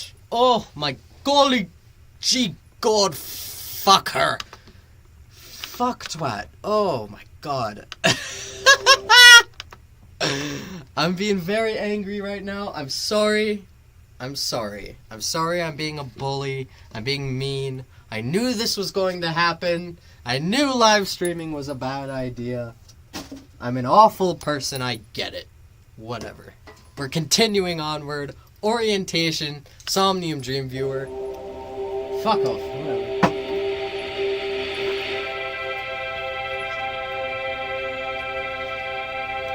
Great opening. Love this. This is very nostalgic. I love it. Chapter 1. Whom is Somnium? Why didn't you show me this in the beginning? I'm gonna rip my own face off and recite Shakespeare to it. If I could even speak the language. Oh, my brain hurts. My brain is melting. Oh, for fuck's sake. I know who edited this. The creator edited this, and it shows. Oh my gosh. Why was this not shown in the beginning? This is our basic information that we're supposed to... Oh my god. Maybe too much wine. Hey, don't you tell me when too much is too much. The other day I had like 2.5 bottles. Don't tell me too much wine. I'll drink as much wine as I want. I'll get totally sloshed on stream and ruin my reputation before it ever has time to go anywhere. It's not too much wine. I'm just being dramatic because it's entertaining, but also this is so genuinely frustrating to watch, to be real. Like, honestly, I think my expectations were... I went into this hoping that it would be better than what it actually is, to be honest. What reputation? Period. Tell it to the judge. Tell it to the judge. You have no reputation, pussy. Sleeping, and we rarely remember our dreams long after we wake. Some say that our dreams hold the secrets to living our best lives. One revolutionary company is looking to take us there. This is a credit to this, by the way. This is a positive note from my end. This feels like something I would wake up to on, like, National Geographic at 3 in the morning. And you know beyond. what I mean?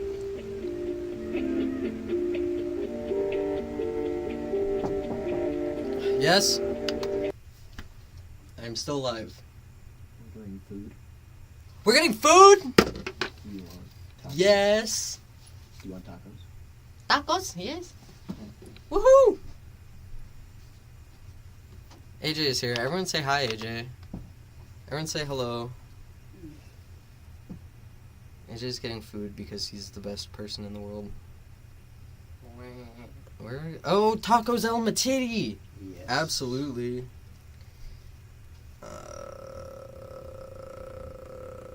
Fucking... I'm way too high to go there, so we're getting it delivered. Felt that. I can't fucking see anything. Okay, hold on. Beef tacos, flank steak, pork. That's the one I want. Mm-hmm. Yes, sir.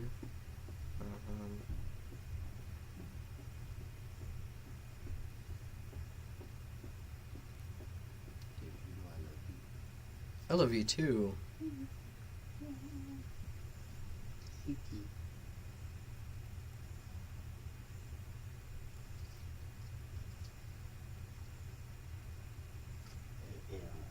Sorry, Big Mouth came on the screen.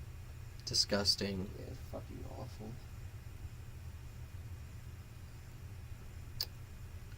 Ooh,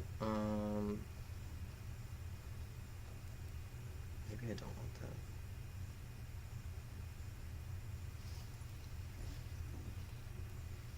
I saw a video the other day that totally scarred me for life, dude. scarred me for life. There's a video of this person at the Cheesecake Factory, and they had ordered shrimp scampi, and their dish had maggots in it. Live maggots. Not making that up. And now, I'm struggling. Is that worse than that video of the dude at KFC, where he's like going to open his box and it starts like trying to open back at him, and then a rat jumps out of his fucking fried chicken box? Dude, it's so funny. It's actually fucking hilarious, but it's also really awful. But I don't know. He's got like some fucking combo box. I don't want a red chili hard shell tortilla. I want a regular tortilla. Are you looking at the birria? I'm looking at the quesadilla tacos. Yeah, well, that's part of the birria. The slow cooked. Yeah, it's like the signature thing. You can't really get that with different. Yeah. Fuck. Yeah. Maybe I'll get the barbacoa. 45. Yes. Everything there is good, so. No onion, please, baby. No onion, please. I'm gonna get like 3 of them. Is that okay? Okay. No. Absolutely not. Love you. Okay. I'm back. AJ blesses me with food. He does. I'm a very lucky young man. Mm-hmm.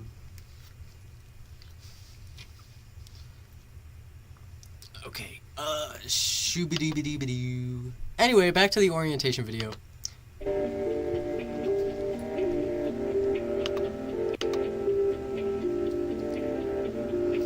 As we explore the new world of the 1980s, technological possibilities are opening themselves to us everywhere in the fields of transportation, automation, computers, and more. But as we enhance the world around us, we must also look within ourselves. The world of our dreams, so often overlooked in our hectic modern era, is waiting to be explored. Just as we reached for the moon, we can reach a higher understanding of ourselves through analysis of our brain's greatest mystery, our dreams. Now, the biggest name in dream research is becoming the hottest name in consumer electronics. Somnium Microtechnologies, incorporated in 1981, is poised to take the world by storm. But who is behind these amazing advances? The brains behind Somnium Microtechnologies are the neuroscience whiz kids of Five Labs. Five Labs was founded in 1975. The longer that I watch this, the more frustrated I am, because this should have been one of the first 3 videos that we watched without negotiation. This should have been one of the first things that we were exposed to in this series for everything else to make sense. It is a tremendous disservice to this series to have this chronologically so late. And that just sucks.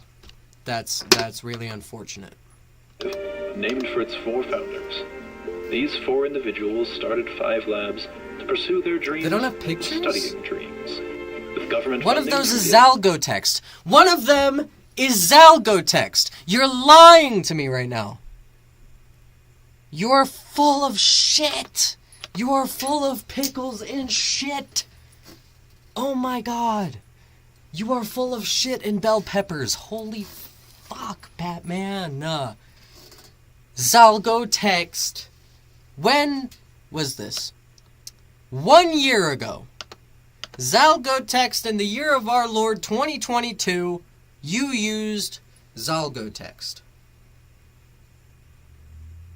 Oh my god. This is just like, the bar is on the floor.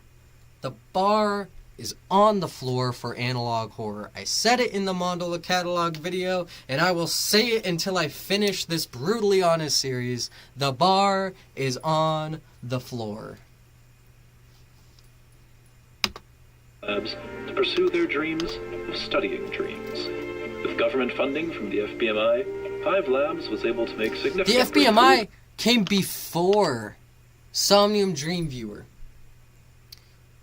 But what reason does the FBMI have for existing if not for the Somnium Dream Viewer? Right? Maybe I'm just fucking trying to catch some critiques too fast. Maybe this is a redundant critique, and I can accept that. But Somnium Dream Viewer, to our knowledge, in this parallel universe, is like the first of its kind in causing extreme damage, the likes of which this world has never seen before.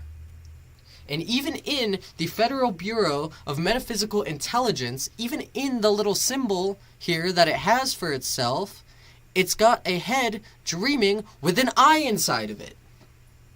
But if not for the Somnium Dream Viewer, why would the FBMI exist before this? That doesn't make any sense. There's no reason for it. And dream imaging. As soon as the first images of dreams were developed, these scientists knew that this technology was meant to be shared with the world, and thus the Somnium Microtechnologies Company was born. Somnium's flagship. Oh my god. I bet something happened during World War II. It's always something in World War II. You're fucking right. He's fucking right. My boy's fucking right. That implies metaphysical issues before. Yeah, World War II sounds about right. You guys are probably right. I think you guys are on something. I'll give you that. You're probably right. Consumer product of the Dream Viewer is still in early stages of development. That's why we need your expertise. Put beta testing right inside your brain to make this dream a reality. It's just meta, right? Chapter 2, working at Somnium. Let's get it. At Somnium, we put our employees first. Just like every other company. Things like health insurance, retirement plans, paid time off, and daily psychological evaluations are part of your standard employee benefits package.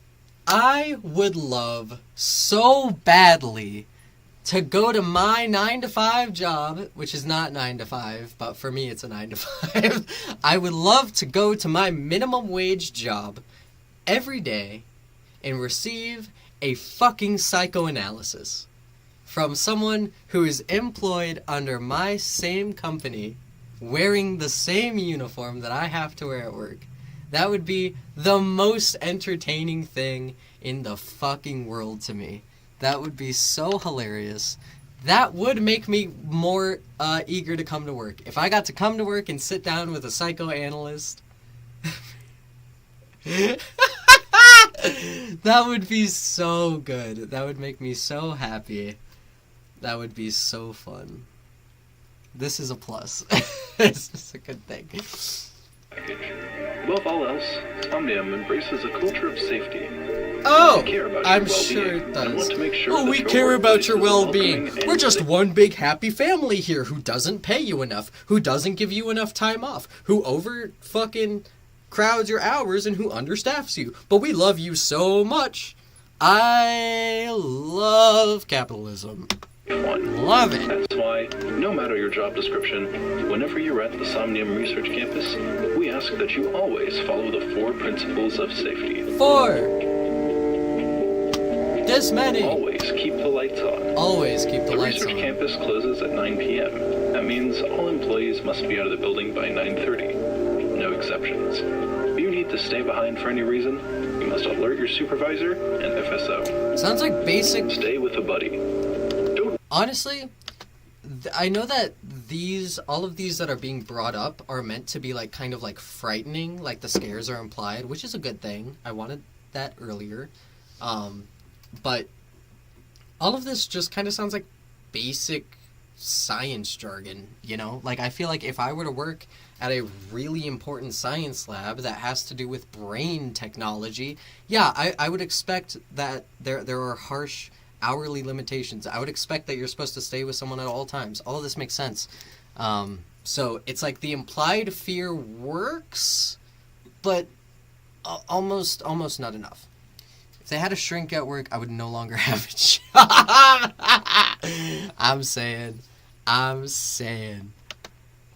Yes. Wander around the office. But it would be fun, though. If you need to access something in an unoccupied part of the office, Bring a coworker along. Buddy You're asked to system. accompany a coworker, make it a priority. Safety is number one.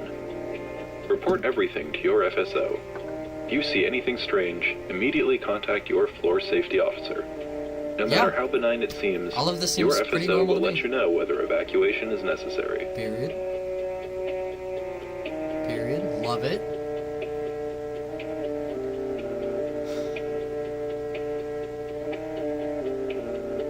Fuck this. You were doing so well! It was doing so good. It was doing so good, and then it just ended with a cheap fucking nothing scare. Hold on. First of all, everything is fun until someone's eyes get eaten. God, I wish my eyes would get eaten right now. I wish that was me. I wish my eyes got eaten right now on stream, live at this very moment. Okay, now we're taking a page out of the Mandela Catalogue, which worked so well the first time. On your worksheet, select the image in each set that does not belong. This is gonna be fun. They would still make both of them work. Alright, chat. Alright, I need your full attention. I need your full tench. I need 100% tench. We're gonna get through this worksheet together, because I am autistic, so I'm not good at taking tests. And if I have to do it alone, I will cry, and it will make you unfucking comfortable. So, is everyone ready? Yes, we are. Let's fucking do this thing. Let's get it. Set number uno. That's a crab. I don't know what that is. That's a snake, baby. That's Satan in some contexts. It's a weird face. It's a crab. Wait, what are the little butt thingies on them? What is that? Do crabs have that? Do crabs have a real big spiral hanging out of their butt? Is that like a regular thing? There's the snake. What is that? It's like an anglerfish. This actually looks like the thing at the end of Iron Lung, if you guys know about that game. At the end of Iron Lung, the ship that you're in just gets totally obliterated by a big ol' anglerfish. Bee crab, vestigial tails. Oh, weird. Weird. Wait, what do you mean set 2? I thought it was asking us to... Did I fucking miss something? Wait. Hold on. On your worksheet, select the image and... Oh, okay. So, okay, which one doesn't belong? Right, okay, yes sir. I got it, okay. Crab belongs. Semi-crab might belong. Python does not belong. Obviously. We know that. We're smart. We're intelligence. We're big brains. Set number 2. Dose. Crane, period. Oh, I've seen that picture. Oh, wait. This picture is everywhere. I can't believe they're using this picture. That picture is everywhere. If you haven't seen that picture, you have not been on the internet enough, my friend. You need to stop touching grass, come back inside, put your face into your phone, and get looking. Wow. The computer shook. What the fuck? That's a moth. Oh my god. Oh my god. Are you guys frightened? The face got closer. Are you frightened? Do you feel like it's coming through to your screen yet? Are you wearing your 3D goggles? Fuck me. Come on. Wait, is there gonna be another one? There it is. Okay. Set number 3. Body. Adi.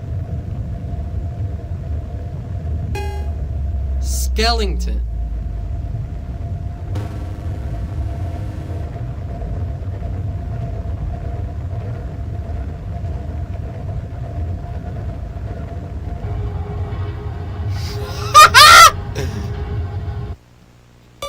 When you smear the image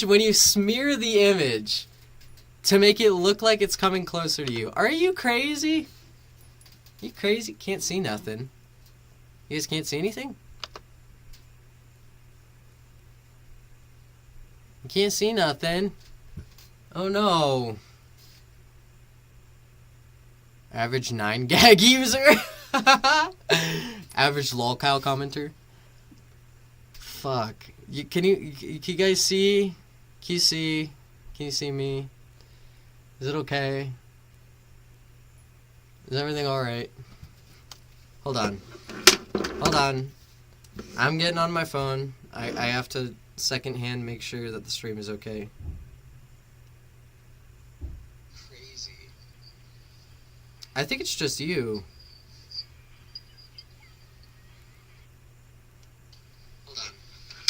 Hold on. Yeah, I think it's just you, because I can see on my phone the stream just fine.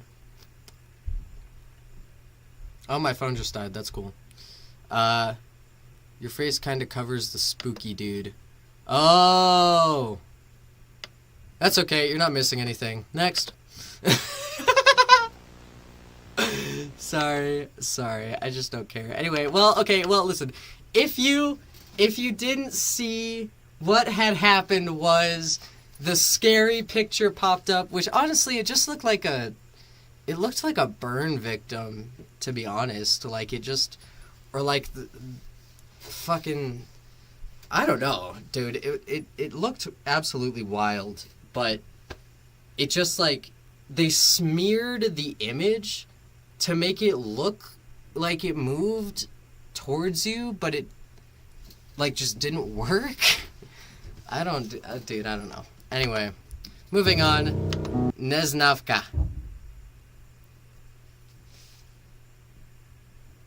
Tacos?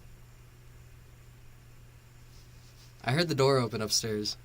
In 1876, architect Jean-Pierre Albosset was commissioned to design a prison to be built on the coast near the city of New Faribault. Is this real? I don't know anything about history. I'm a double dropout, so Jean-Paul Gaultier Albosset. Albosset. Nope. Person is not real. Thank you very much. Fake news. Next. No, that's okay. Fake history is fine. I'm with it. Nice piano, dude. As he did for many such projects, Albosset traveled to the site to survey the land and spent the night camping under the stars to connect himself to the site. It is said that that night he had a dream of sprawling, spiraling corridors, of waves crashing at the feet of half-submerged statues, intertwined rooms of iron and stone. Okay. When he awoke, he set to designing the prison that would be named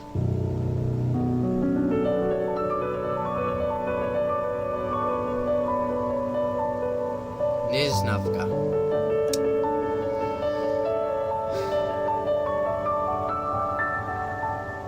Upon its completion in 1884, Neznavca would house 999 prisoners in maximum security cells. Borrowing elements of the concept of the panopticon, Neznavca was a space in which prisoners knew that they will always Fuck! I fucked it. Hold on. Borrowing elements of the concept of the panopticon, Neznavca was a space in which prisoners knew that they were always potentially under surveillance, but in what manner they knew not. This is all pretty cool. Still think it should have been introduced earlier. But my biggest critique is that before you post something with long sprawls of text to read, you should read it out loud to make sure that it's spaced properly. This is like a direct critique of the video editing at play. It should be... I learned this the hard way. I have a history of accidentally making text too fast to read, but it's like if you don't want your video to be paused to be read, you should read it out loud before finishing it. Anyway, continuing onward. It was a space outside of life. Now here in that place was there a mirror to see your reflection, to remind you of your own humanity, nor did the lights seem to cast any shadows. We were like ghosts in there. I would finish my shifts and go home unable to remember what I had done. I did not want to remember. Henry Solomon, Neznavca Guard, 1889. Okay.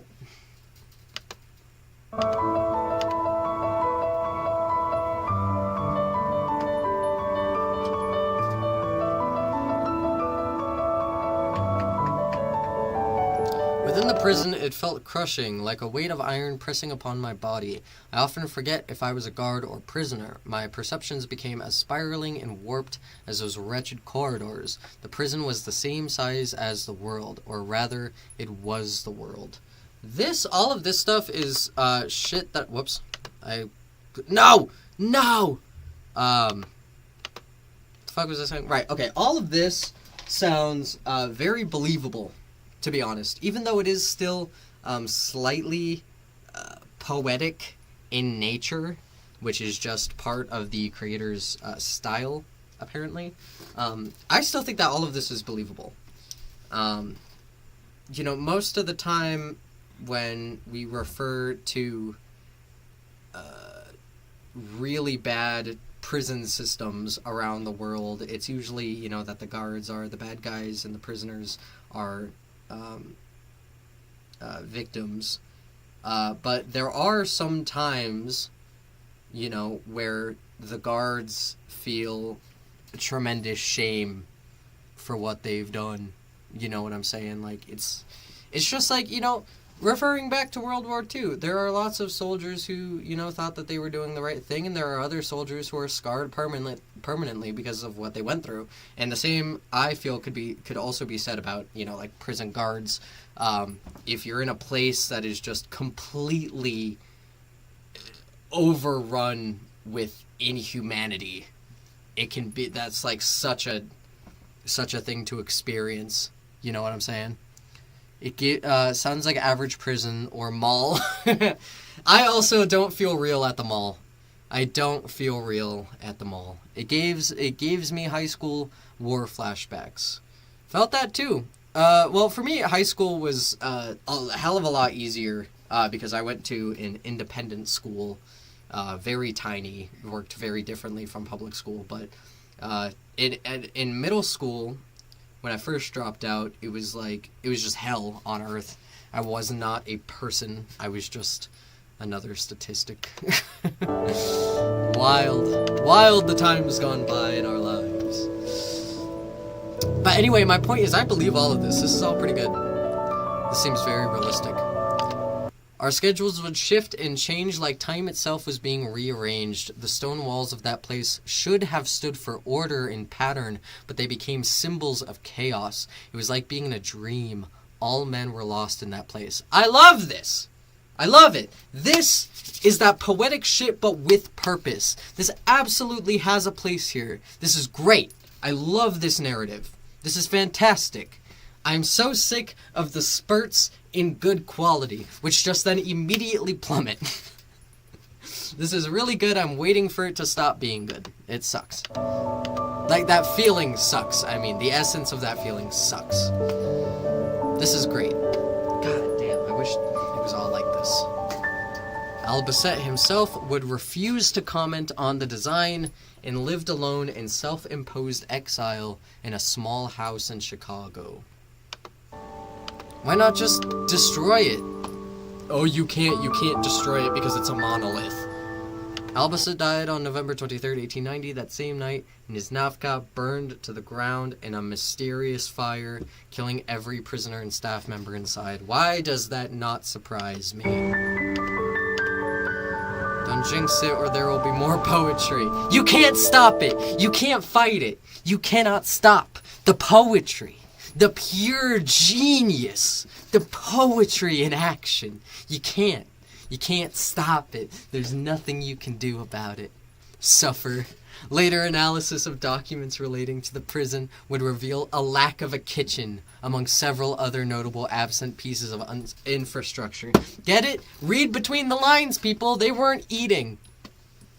Mysterious. Do you get it? Do you get it? Are you paying attention? Are you paying 100% attention right now? The site would be later removed from historical records and redeveloped. Because that's normal.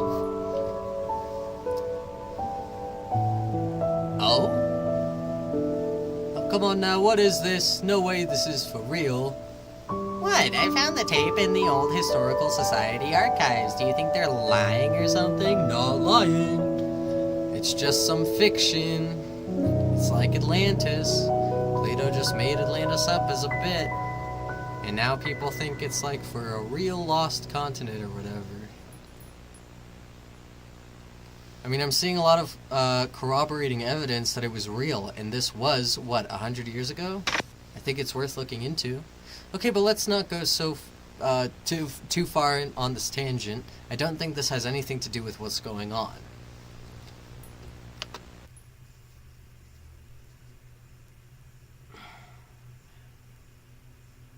So obvious. It's so obvious. It's so obvious what's happening. It's so obvious. Fuck. No way there was such a huge building that was just completely covered up like this. What do you mean?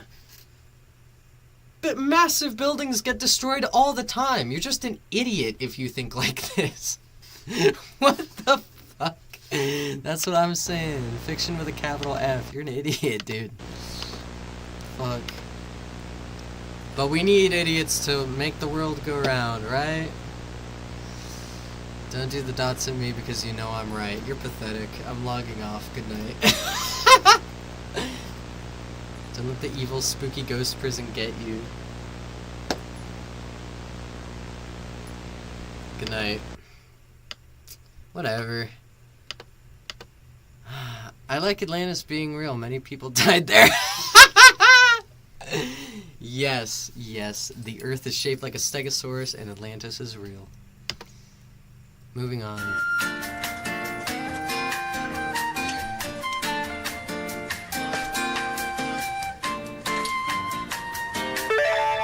Complete. Now playing. Let's get it.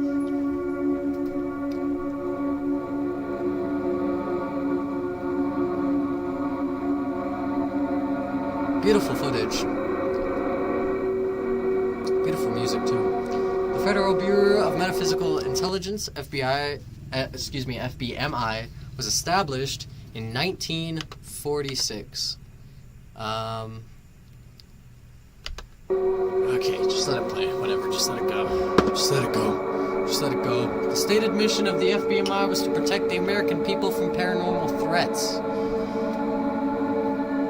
The secondary mission was to learn how to wield those threats for our own benefit. Of course it was. Welcome to the USA, baby.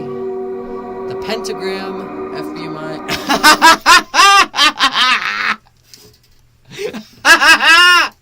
It's not the Pentagon, bitch! It's the pentagram!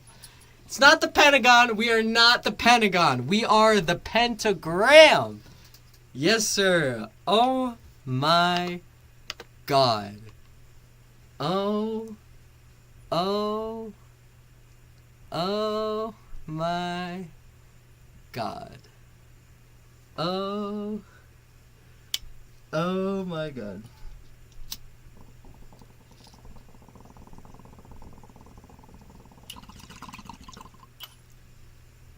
You crazy.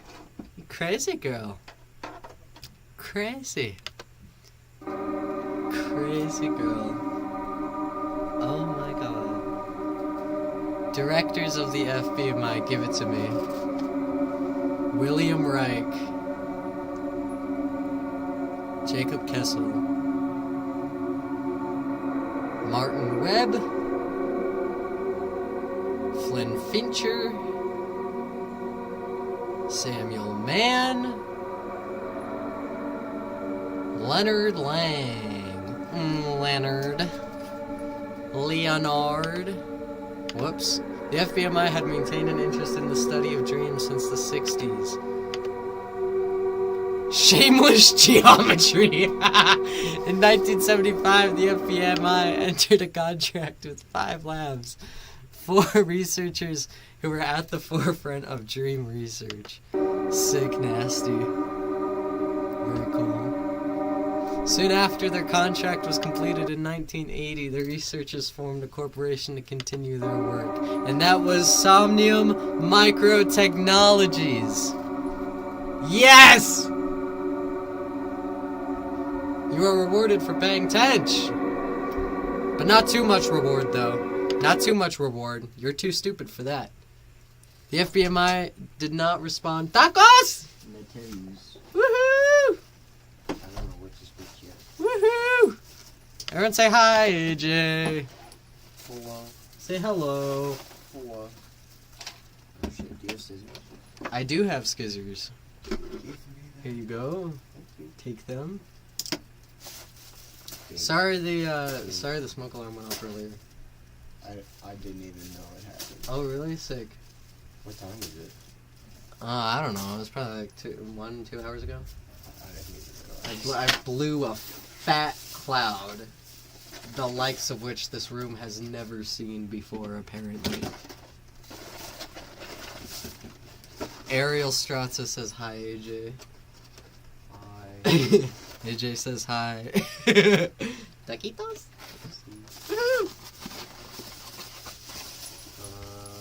Oh my god. There's so much cilantro. Did you ask for no cilantro? No, I didn't know that they were gonna put this much cilantro. Hey babe, guess what? Taco, burrito, taco. Get cilantroed, bitch. Hold on, I apologize. Hold on. I'm gonna turn the audio off so you guys don't have to hear me mukbanging. Because I think mukbang is disgusting. Yeah.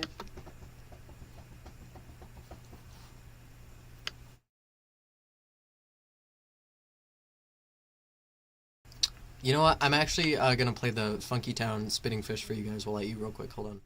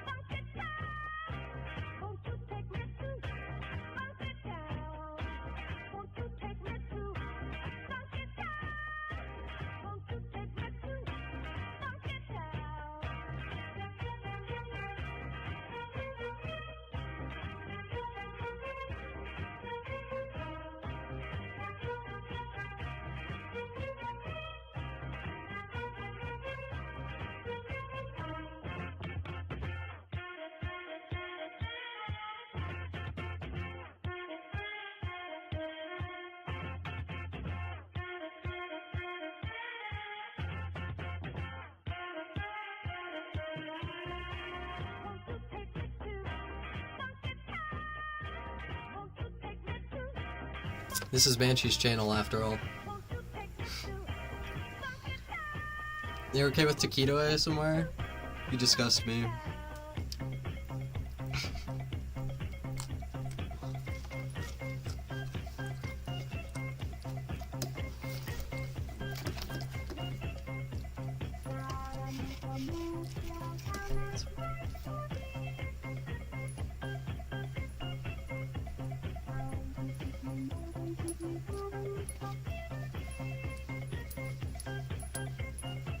Well, let's talk about it, talk about it, talk about it, talk about it. Talk about moving. Okay. Alright, let's get back to it. I'm gonna keep eating, but, yeah.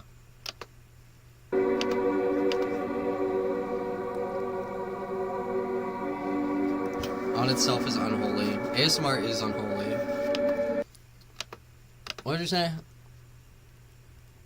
My cat jumped up on my lamp and started using me as a scratch post. And wearing a kilt, so it wasn't a good time. Ouch, bro. That sucks. What's your cat's name? Does your cat have, like, a person name? Or does it have, like, a non-binary name?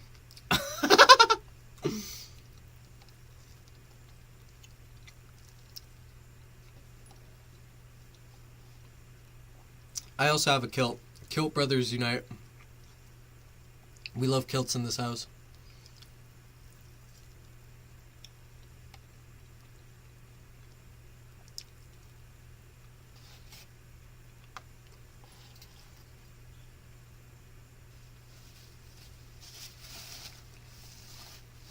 Fuck.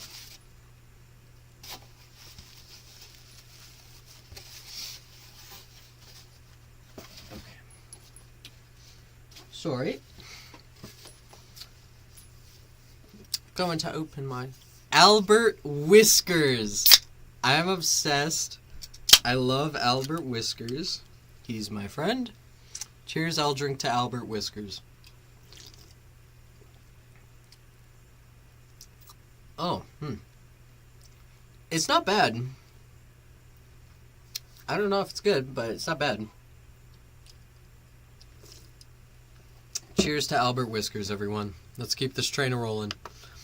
Obviously, we'd rather they were working for us, but they wouldn't listen to reason. Wait, what? Oh my god, I just, like, missed everything. Okay. They merged.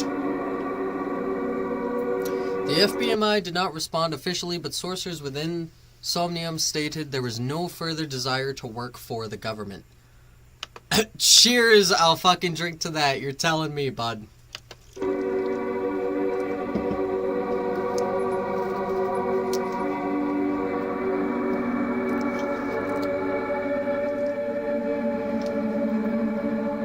It's all coming together now. It's all coming together now. See, this is why it matters. This is why context matters.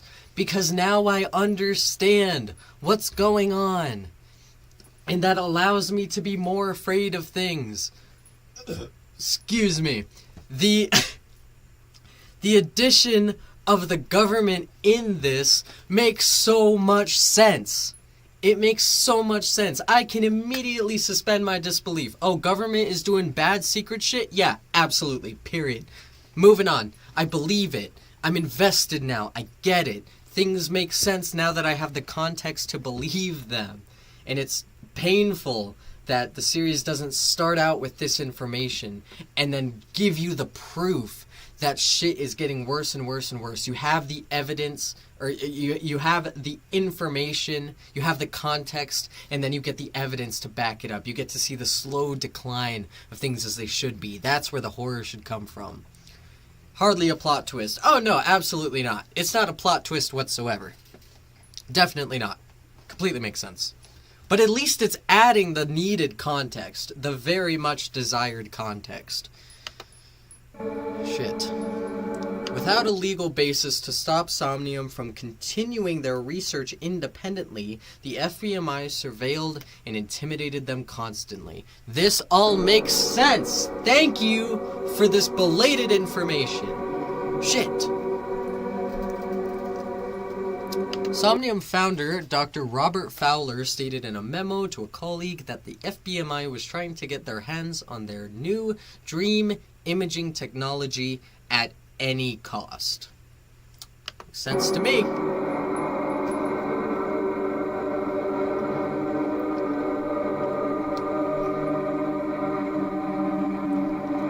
In November of 1980, a team of 3 individuals was apprehended by Somnium Research Campus Security while attempting to photograph private documents and place wiretaps. Quick side note that I was just thinking about. At the top of the screen, it says unregistered hypertape movie maker, which to me is the subtext that means this is someone's personal project that they made. Since it's called FBMI Conspiracy, I think it's reasonable to assume that this is like a personal tape that someone put together. My question, though, is, would that exist in the 80s? Because I, unfortunately, I'm not old enough to know this. I don't know this information. I didn't grow up in the 80s. I wasn't born in the 80s. So I don't know. Was that something that people could actually do in the 80s? Was this a plausible thing that someone could make in the 80s? Because I don't know. This seems kind of like late 2000s-y. Which, if it is from the late 2000s, if that's the subtext, I think that we need a more obvious transition into the age. Because this entire time we've been primed to believe that everything is happening in the 80s, or if we're meant to be looking back as if it's from the 80s, that was not conveyed very well to me personally. I don't know. I guess I'm just confused on the timeline of the videos. Confusing timeline / questionable technology. Next.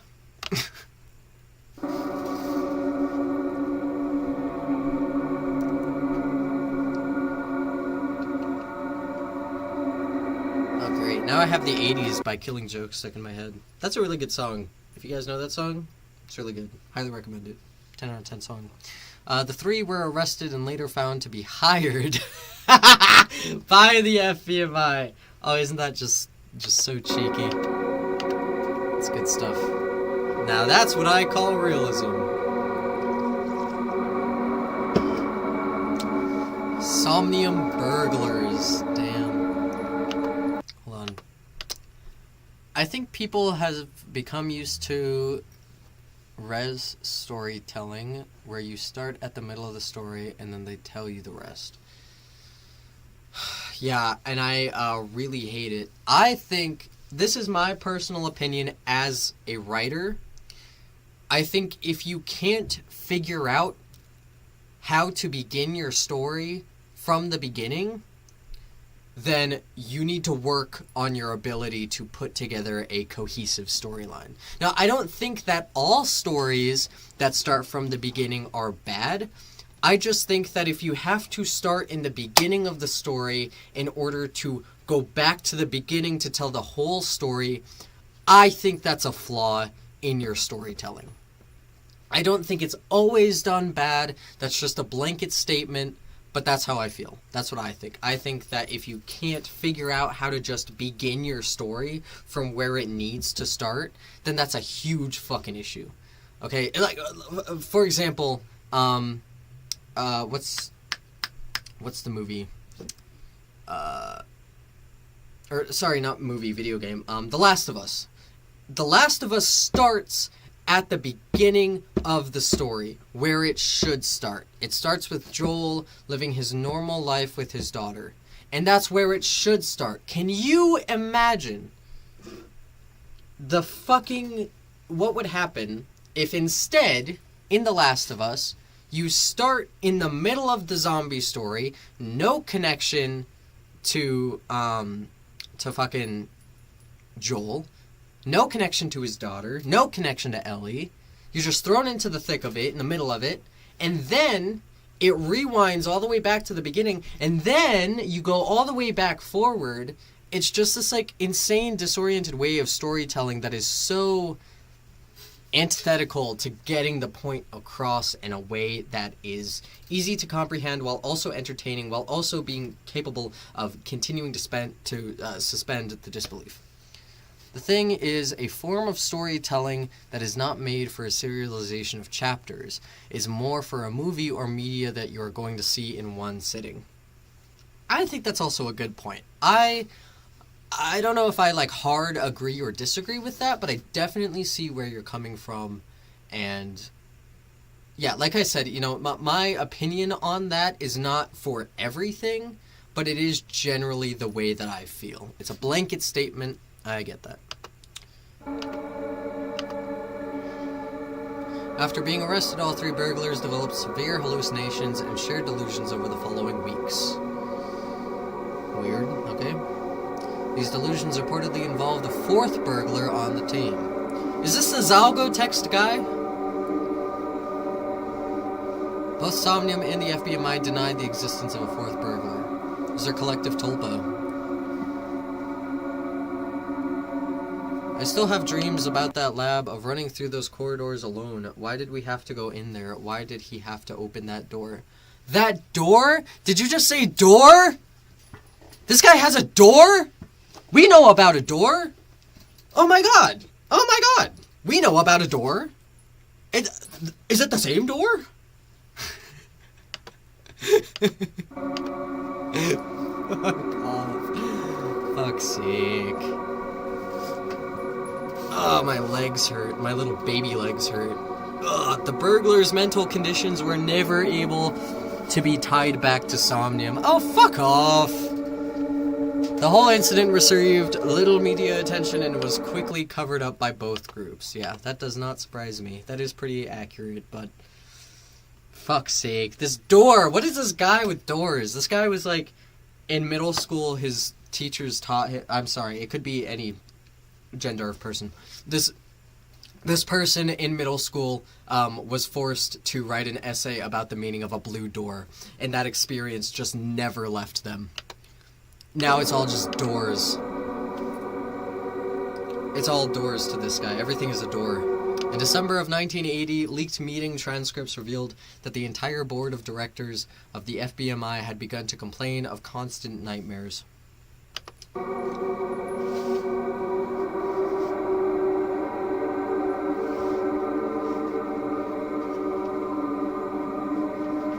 It's just a bunch of white guys. Cash. On December 21st, Dr. Robert Fowler was summoned by the FBMI director, Leonard Lang, to a private meeting at his Richmond home, where he then committed suicide with 18 bullets to the back of the head.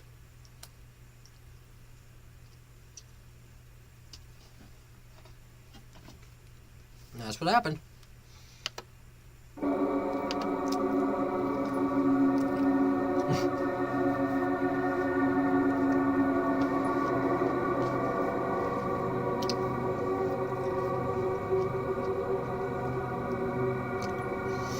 No transcript of this meeting was made, but based on Lang's personal journal, he asked Fowler if he was behind the nightmares and if they could be stopped.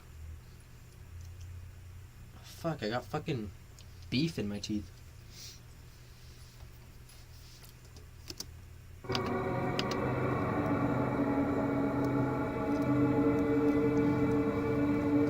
Fowler left without providing an answer. That's not villainous. The next day, Leonard Lang was found dead in his attic. Very cool, Kanye. Robert Fowler denied attending the meeting. Of course he did, why not? He can get away with it. He's some rich old white dude. Multiple witnesses confirmed Fowler's alibi. He had not left the Somnium Research Campus in New Faribault in weeks. Oh, so it was a hallucination. That's a pretty mediocre twist. Security footage showed no trace of any intruders entering the home. Yeah. Hallucinations. Investigators quickly ruled the case a suicide, despite 35 holes in the back, despite leaked autopsy reports indicating a total destruction of the spinal column. That's what I'm saying. That's what I'm saying. This is what I'm saying. I've been saying this for years.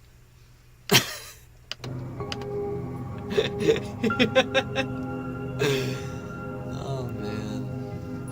Lang was given a closed casket funeral.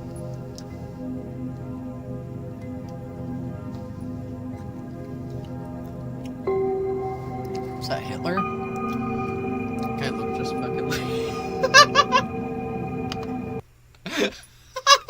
Tell me that does not look like Hitler. Tell me that doesn't look like Hitler with a slick black comb over. I mean, okay, truth be told, I need glasses. I cannot see far distances well. So I think it could just be all of the shadows blurring together, but it looks like he's got a tiny little Hitler mustache. With the slick black comb over. I'm sorry. I'm sorry. I'm sorry. That was the first thought that came to my head. Sorry. After the investigation into Lang's death concluded, the FBMI backed down from scrutinizing Somnium Microtechnologies. That's great. That's great. That's great for everyone involved, right? This is what everyone needs. Definitely not a bad thing. Anne Boyle. Somnium's commercial product, the Dream Viewer, is set to be released later this year. The story is still developing. Oh, okay, no. So this video is from the 80s. But was it possible to put together a video like this in the 80s with something called Unregistered Hypertape Movie Maker? Was that something that would exist in the 80s? I'm curious. I don't know. I'm not old enough to know. I have no idea, but that seems like a 2000s thing, doesn't it?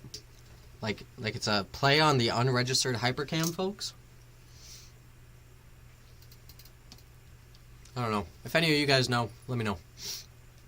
Just let me know. Stay tuned to this video share channel for future episodes. Spread the truth. Was that a thing in the 80s?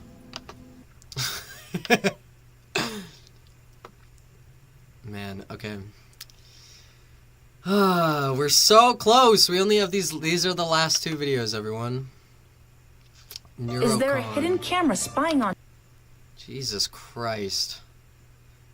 Oh my god. Next. Doesn't sound 80s. It doesn't sound 80s to me either. I don't think it's fucking 80s either. Shit.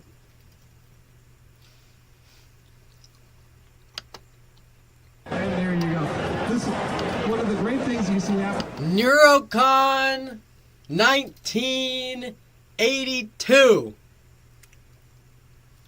Neurocon 1982. This product is so popular. This product is so good. It works so well that there's a massive collection of people who are into it. And I would believe this if we got the evidence to back up that the product works at all in the beginning. We have not seen a single positive testimony of this device. Now, if it was good in the beginning when people just first start using it, then I would believe this, right?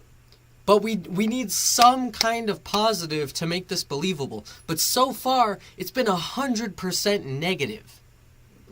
There's not a single way that we have been, at least in context, that we've been shown that it's good. And that breaks the suspension of disbelief.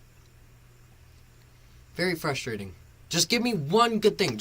It is not hard to believe that when people first start using it, their dreams are cool. They get to see like pictures from their dreams, and it's like LSD dream emulator, and they're like walking around in clouds and shit, you know, like, and then it slowly gets worse. Their psyche is deteriorating. That makes sense, but we have not even been shown anything good about this product yet.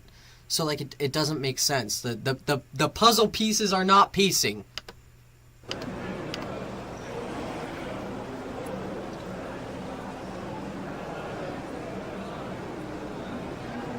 Academic camp.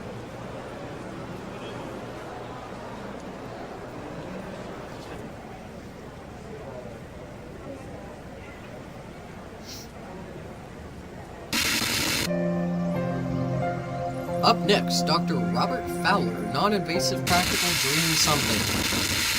Significant activity is observed throughout neural structures during dreams. God. Oh my god. God. You can immediately tell that this is a voice over. They didn't even try to hide the fact that this voice is not coming from that guy.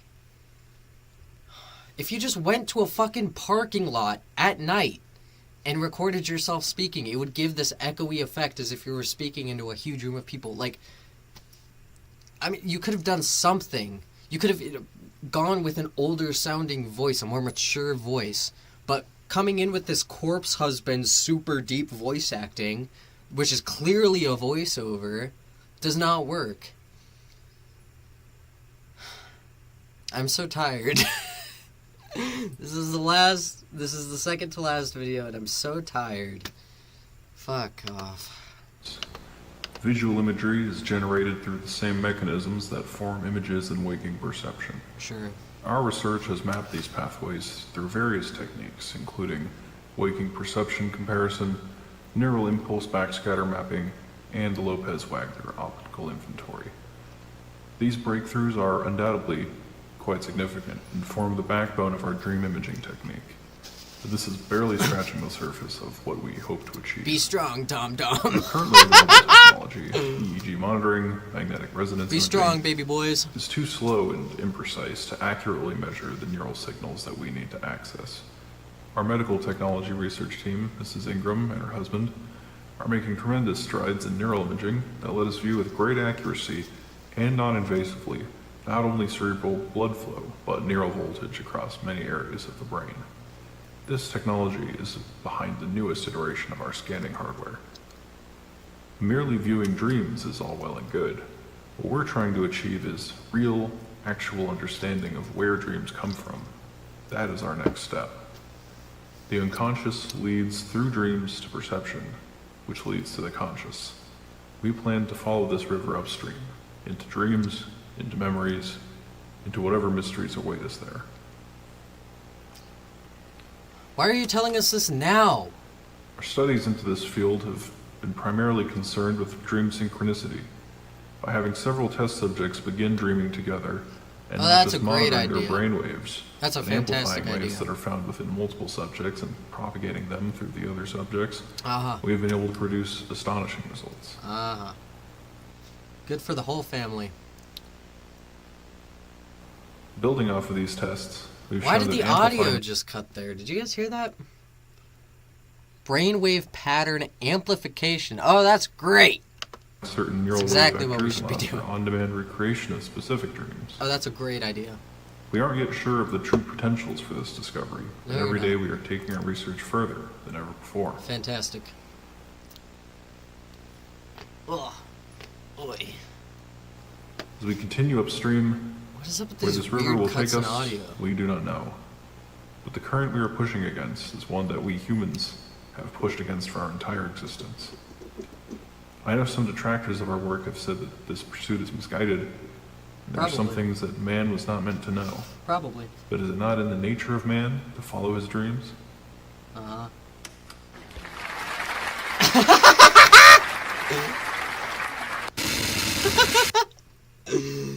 What the fuck?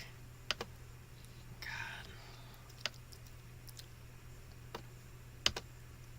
Moving on. I have nothing to talk about. We're moving on.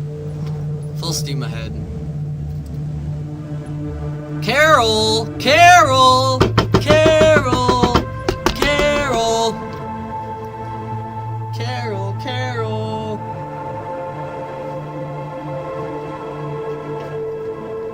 That was the lamest ending. Yeah, I agree. That was pretty bad. So, well. Even the crowd was not enthusiastic on that one.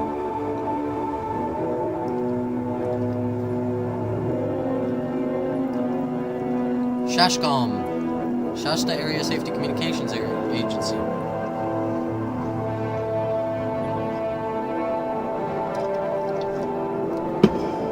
.911 call for service. Mandela Catalogue did this too. Let's see if it's any better.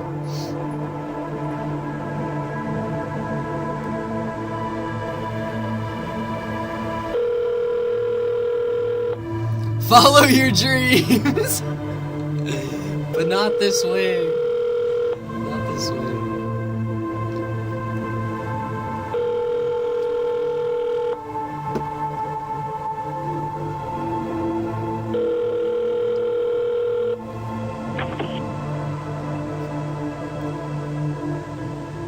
There's There's no voice acting? I'm at...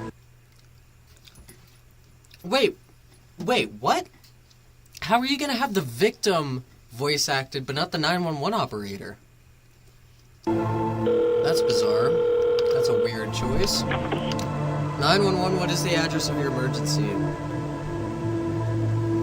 I'm at 143 Ridgewood Drive. I need police officers. My husband is trying to break into my house. Is this the old bitch again? And what is your name? Carol Davis. That's the old... Oh, what is that accent? Alright, Carol, I'm just... Alright, Carol, I'm dispatching officers to you right now. If you could please stay on the line for me. Little old lady. Don't worry, ma'am. Is there anything else in the house with you? Does your husband have a weapon? I don't know. He's been banging on the door with something. He usually doesn't bang on the door. Usually he just screams and calls my name. That's normal. Your husband is at your door often. I've been seeing him more often. Usually I just have dreams about him, but now he's been coming around the house, too. Dreams? He's dead, baby. Yes, since he passed, I'd sometimes have dreams about him. Passed? Hasn't passed away? Yes, nearly 2 years ago. Yeah, obviously.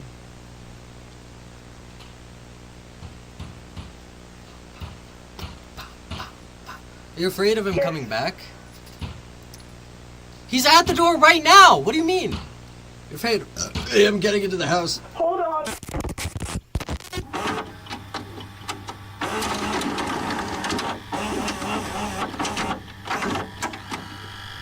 Oh my god.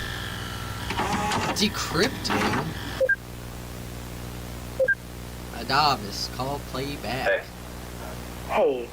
So, Why is this guy's name just Adavis and this girl is Lori Davis? Davis, Adavis, what? Who's coming up with these names? Oh wait, logged in as Adavis. Maybe it's just A Davis.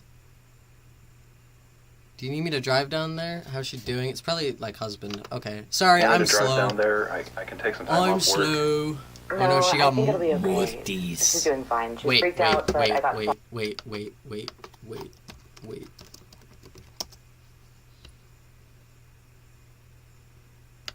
Give it to me. Give me the mortise. Give it to me. Here we go. Here it is. Fuck! Fuck! There you go. Alright. Oh, fuck's sake. talked to her, and she seemed okay last I got to see her. The hospital said that they're going to take her down to San Jose. They think her hallucinations are part of that. We're dealing with a WDH schizophrenic thing that's been going around. Nah. Jeez, waking I mean, dream she's been talking about seeing Ray around ever since he died, and it's been, what, 2 years now? Is that not just, I don't know, dementia at that point? The officer told me that they needed to quarantine her, and if she doesn't display any symptoms after 2 weeks, they'll release her and she can come back. And it's all, paid for, so it'll it's all at least paid give her for? some time away. In so what I can see if world? the house- In what world? In what world? In what world is all of the medical treatment paid for? Not my fucking America. The fuck? It's all paid for? Oh, well, okay, no, here I am being slow again. It's probably Somnium Microtechnologies paying for it because they know they're at fault or whatever. That's probably the subtext. In reality, though, I don't... Whoa.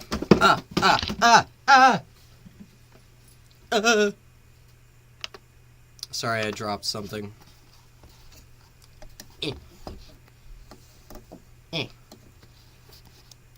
Okay.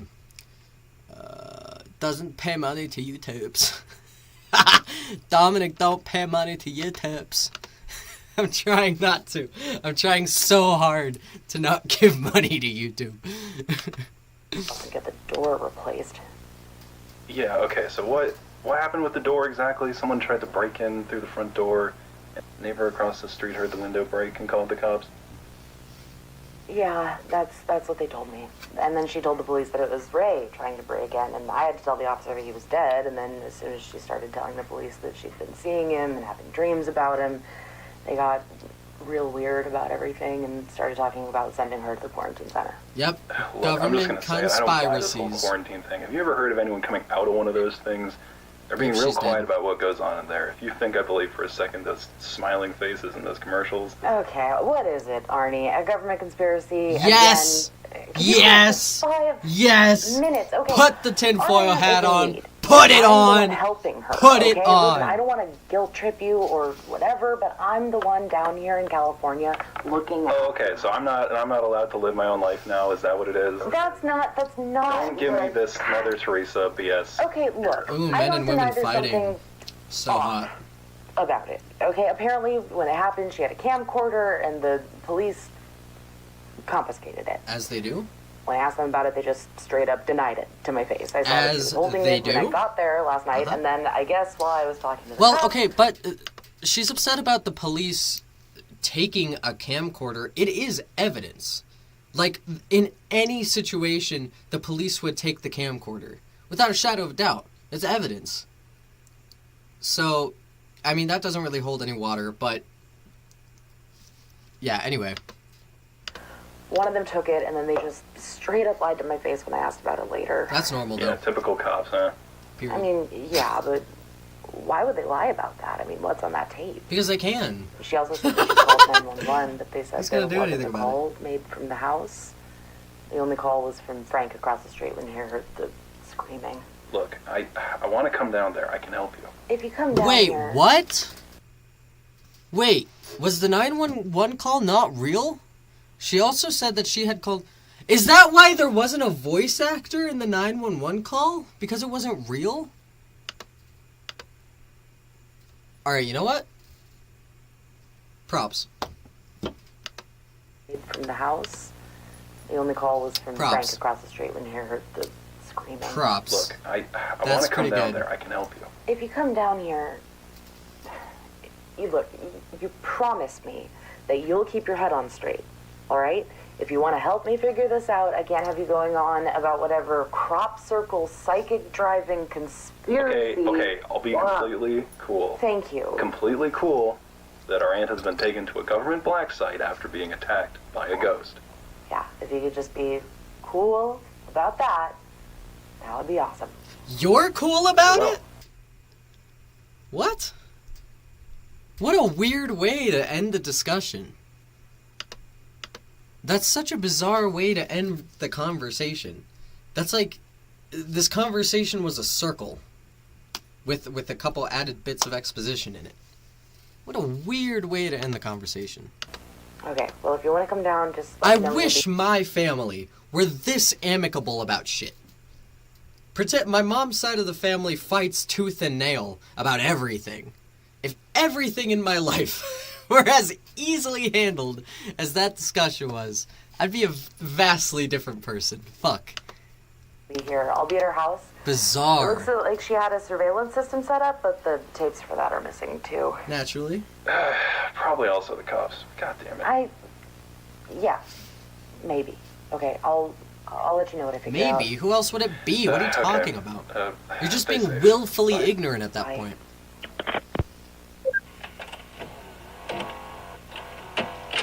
Alright. Well, that was it. That was it. That was it. Right now, as of 10:30:23, that is where Somnium Dream Viewer concludes. 10 episodes. I think the longest one... Hold on. I need to ask something, but don't take offense on it. You can't tell me what to be offended by! What a fucking redundant statement. Is it hard to eat with that many piercings? I have been eating this entire time. The whole time I've been eating. Did it look difficult? Did it fucking... What? Come on. Honestly, use your brain. Use your brain. Use it. I've been eating this whole time. No issue. It doesn't interrupt anything. It doesn't hurt. It's the same exact thing as just wearing a necklace, except it's through my face. Don't be silly. Don't be silly. Anyway. I don't remember what I was talking about. But did you develop a skill or something? No! I'm just eating like normal. You eat like normal. It's just like some shit. It's just like hanging off your face. It doesn't change anything. I can still blow my nose perfectly easily, even with metal in my nose. It doesn't inhibit anything. Anyway, so, okay, let's talk about the Somnium Dream Viewer. To sum up, how do you sum this up? How do you sum all this up? I've been at this for hours now. To sum up, I think that the order of these videos are butchered. Like, sincerely. I think that the order of the videos does a tremendous disservice to the quality of this series. And I don't know if it was on accident. I don't know if it was on purpose. I don't know if this person just started making the series the Scott Cawthon way, which is where they just came up with some shit and then just allowed it to run its course and followed along with it. I don't know if they had this idea from the beginning, but they couldn't figure out how to balance the fear with the lore. I don't know what the fuck happened. I don't know why it was paced like that. I just don't understand. Like, if it wasn't an accident and it was on purpose, how did they think that order is beneficial to the story? Because it just takes away the knowledge that we have. It takes away the context that we need. It's not scary. So overall, it's just confusing. And, you know, in my opinion, there's kind of just a lot of different ideas which have all been like loosely stringed together, even though they don't really come together to form anything substantial. Like, excuse me, I still think that this series is early in its infancy. You know, like 10 episodes. None of them are over 10 minutes, you know. It only took so long to get through it because it's painful to sit through. But none of the episodes are longer than like 10 minutes. And there's just, as a whole, when we look back on it, there's not actually a lot of information to go off of. It's all just kind of a bunch of things here and there that are all loosely connected, and we're just waiting for that one big puzzle piece to come in. And I think that's a huge downfall when it comes to new creators trying to create new products. They so badly want to be ahead of the curve. They want to be smarter than the audience. They want to constantly keep the audience on their feet, not understanding what's going on. And I understand wanting to do that. I get the perspective. And there are a small handful of times in this series where it's done fairly well, right? Like that last one where it revealed to us that the 911 call wasn't real. That was great. That genuinely got my goat. It did. It worked. It worked on me. I didn't see it coming. I was too busy thinking about other shit going on. But I can't say that any of the other instances were that good, aside from the guy having a completely hallucinated interview and then killing himself or whatever. Maybe not interview, meeting. That one wasn't bad either. So it's just like, there is something here, and that's so frustrating to watch. There's something here that could be really great and really good. it's just the execution is so questionable and so confusing. There's so many decisions made that I just don't understand in lieu of storytelling.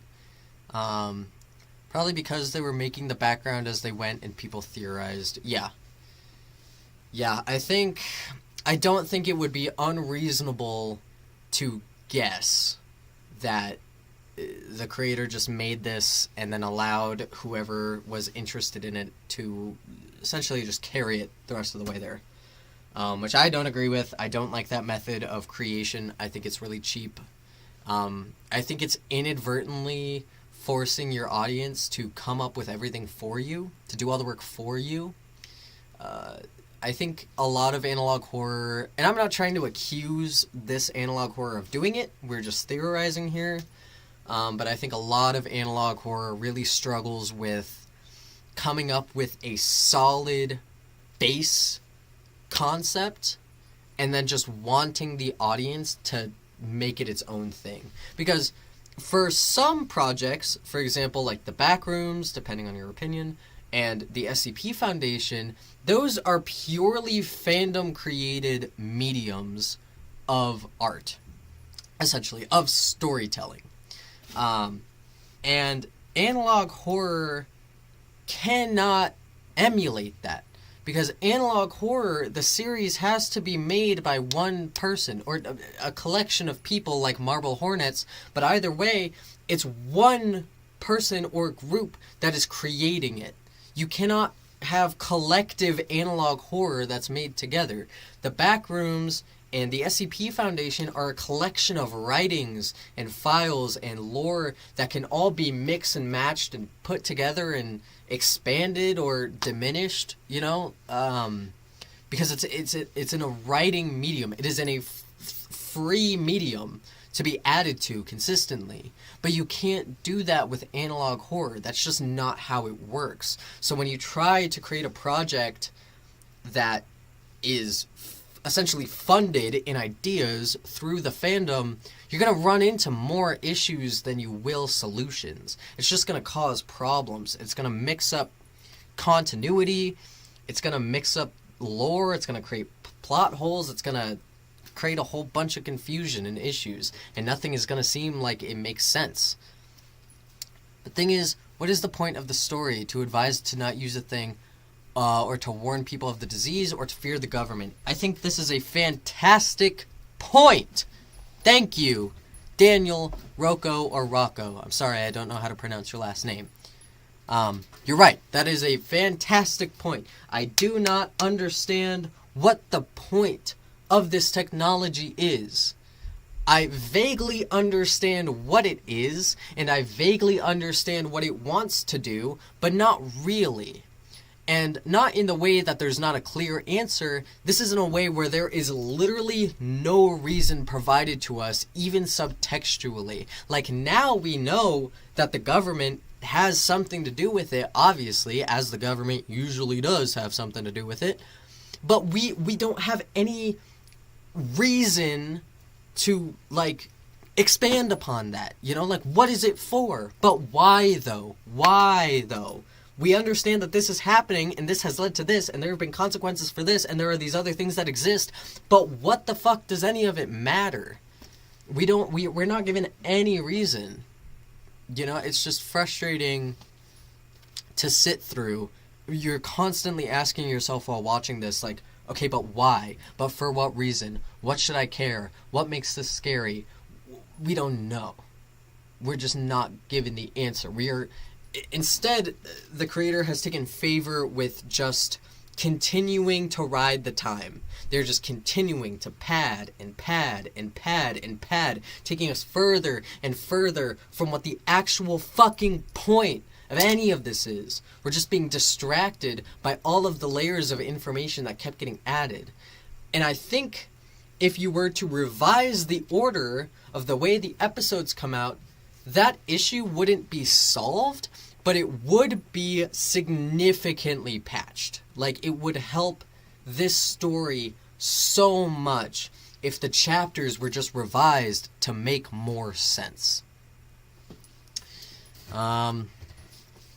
I was gonna do some script writing. I mostly just ended up making a backsplash pad, and I think I'm gonna write the rest of the script in private. I think I'm gonna rewatch this stream and write everything down in a way that makes sense, and hopefully within about the next week or two, hopefully I can get the fully revised, proper critique of the Somnium Dream Viewer out to the public.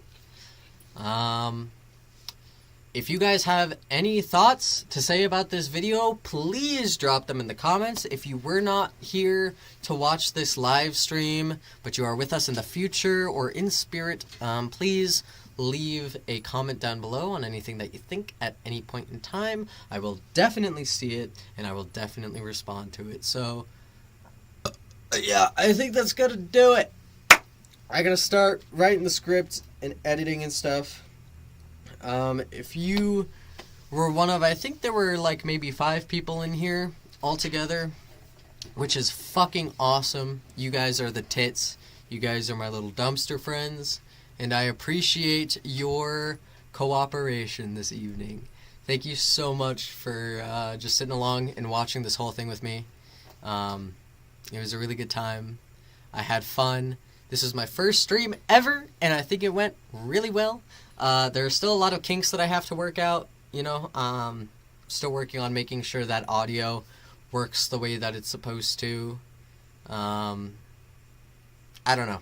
There's a bunch of shit that could be said, but overall, just thank you guys for coming. And I hope to see y'all in the next stream, because there will be more streams. This was very fun, and I had a good time, so there will be more streams.